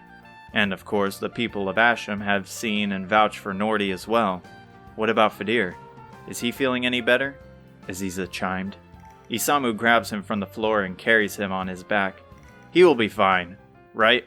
Vidir, with his eyes closed, barely manages to stick his thumb out as a response. Well, it isn't far, so stay close, she orders as she leads the charge into the forest depths.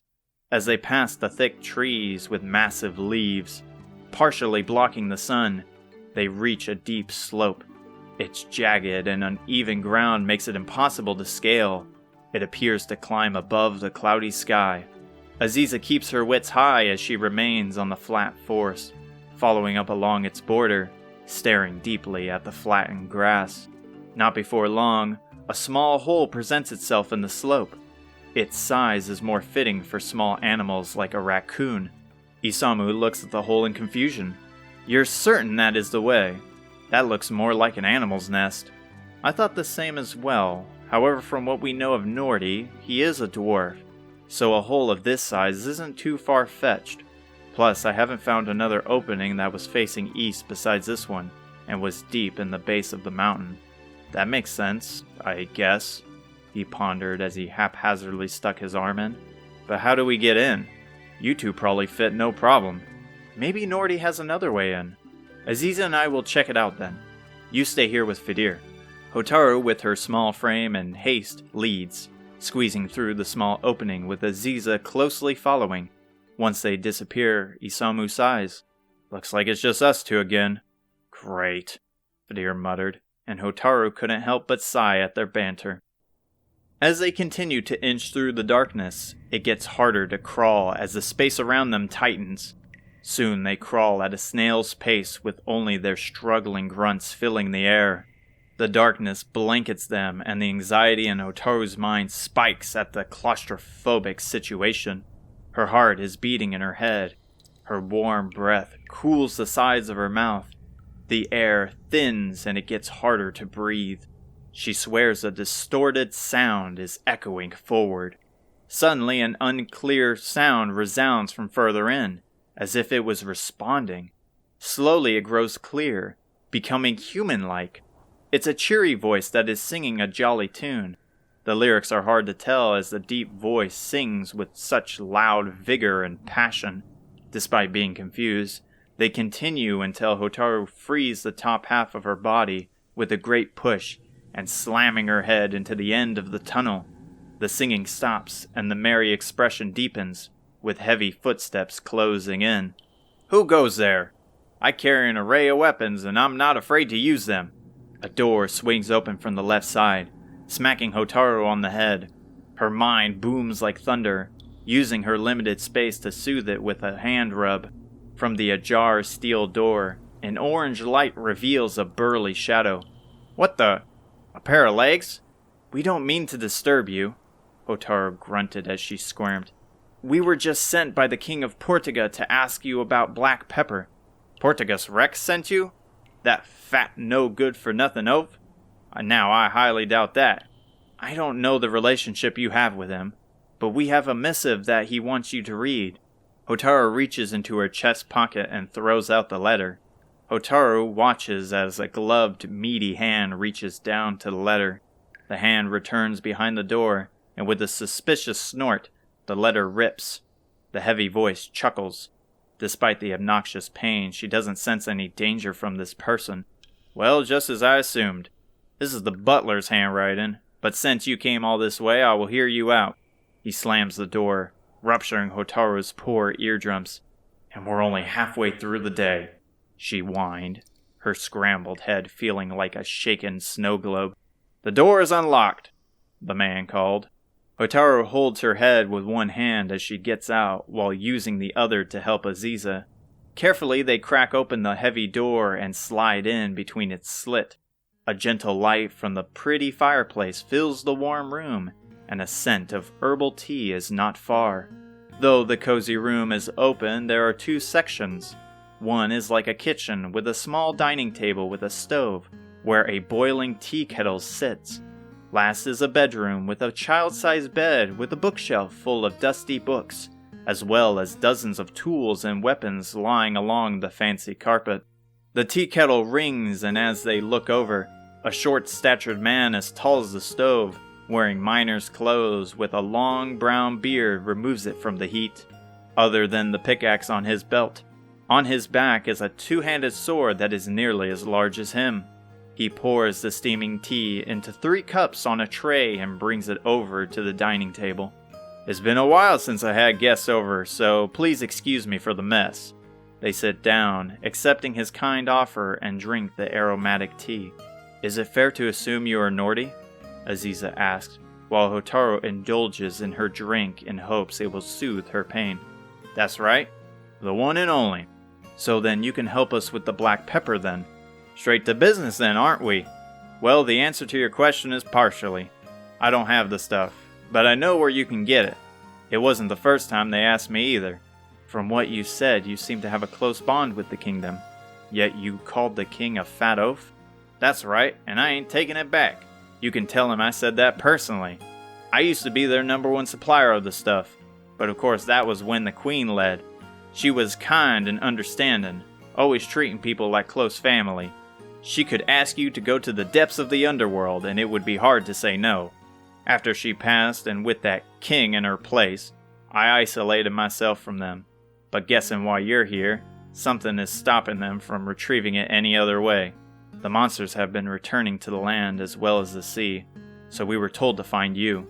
That would explain all the ruckus I hear at night, and the moaning from town. Anyway, back to the Black Pepper. To the east of here isn't much except farmland. However, what you are looking for is a town called BRRT. Most of the stores sell in large quantities for shipment. BRRT? Hotaru shouted. What's your problem, kid? Nordy scolded. You nearly gave me a heart attack. You nearly gave me a ruptured skull.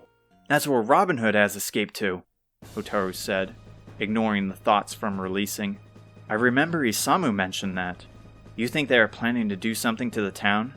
Aziza asked, gently setting her cup. I don't know, but we can't wait around until then. Hotaru sets her cup down and looks to Nordy. Thank you for the tea, but we have to hurry. Do you know a way to the other side? He stands up with a smirk and a fist bump to his chest. Of course I do. Just give me a moment. He leaves the table and steps over to the fireplace. He presses his boot onto a floor tile near the fire. In an instant, the flames extinguish, flips over and reveals another tunnel. Thankfully, this one is much larger than the entrance. Just follow it all the way down to the end and you will be out in no time. Thank you for the help, Nordy, Hotaru said as she gazed into the pitch-black pathway. As she thought the man was kind. The tea was also refreshing, but the thought of BRRT being in danger made her uneasy. Their next encounter with Robin Hood is closer than she thought. She may have all her friends by her side, but will it be enough? Part of her wants to heed Pimiko's warning, but she can't stand idly by as a town of innocent people suffer. Slow down, Hotaru. We can't just leave Isamu and Fadir behind. She stops, lifting her head back up with a nervous grin. I was just checking our next destination. If your friends are where you came from, I can help there as well, Nordy added as he marched over to his front door. As he opens the door to stare at the tiny burrow, he rolls up his dirty sleeves and grins. He slams his fist into the wall above with a devastating punch. The cave quakes, and the dirt tumbles onto the floor like snow. A crack echoes within the cave and soon reveals itself before him. He strikes the weakened wall again, and it breaks apart as if an explosion went off. He wipes his hands against his shirt, and as the dust settles, a glimmer of light reaches them from the outside. Hotaru gawks at the open path for a brief moment before turning back to Nordy. Why even carry a pickaxe if you can do that? It's a good luck charm. When you have a rock slide covering your front door every so often, you naturally get better at demolition. What was that? A startled voice at the end shouted. Hotaru regains her focus, shouting back, Isamu, we need to hurry. Did you do this? I will explain everything soon. Just come on already. Chapter 21. They ran as fast as they could to the town of the east. A worn sign reads BRRT, yet no one is there to greet them. The town is small like Corv, with their biggest building being a church at the northern end. As they follow the empty road, the shops are closed. The inn is completely vacant. Not a single soul roams the streets. Their worry sets in as they ponder. Were we too late? Hotaru thought. Her stomach feels like a sinking pit. She tries to keep a calm mind, relying on the others for hope. Could Robin Hood have already raided the town? Hotaru asked. It's a possibility, Aziza answered. But the grass and buildings are undisturbed. Surely bandits would have left destruction in their wake, unless they are far beyond that of normal ruffians. Then we should find their cave and get to the bottom of this. Her blood boils, her eyes narrow. With us four, it's time to bring the fight to them, she cried, her loud voice echoing in the barren streets. We can't. Remember what Grandma said? Trust me, sis. I want to as well. But they are ruthless and will kill us without a second thought. Maybe before. However, with all of us, they stand no chance this time. Gloom shrouds his face. Usually, Isamu is the first to jump at the thought of injustice. Pimiko's words likely weigh heavier for him. As long as she could remember, Isamu always took Pimiko's advice to heart, and it seems the older he got, the more committed he became. And what happens if you're wrong? I think it's best if we find this black pepper and cut our losses. She lowers her voice. I don't understand, Isamu. How is it you can say all these things when you yourself don't really believe them? Tell me the truth. Why can you throw your life in danger for the greater good? Because I'm not the one destined to bring peace back to the world. She holds her tongue. That is why? Because of his circumstances? Maybe it's not his blood that will save the world, but I can't do it alone. You're stupid to believe that, Isamu. Enough of this nonsense, Fidir cried. We're supposed to be on the same side.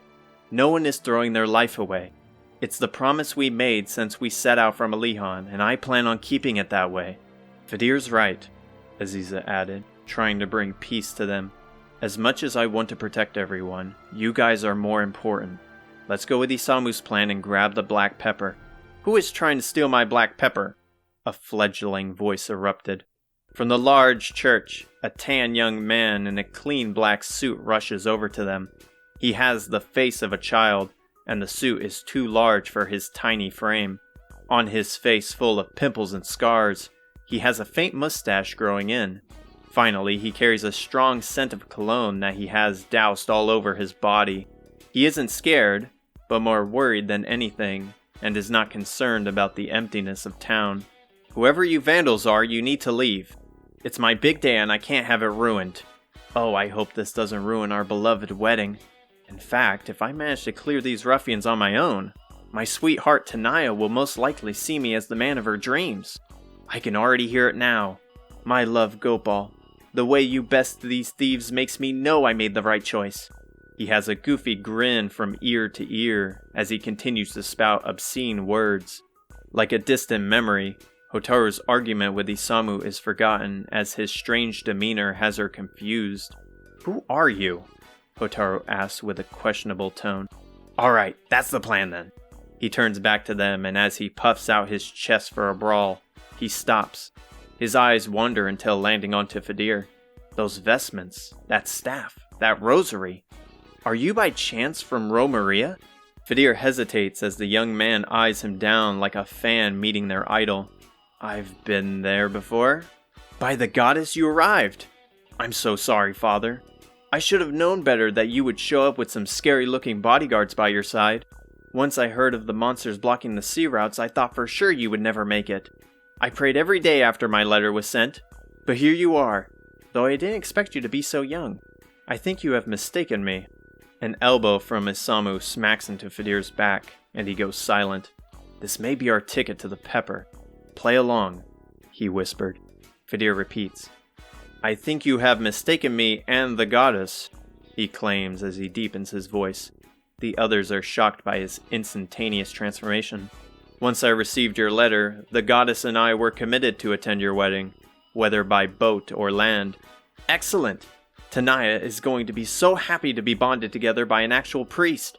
Please come quick, father. The ceremony is only a few minutes from now. Everyone in town is already seated. Of course your guards can come too. That's where everyone is? Hotaru screamed in her mind. Relief fills her heart, quickly followed by exhaustion. Moments ago, she was considering going into the heart of danger, and now she is attending a wedding. Her first one at that. Now she doesn't know what to think of. Are the bandits still close by? How is Fidir going to handle being a priest for a wedding? For a man of the goddess, he sure is quick to lie in order to get what he wants. From how fast those two responded, I could believe this was some elaborate prank they set up. She looks to Aziza in hopes of some clarity, but she is just as on board, standing tall with her hand on the sheath of her blade. Hold a moment, child. Fidir halts for a moment as his mind attempts to conjure a follow-up. Then surely we must discuss the payment of my service. I do not wish for coin, as the goddess and I could never take it from a loving couple. However, I seek this town's famous black pepper, and would like an instant shipment to the city of Portuga. That's an extremely generous trade, father. Truthfully, I didn't know how I was going to pay for all this. In fact, I'm practically in debt. Just don't tell Tanaya any of this. Well, it's settled then. Let's hurry already. He latches onto Fidir's arm like a mousetrap and drags him to the church. The illusion of his character breaks as he cries out to his allies, yet they simply watch their friend get dragged to the church. Guess we should have checked the buildings before making assumptions, Isamu said. Hotaru nervously chuckles. You know what they say about assumptions. Anyway, sorry for getting out of hand. No worries. It all got sorted out, right? Now we should probably join him before he gets eaten alive by that crowd. Right with you there. Though I wonder who the scary bodyguard he was referring to was. They return to their jolly spirit, leaving Aziza behind. Hotaru takes a quick glance back, and unlike Fidir, she is smiling. As kids, Aziza always enjoyed the banter and shenanigans from the two boys, Hotaru usually playing mediator. From the amount of times Hotaru has seen that childlike smile, Aziza could fill an entire photo album. This just happens to be another memory for her to keep. The bride and groom hold hands, staring lovingly into each other's eyes. Unlike the groom, the bride has smooth skin and a darker complexion. Her dress is covered in colorful jewels, and despite their gleam, her smile shines above all. As the lovebirds stare, Fidir is up on the stand behind a lectern, holding a heavy book of the goddess, covered in sweat and shaking. The book thankfully keeps him planted, but he knows he is way over his head. The church will never approve of this. Please forgive me, goddess. It was Isamu's fault. He pushed this path onto me. No, that's wrong of me. It was I who made the decision. Enough of this. I need to focus. As he looks over to find his friends sitting on the pews at the back of the church. They are discussing something which Fidir tries to zone in on for comfort, like a child looking to their parents in a play. He draws the attention of everyone attending. Their eyes weigh on him like an anvil, and their silence is uncanny. Even the humans on the stained, beautiful glass around the church walls are glaring. He manages to cough and clear his throat, finally finding the words. He has seen many weddings back at home and uses the knowledge to continue. This is no different than acting. Gopal and Tanaya, how lovely it is that I am the one to wed you together this day. Now I need the rings. Even with his shaky speech, they proceed with his orders. A well-dressed man and woman next to the bride and groom present a pair of rings. The rings are gold with beautiful gemstones. One is a clear white like the moon on a cloudless sky, while the other is a deep orange like the setting sun reflected off the ocean's waves. These two rings are circles, which means they are infinite when they are together, much like your love for one another.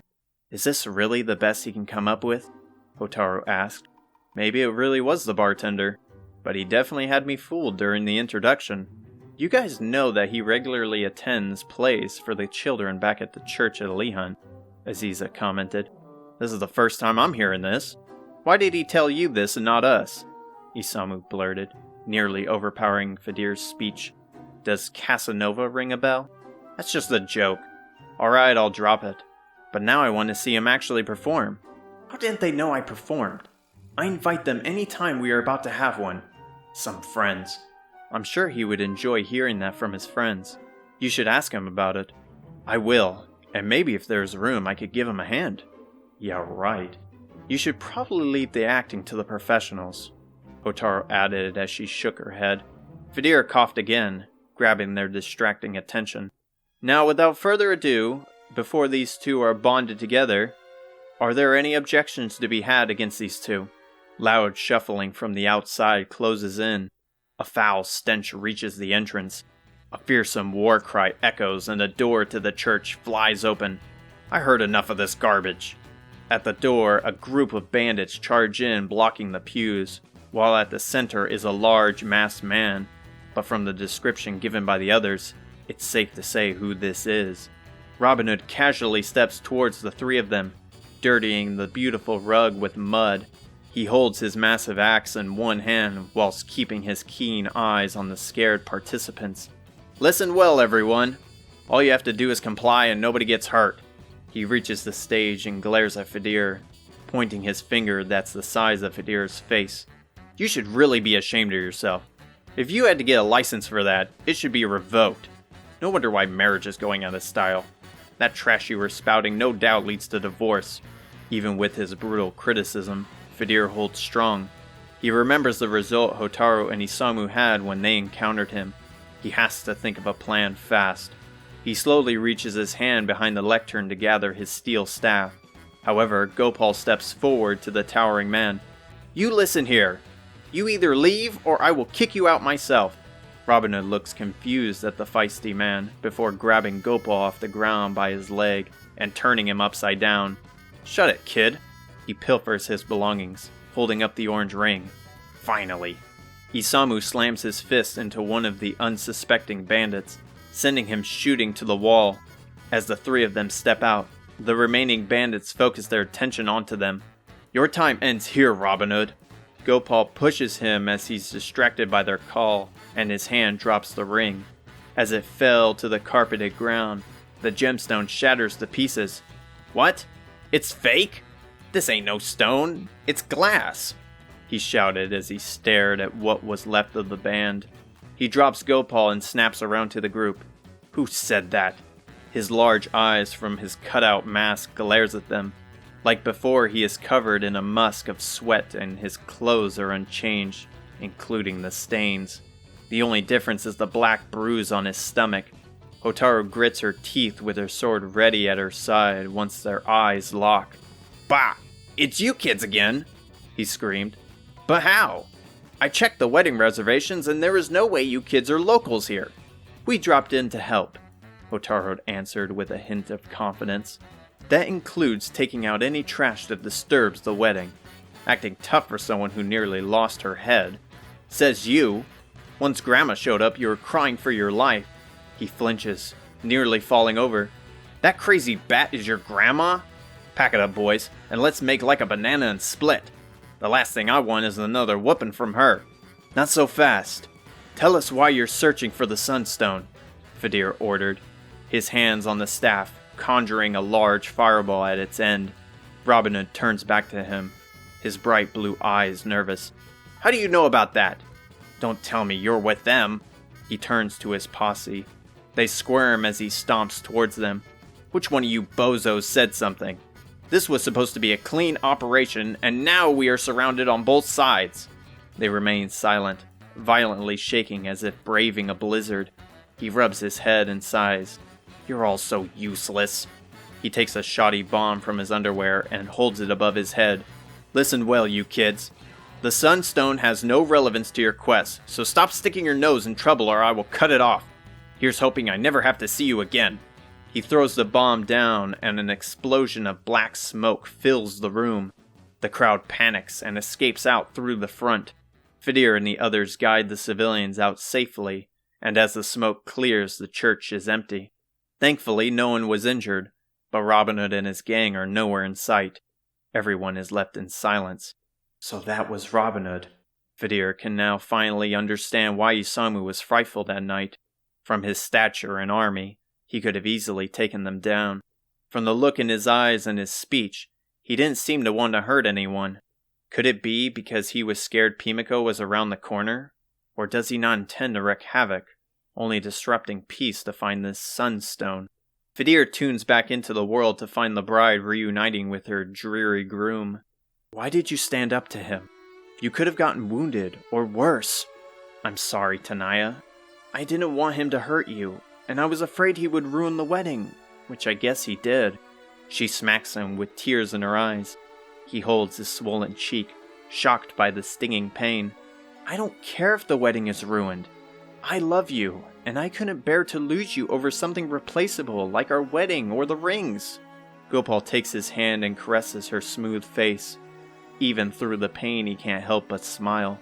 As their faces get close with love for each other still in their eyes, the crowd watches in awe. She plants a loving kiss on his lips. Chapter 22. The early morning sun shines upon them as they stand with weapons ready on the pier near Portuga's castle. It's quiet as the only sounds are the ocean's orange-hued waves colliding into the wooden platform. No one is around, nor are there any ships ported. On one side is Hotaru and Isamu, leaving Aziza and Fidir on the other end. "I'm ready when you are," Isamu taunted as he held out his clean fists. Fidir holds his staff close while Aziza takes the front. She withdraws 2 hidden daggers from her cloak and glares at him. Her eyes are mostly innocent, but now they pierce into Isamu like an apex predator in the night. Despite that, Isamu is calm, planted firm like an oak tree on the dark wood beneath him. She knows not to underestimate him or Hotaru. Their might can easily overpower both of them, but what they lack in power is replaced with skill and wit. Aziza knows a single opening is all she needs, and with Fidir's magic, it should be possible. She takes a deep breath, lunging forward, and he awaits her. Swiftly, he dodges her strikes while she does the same. Like a furious dance, they skirt around the perimeter, countering each other blow for blow. A green light envelops Aziza, and like a lightning bolt, she zips past his defenses with insane agility. Her body feels light like a feather. Her feet glide across the planks like ice. Nothing can impede her movement.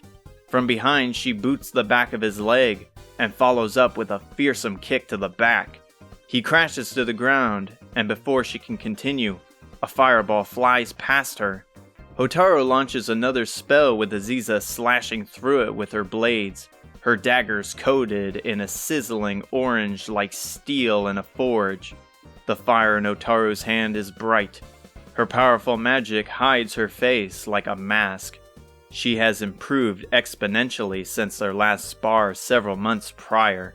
Though she has told Aziza about her lack of skill compared to the others, Hotaru has grown into an exceptional warrior. Distracted by the heat, large arms grasp her small waist from behind, and Isamu throws her backwards with a mighty roar.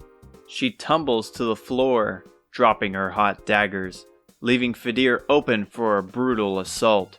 As Isamu charges in, Fidir flings balls of fire, gusts of violent winds, and shards of ice, yet he's left uninterrupted as he dodges them with ease. His fist slams into the steel staff, and the two attempt to push the other back, both gritting their teeth as they struggle. Hotaru jumps forward with a rapid slash into his staff, knocking him back. As they lunge forward to press the advantage, a light from the blue crystal atop the staff shines with a yellow light, like beaming rays from the sun. A blinding flash halts them, and Aziza throws her body into Hotaru, which dominoes into Isamu. Isamu bumbles into Hotaru's position, swinging his arms blindly forward in response. However, Aziza latches onto the outstretched arms like a baby koala to its mother. With the weight of her body, she flings him to the ground, pinning him by his arms. Hotaru, with impaired vision, charges into Fidir as he readies another spell. Caught by surprise and with a hasty strike, his staff shoots behind him, and with a bash of her shield to his face, he tumbles back. He holds his face as blood pours from his nose. Aziza is left speechless as blood spills on the wooden planks. "I yield! I yield!" he cried, holding out his arm as a makeshift shield. "I didn't mean to do that." Hotaru worries as she comforts him by aiding Fidir with her own healing magic. "I got so into it. I wasn't even thinking." Aziza removes herself from Isamu, running over with panic. "Is everything alright? I will be fine. Nothing that I haven't dealt with before. I knew we should have never done this. I should have pulled back when they started to close in on you. If this was a real fight, he would have been dead," Aziza believed, scared of the possible reality. Aziza struggles to aid her team when in the heat of battle. Her fighting style goes against such behavior, as it consists of finishing off her opponent with swift and precise strikes. She understands it's not the safest technique, but a dragged-out fight results in more casualties. It's a common occurrence in war. "Relax, Aziza," Isamu groaned as he lifted himself. "He said he was fine. Besides, what else were we supposed to do? Wait? Like a normal person? We aren't exactly normal people." Isamu reaches down to Fidir's staff and carefully hands it back to him. "Plus, it's been a while since we trained like this. It's good for the body, and also gauges how far we have come. If anything, you should be glad we only ended up with a nosebleed. I agree, Hotaru added. I thought from how it was set up, we would have the advantage. But you two together make quite the team. Not only is Aziza much faster than I thought, but that spell to increase her speed is incredible. Also, when did you get so good at disarming people? I have to thank Isamu for that. He brought up the idea of how smaller fighters are able to use the weight of their opponent against them, and learning a bit of martial arts fits well with me. Isamu may be oblivious to many things, but I find his techniques useful. I never know when I may have to resort to a fight without a weapon. Isamu? I can maybe understand him teaching you a few things, but those words sound more like grandma than anyone. You know, you can give me some credit sometimes. I'm not just some mindless fighter. I'm guessing all of that noise was coming from all of you? A calming voice sounded. They turned their heads to a doorway to the castle to find the old gentleman butler. His smile radiates like the stars as he scans the surrounding area. Looks like your little sparring match caused quite a bit of damage. As they look to the battleground, the wooden floor is cracked with several burnt spots from the many fireballs. Only now, as they see it, does the terrible smell of burnt wood fill their noses. I hope we don't have to pay for this, Aziza muttered to herself. We are so sorry, Hotaru said, acting as a child getting caught. We promised to clean this up right away. Nonsense. You all have already done so much for our kingdom. We couldn't possibly task you with something so meager. Fidir removes the light green healing spell from his face. Are you certain it's enough? If we have to, we can zoom back to Baharata for more black pepper. While I suppose having the full shipment would have been ideal, the amount you managed to carry for the time being will suffice. Anyway, I have more important matters to discuss. Your reward is waiting by the wharf in the harbor district. Finally! I hope it's a fat sum of gold. I hope so too, Aziza added to Isamu's wish. After all the food we bought, we are pretty dry on currency. In fact, before their spar, she only ate a light snack. Whenever she finds the time, she is always snacking away at whatever goodies she carries in her small satchel. While mostly candies, she has stocked up various delectable treats from the vendors. She enjoys trying new foods. It was one of the few things she remembers in her youth with her family. She would play in the nearby forest and come home to find baked bread from her mother, or bags of fruits or nuts her father brought. Why would we have to go to the wharf for a large sum of coins? Fidir questioned, rolling his eyes, pulling the daydreaming girl back to reality. The warm morning sun fully rises above the city. As the group arrives at the harbor district, many large ships are ported on the large wharf. Once the gangways are deployed, large sailors unload their cargo onto nearby carriages that ride into town. Their loud grunts and the horses' snorts swarm the air, as well as strict commands from their captains. As they wander around completely lost, breathing in and tasting the calming salt from the beautiful sea, a familiar voice calls out to them, and Hotaru finds herself smiling once her red dress is spotted. Grandma! Hotaru and Isamu cry out. She holds out her arms as her grandkids jump into them. As they hold her tight, she caresses their heads. Her scent is that of the sea, with a mix of a familiar home. You poor things. It must have been hard for you by the way you are holding on to me. You have no idea, Grandma. Me and Fidir fought these mummies in a pyramid, and then we found an ancient spirit who held the magic key, and then we met the queen. Calm yourself, dear, she interrupts, planting a soft kiss on his head. Once we go over your reward, I would love to hear in detail all of your stories. No matter how old he gets, he will always be her little baby, Hotaru thought, completely ignorant to the way she holds her tight. So was it your plan to have us fetch the king his pepper all along? Aziza asked, with Fidir joining her. While happy, she is not as excited as either of the two. But she is right. Why was she not present at the gate like she said? My apologies for not following through on my promise. Important matters arose in Japan. It was a rather hasty request I had set for you kids, but it worked out in the end.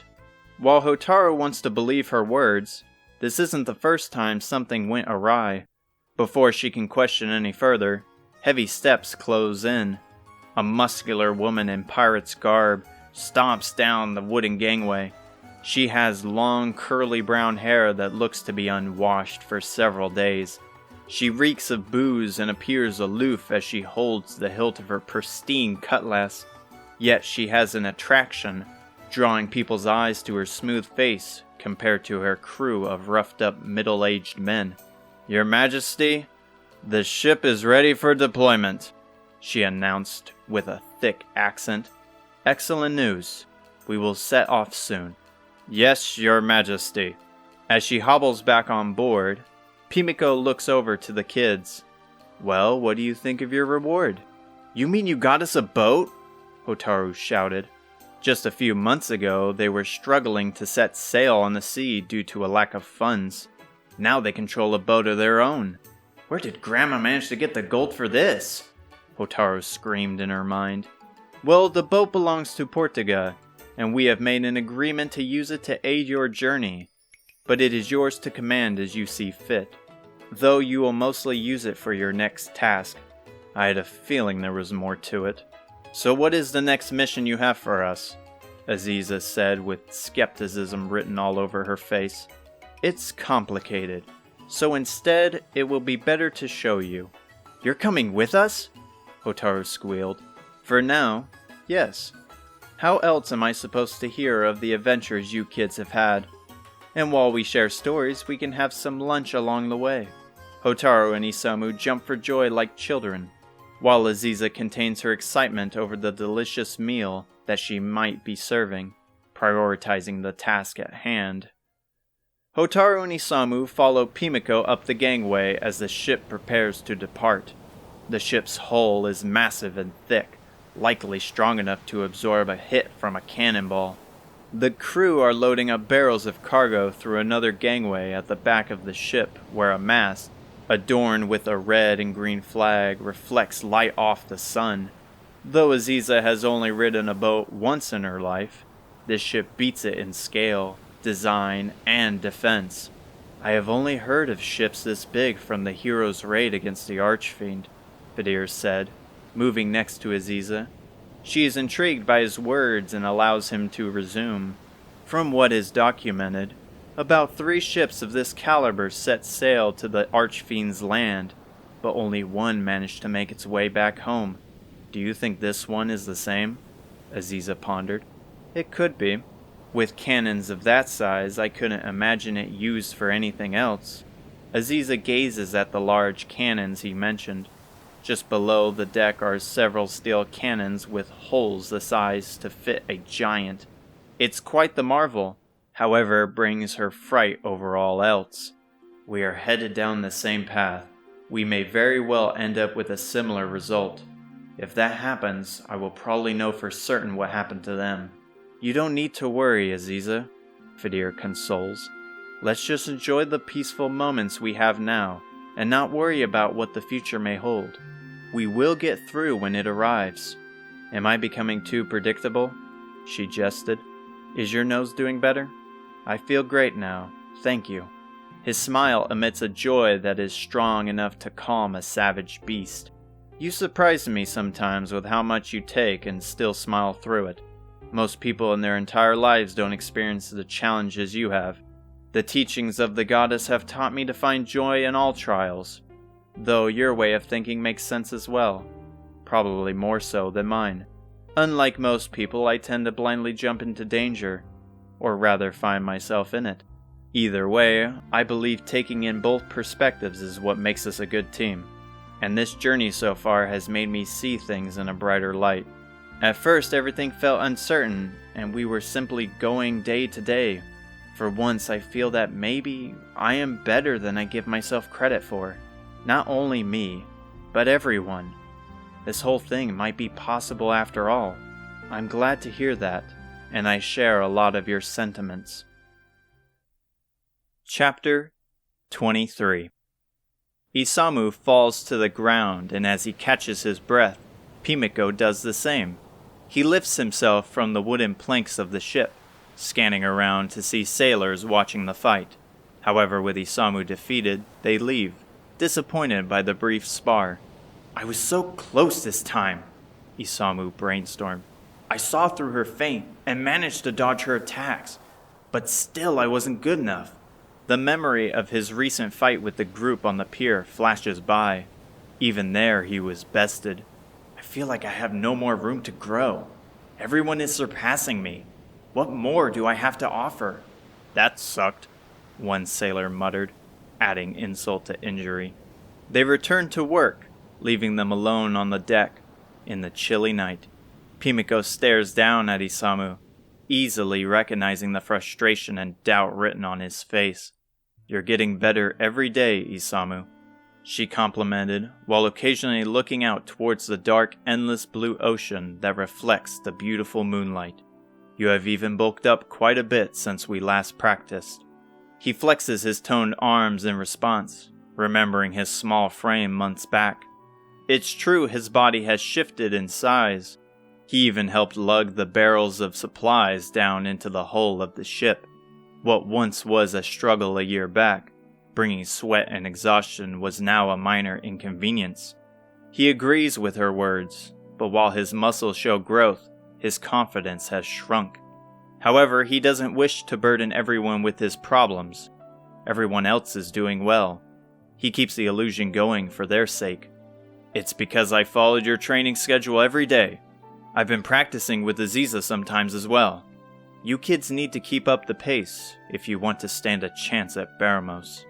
Her tone is as cold as the sea breeze. Every day the name becomes more frightening. Every encounter, every trial they have faced has been successful, yet how much of it was luck? Every victory hasn't been clean, only achieved by the skin of their teeth. Many times his life was near its end, and from Pimiko's worry, how was Isamu supposed to push himself forward into danger? He couldn't even land a strike on her, and she is the strongest person he knows, looks up to. He had to somehow surpass her in a matter of time which was rapidly fading. "I know," he answered. Isamu walks over to the railing, staring at the calming waves, breathing in the fresh salty air. At least now they had peace. "What is it that troubles you?" He hesitates. "Is it wrong to save others if I put myself in danger?" "You speak of the actions you committed to save Fidir's life. Not only was it reckless, but also foolish." "But he would have died, and so would you, if not for fortunate luck. You, Aziza, and Fidir have pledged yourselves to keeping Hotaru safe until Baramos has been vanquished. Your reasonings make sense. Regardless, she is your top priority on this quest. Is it true that she is the only one capable of winning against Baramos? Is there really nothing more that I can do? That is the way things are. It's not only in her history, but her blood. It's not fair!" He slammed his fist on the wooden railing. "Just because we don't share blood means we are simply pawns? I refuse for any of us to die just because Hotaru is the only one who must reach the finish line. And yet you are so quick to throw away your life."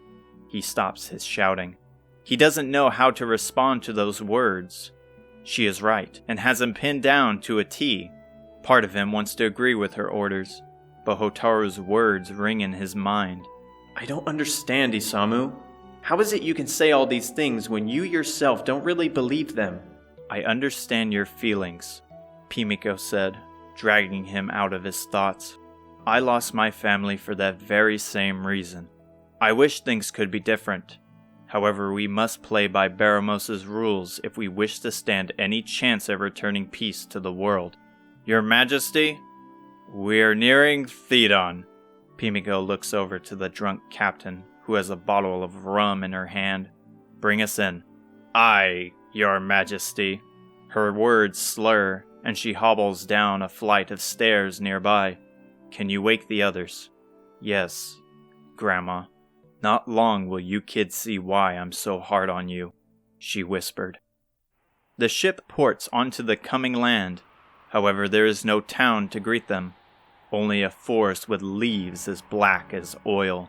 As the gangway drops, a fearsome roar echoes in the night. Its heavy bellow strikes deep in their core, and looking up halts them completely. In the far distance are several winged beasts such as gargoyles, chimeras, and dragons circling above a huge volcano that produces a black smoke coating the sky. The land past the volcano is known as Necrogon, Baramos' lair. However, there is much more that must be shown to you. Pimiko steps down the gangway, slowly traversing through the black forest.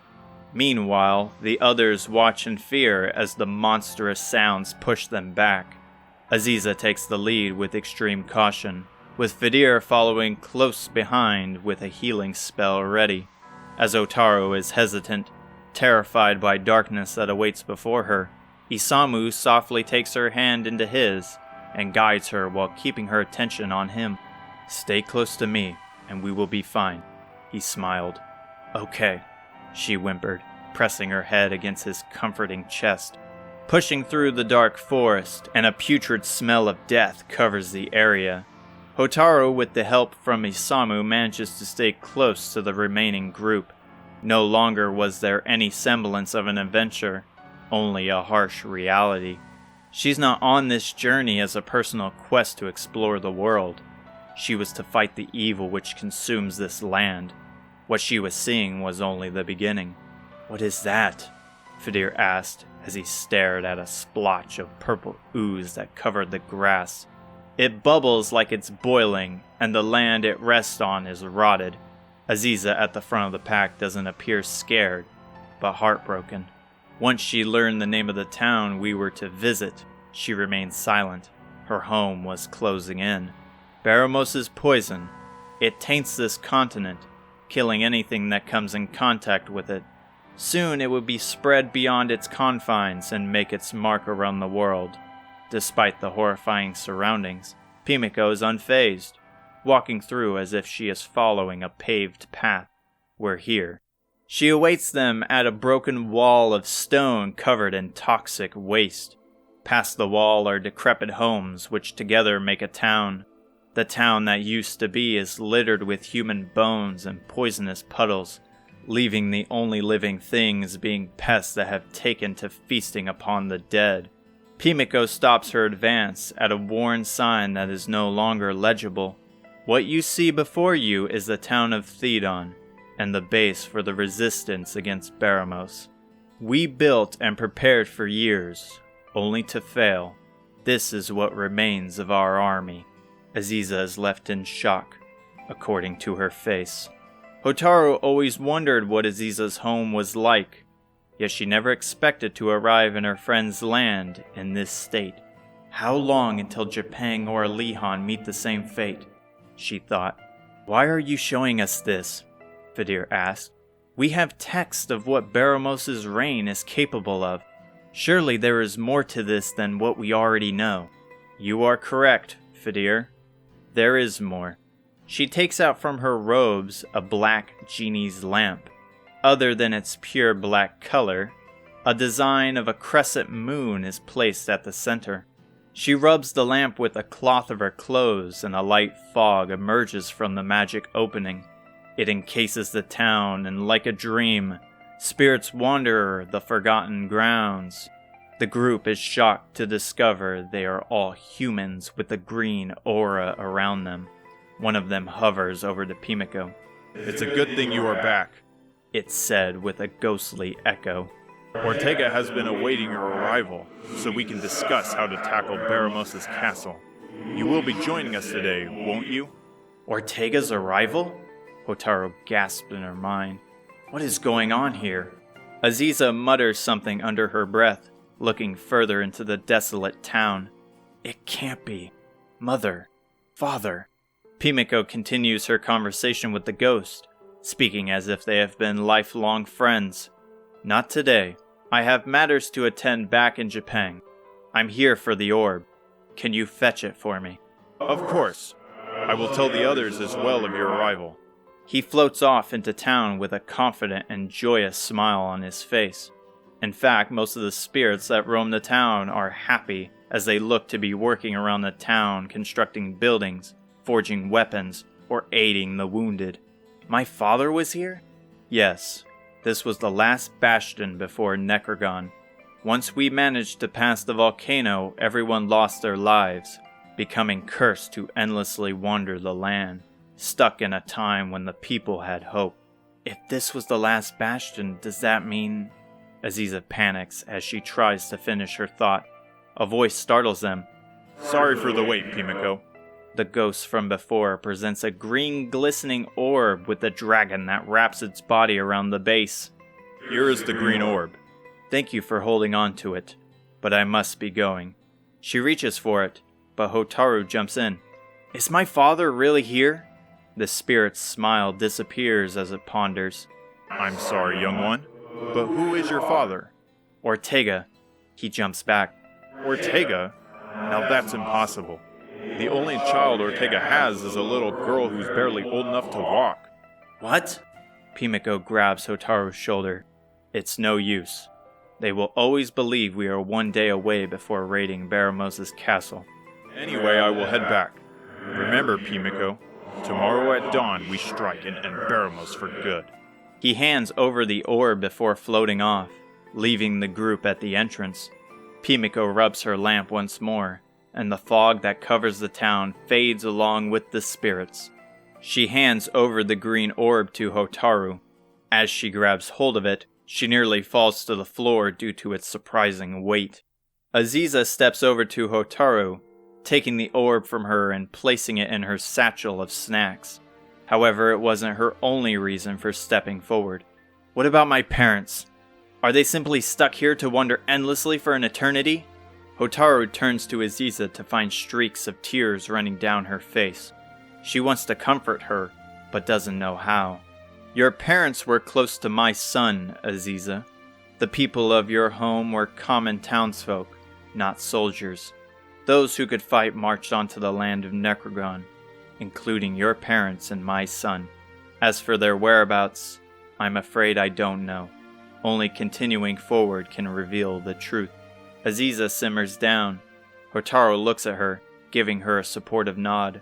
They look at each other, knowing they share a similar situation. Now for your next mission. Pimiko glares at them like a general at war. Scattered across the land are 6 orbs. This is one of them, with the others similar in design, but different in color. Gather the remaining orbs and meet with me in Japan. That's insane, Isamu blurted. There are 5 more of these things and we don't even know where they could be. I mean, we're talking about the whole world here. I will aid you in whatever way I can, but unfortunately, I do not know of any at the moment. However, some may be closer than you think. The crew will likely know more details about your next voyage. And you're not coming with us? I'm sorry. This is as far as I go. I will contact you when I discover more about their location. She puts her hand up, trapping herself in a blue familiar spell. I'm so proud of how far you kids have come, though your quest has now just begun. Continue to grow strong, and remember, Hotaru, keep your wits high, your heart strong, and be prepared to discover the truth. Pimiko disappears in an opaque blue light and zooms out of the continent in a flash, leaving behind an eruption of wind. We should have known it wouldn't have been easy, Isamu complained. Fidir attempts to brighten the mood, even though everyone looks ready to attend a funeral. Well, we know what has to be done. However, with a boat, who knows what we may find? His optimistic views scatter in the wind, and the deathly sounds of the monster's echo overtake his message. I appreciate the enthusiasm, Isamu commented. A disturbing sound of a gun cocks back. You're not going anywhere. The voice is harsh and monotone like an assassin. Footsteps shuffled into place, and suddenly a swarm of sailors surrounded them with cutlasses or flintlock pistols pointed at them. They turned to the origin of the voice to find the captain of the ship. She has a devious grin on her face as her finger is on the trigger. Her stance is still, and her eyes are sharp like an eagle. Don't make any hasty moves if you value your lives. Why are you doing this? Hotaru shouted. confused by the whole ordeal. Moments ago, she was drunk to the point of complete lack of motor skills. Now she holds her gun with a killer's resolve. You were on the Queen's side. Was she faking the whole time? Why now of all times? It was hard for her to believe, but the thought crossed her mind. Did Grandma do this? Well, she ain't here, is she? And I don't take orders from little runts. Isamu rushes forward, but a bullet hits the ground near his feet. I said don't try anything stupid. Men, grab them. The burly sailors close in, taking Hotaru, Aziza, and Fidir with ease, while Isamu fends them off. Isamu, don't do this! Hotaru cries out, and immediately the handle of a cutlass slams into his head, knocking him out cold. A bag covers her face. The darkness consumes her.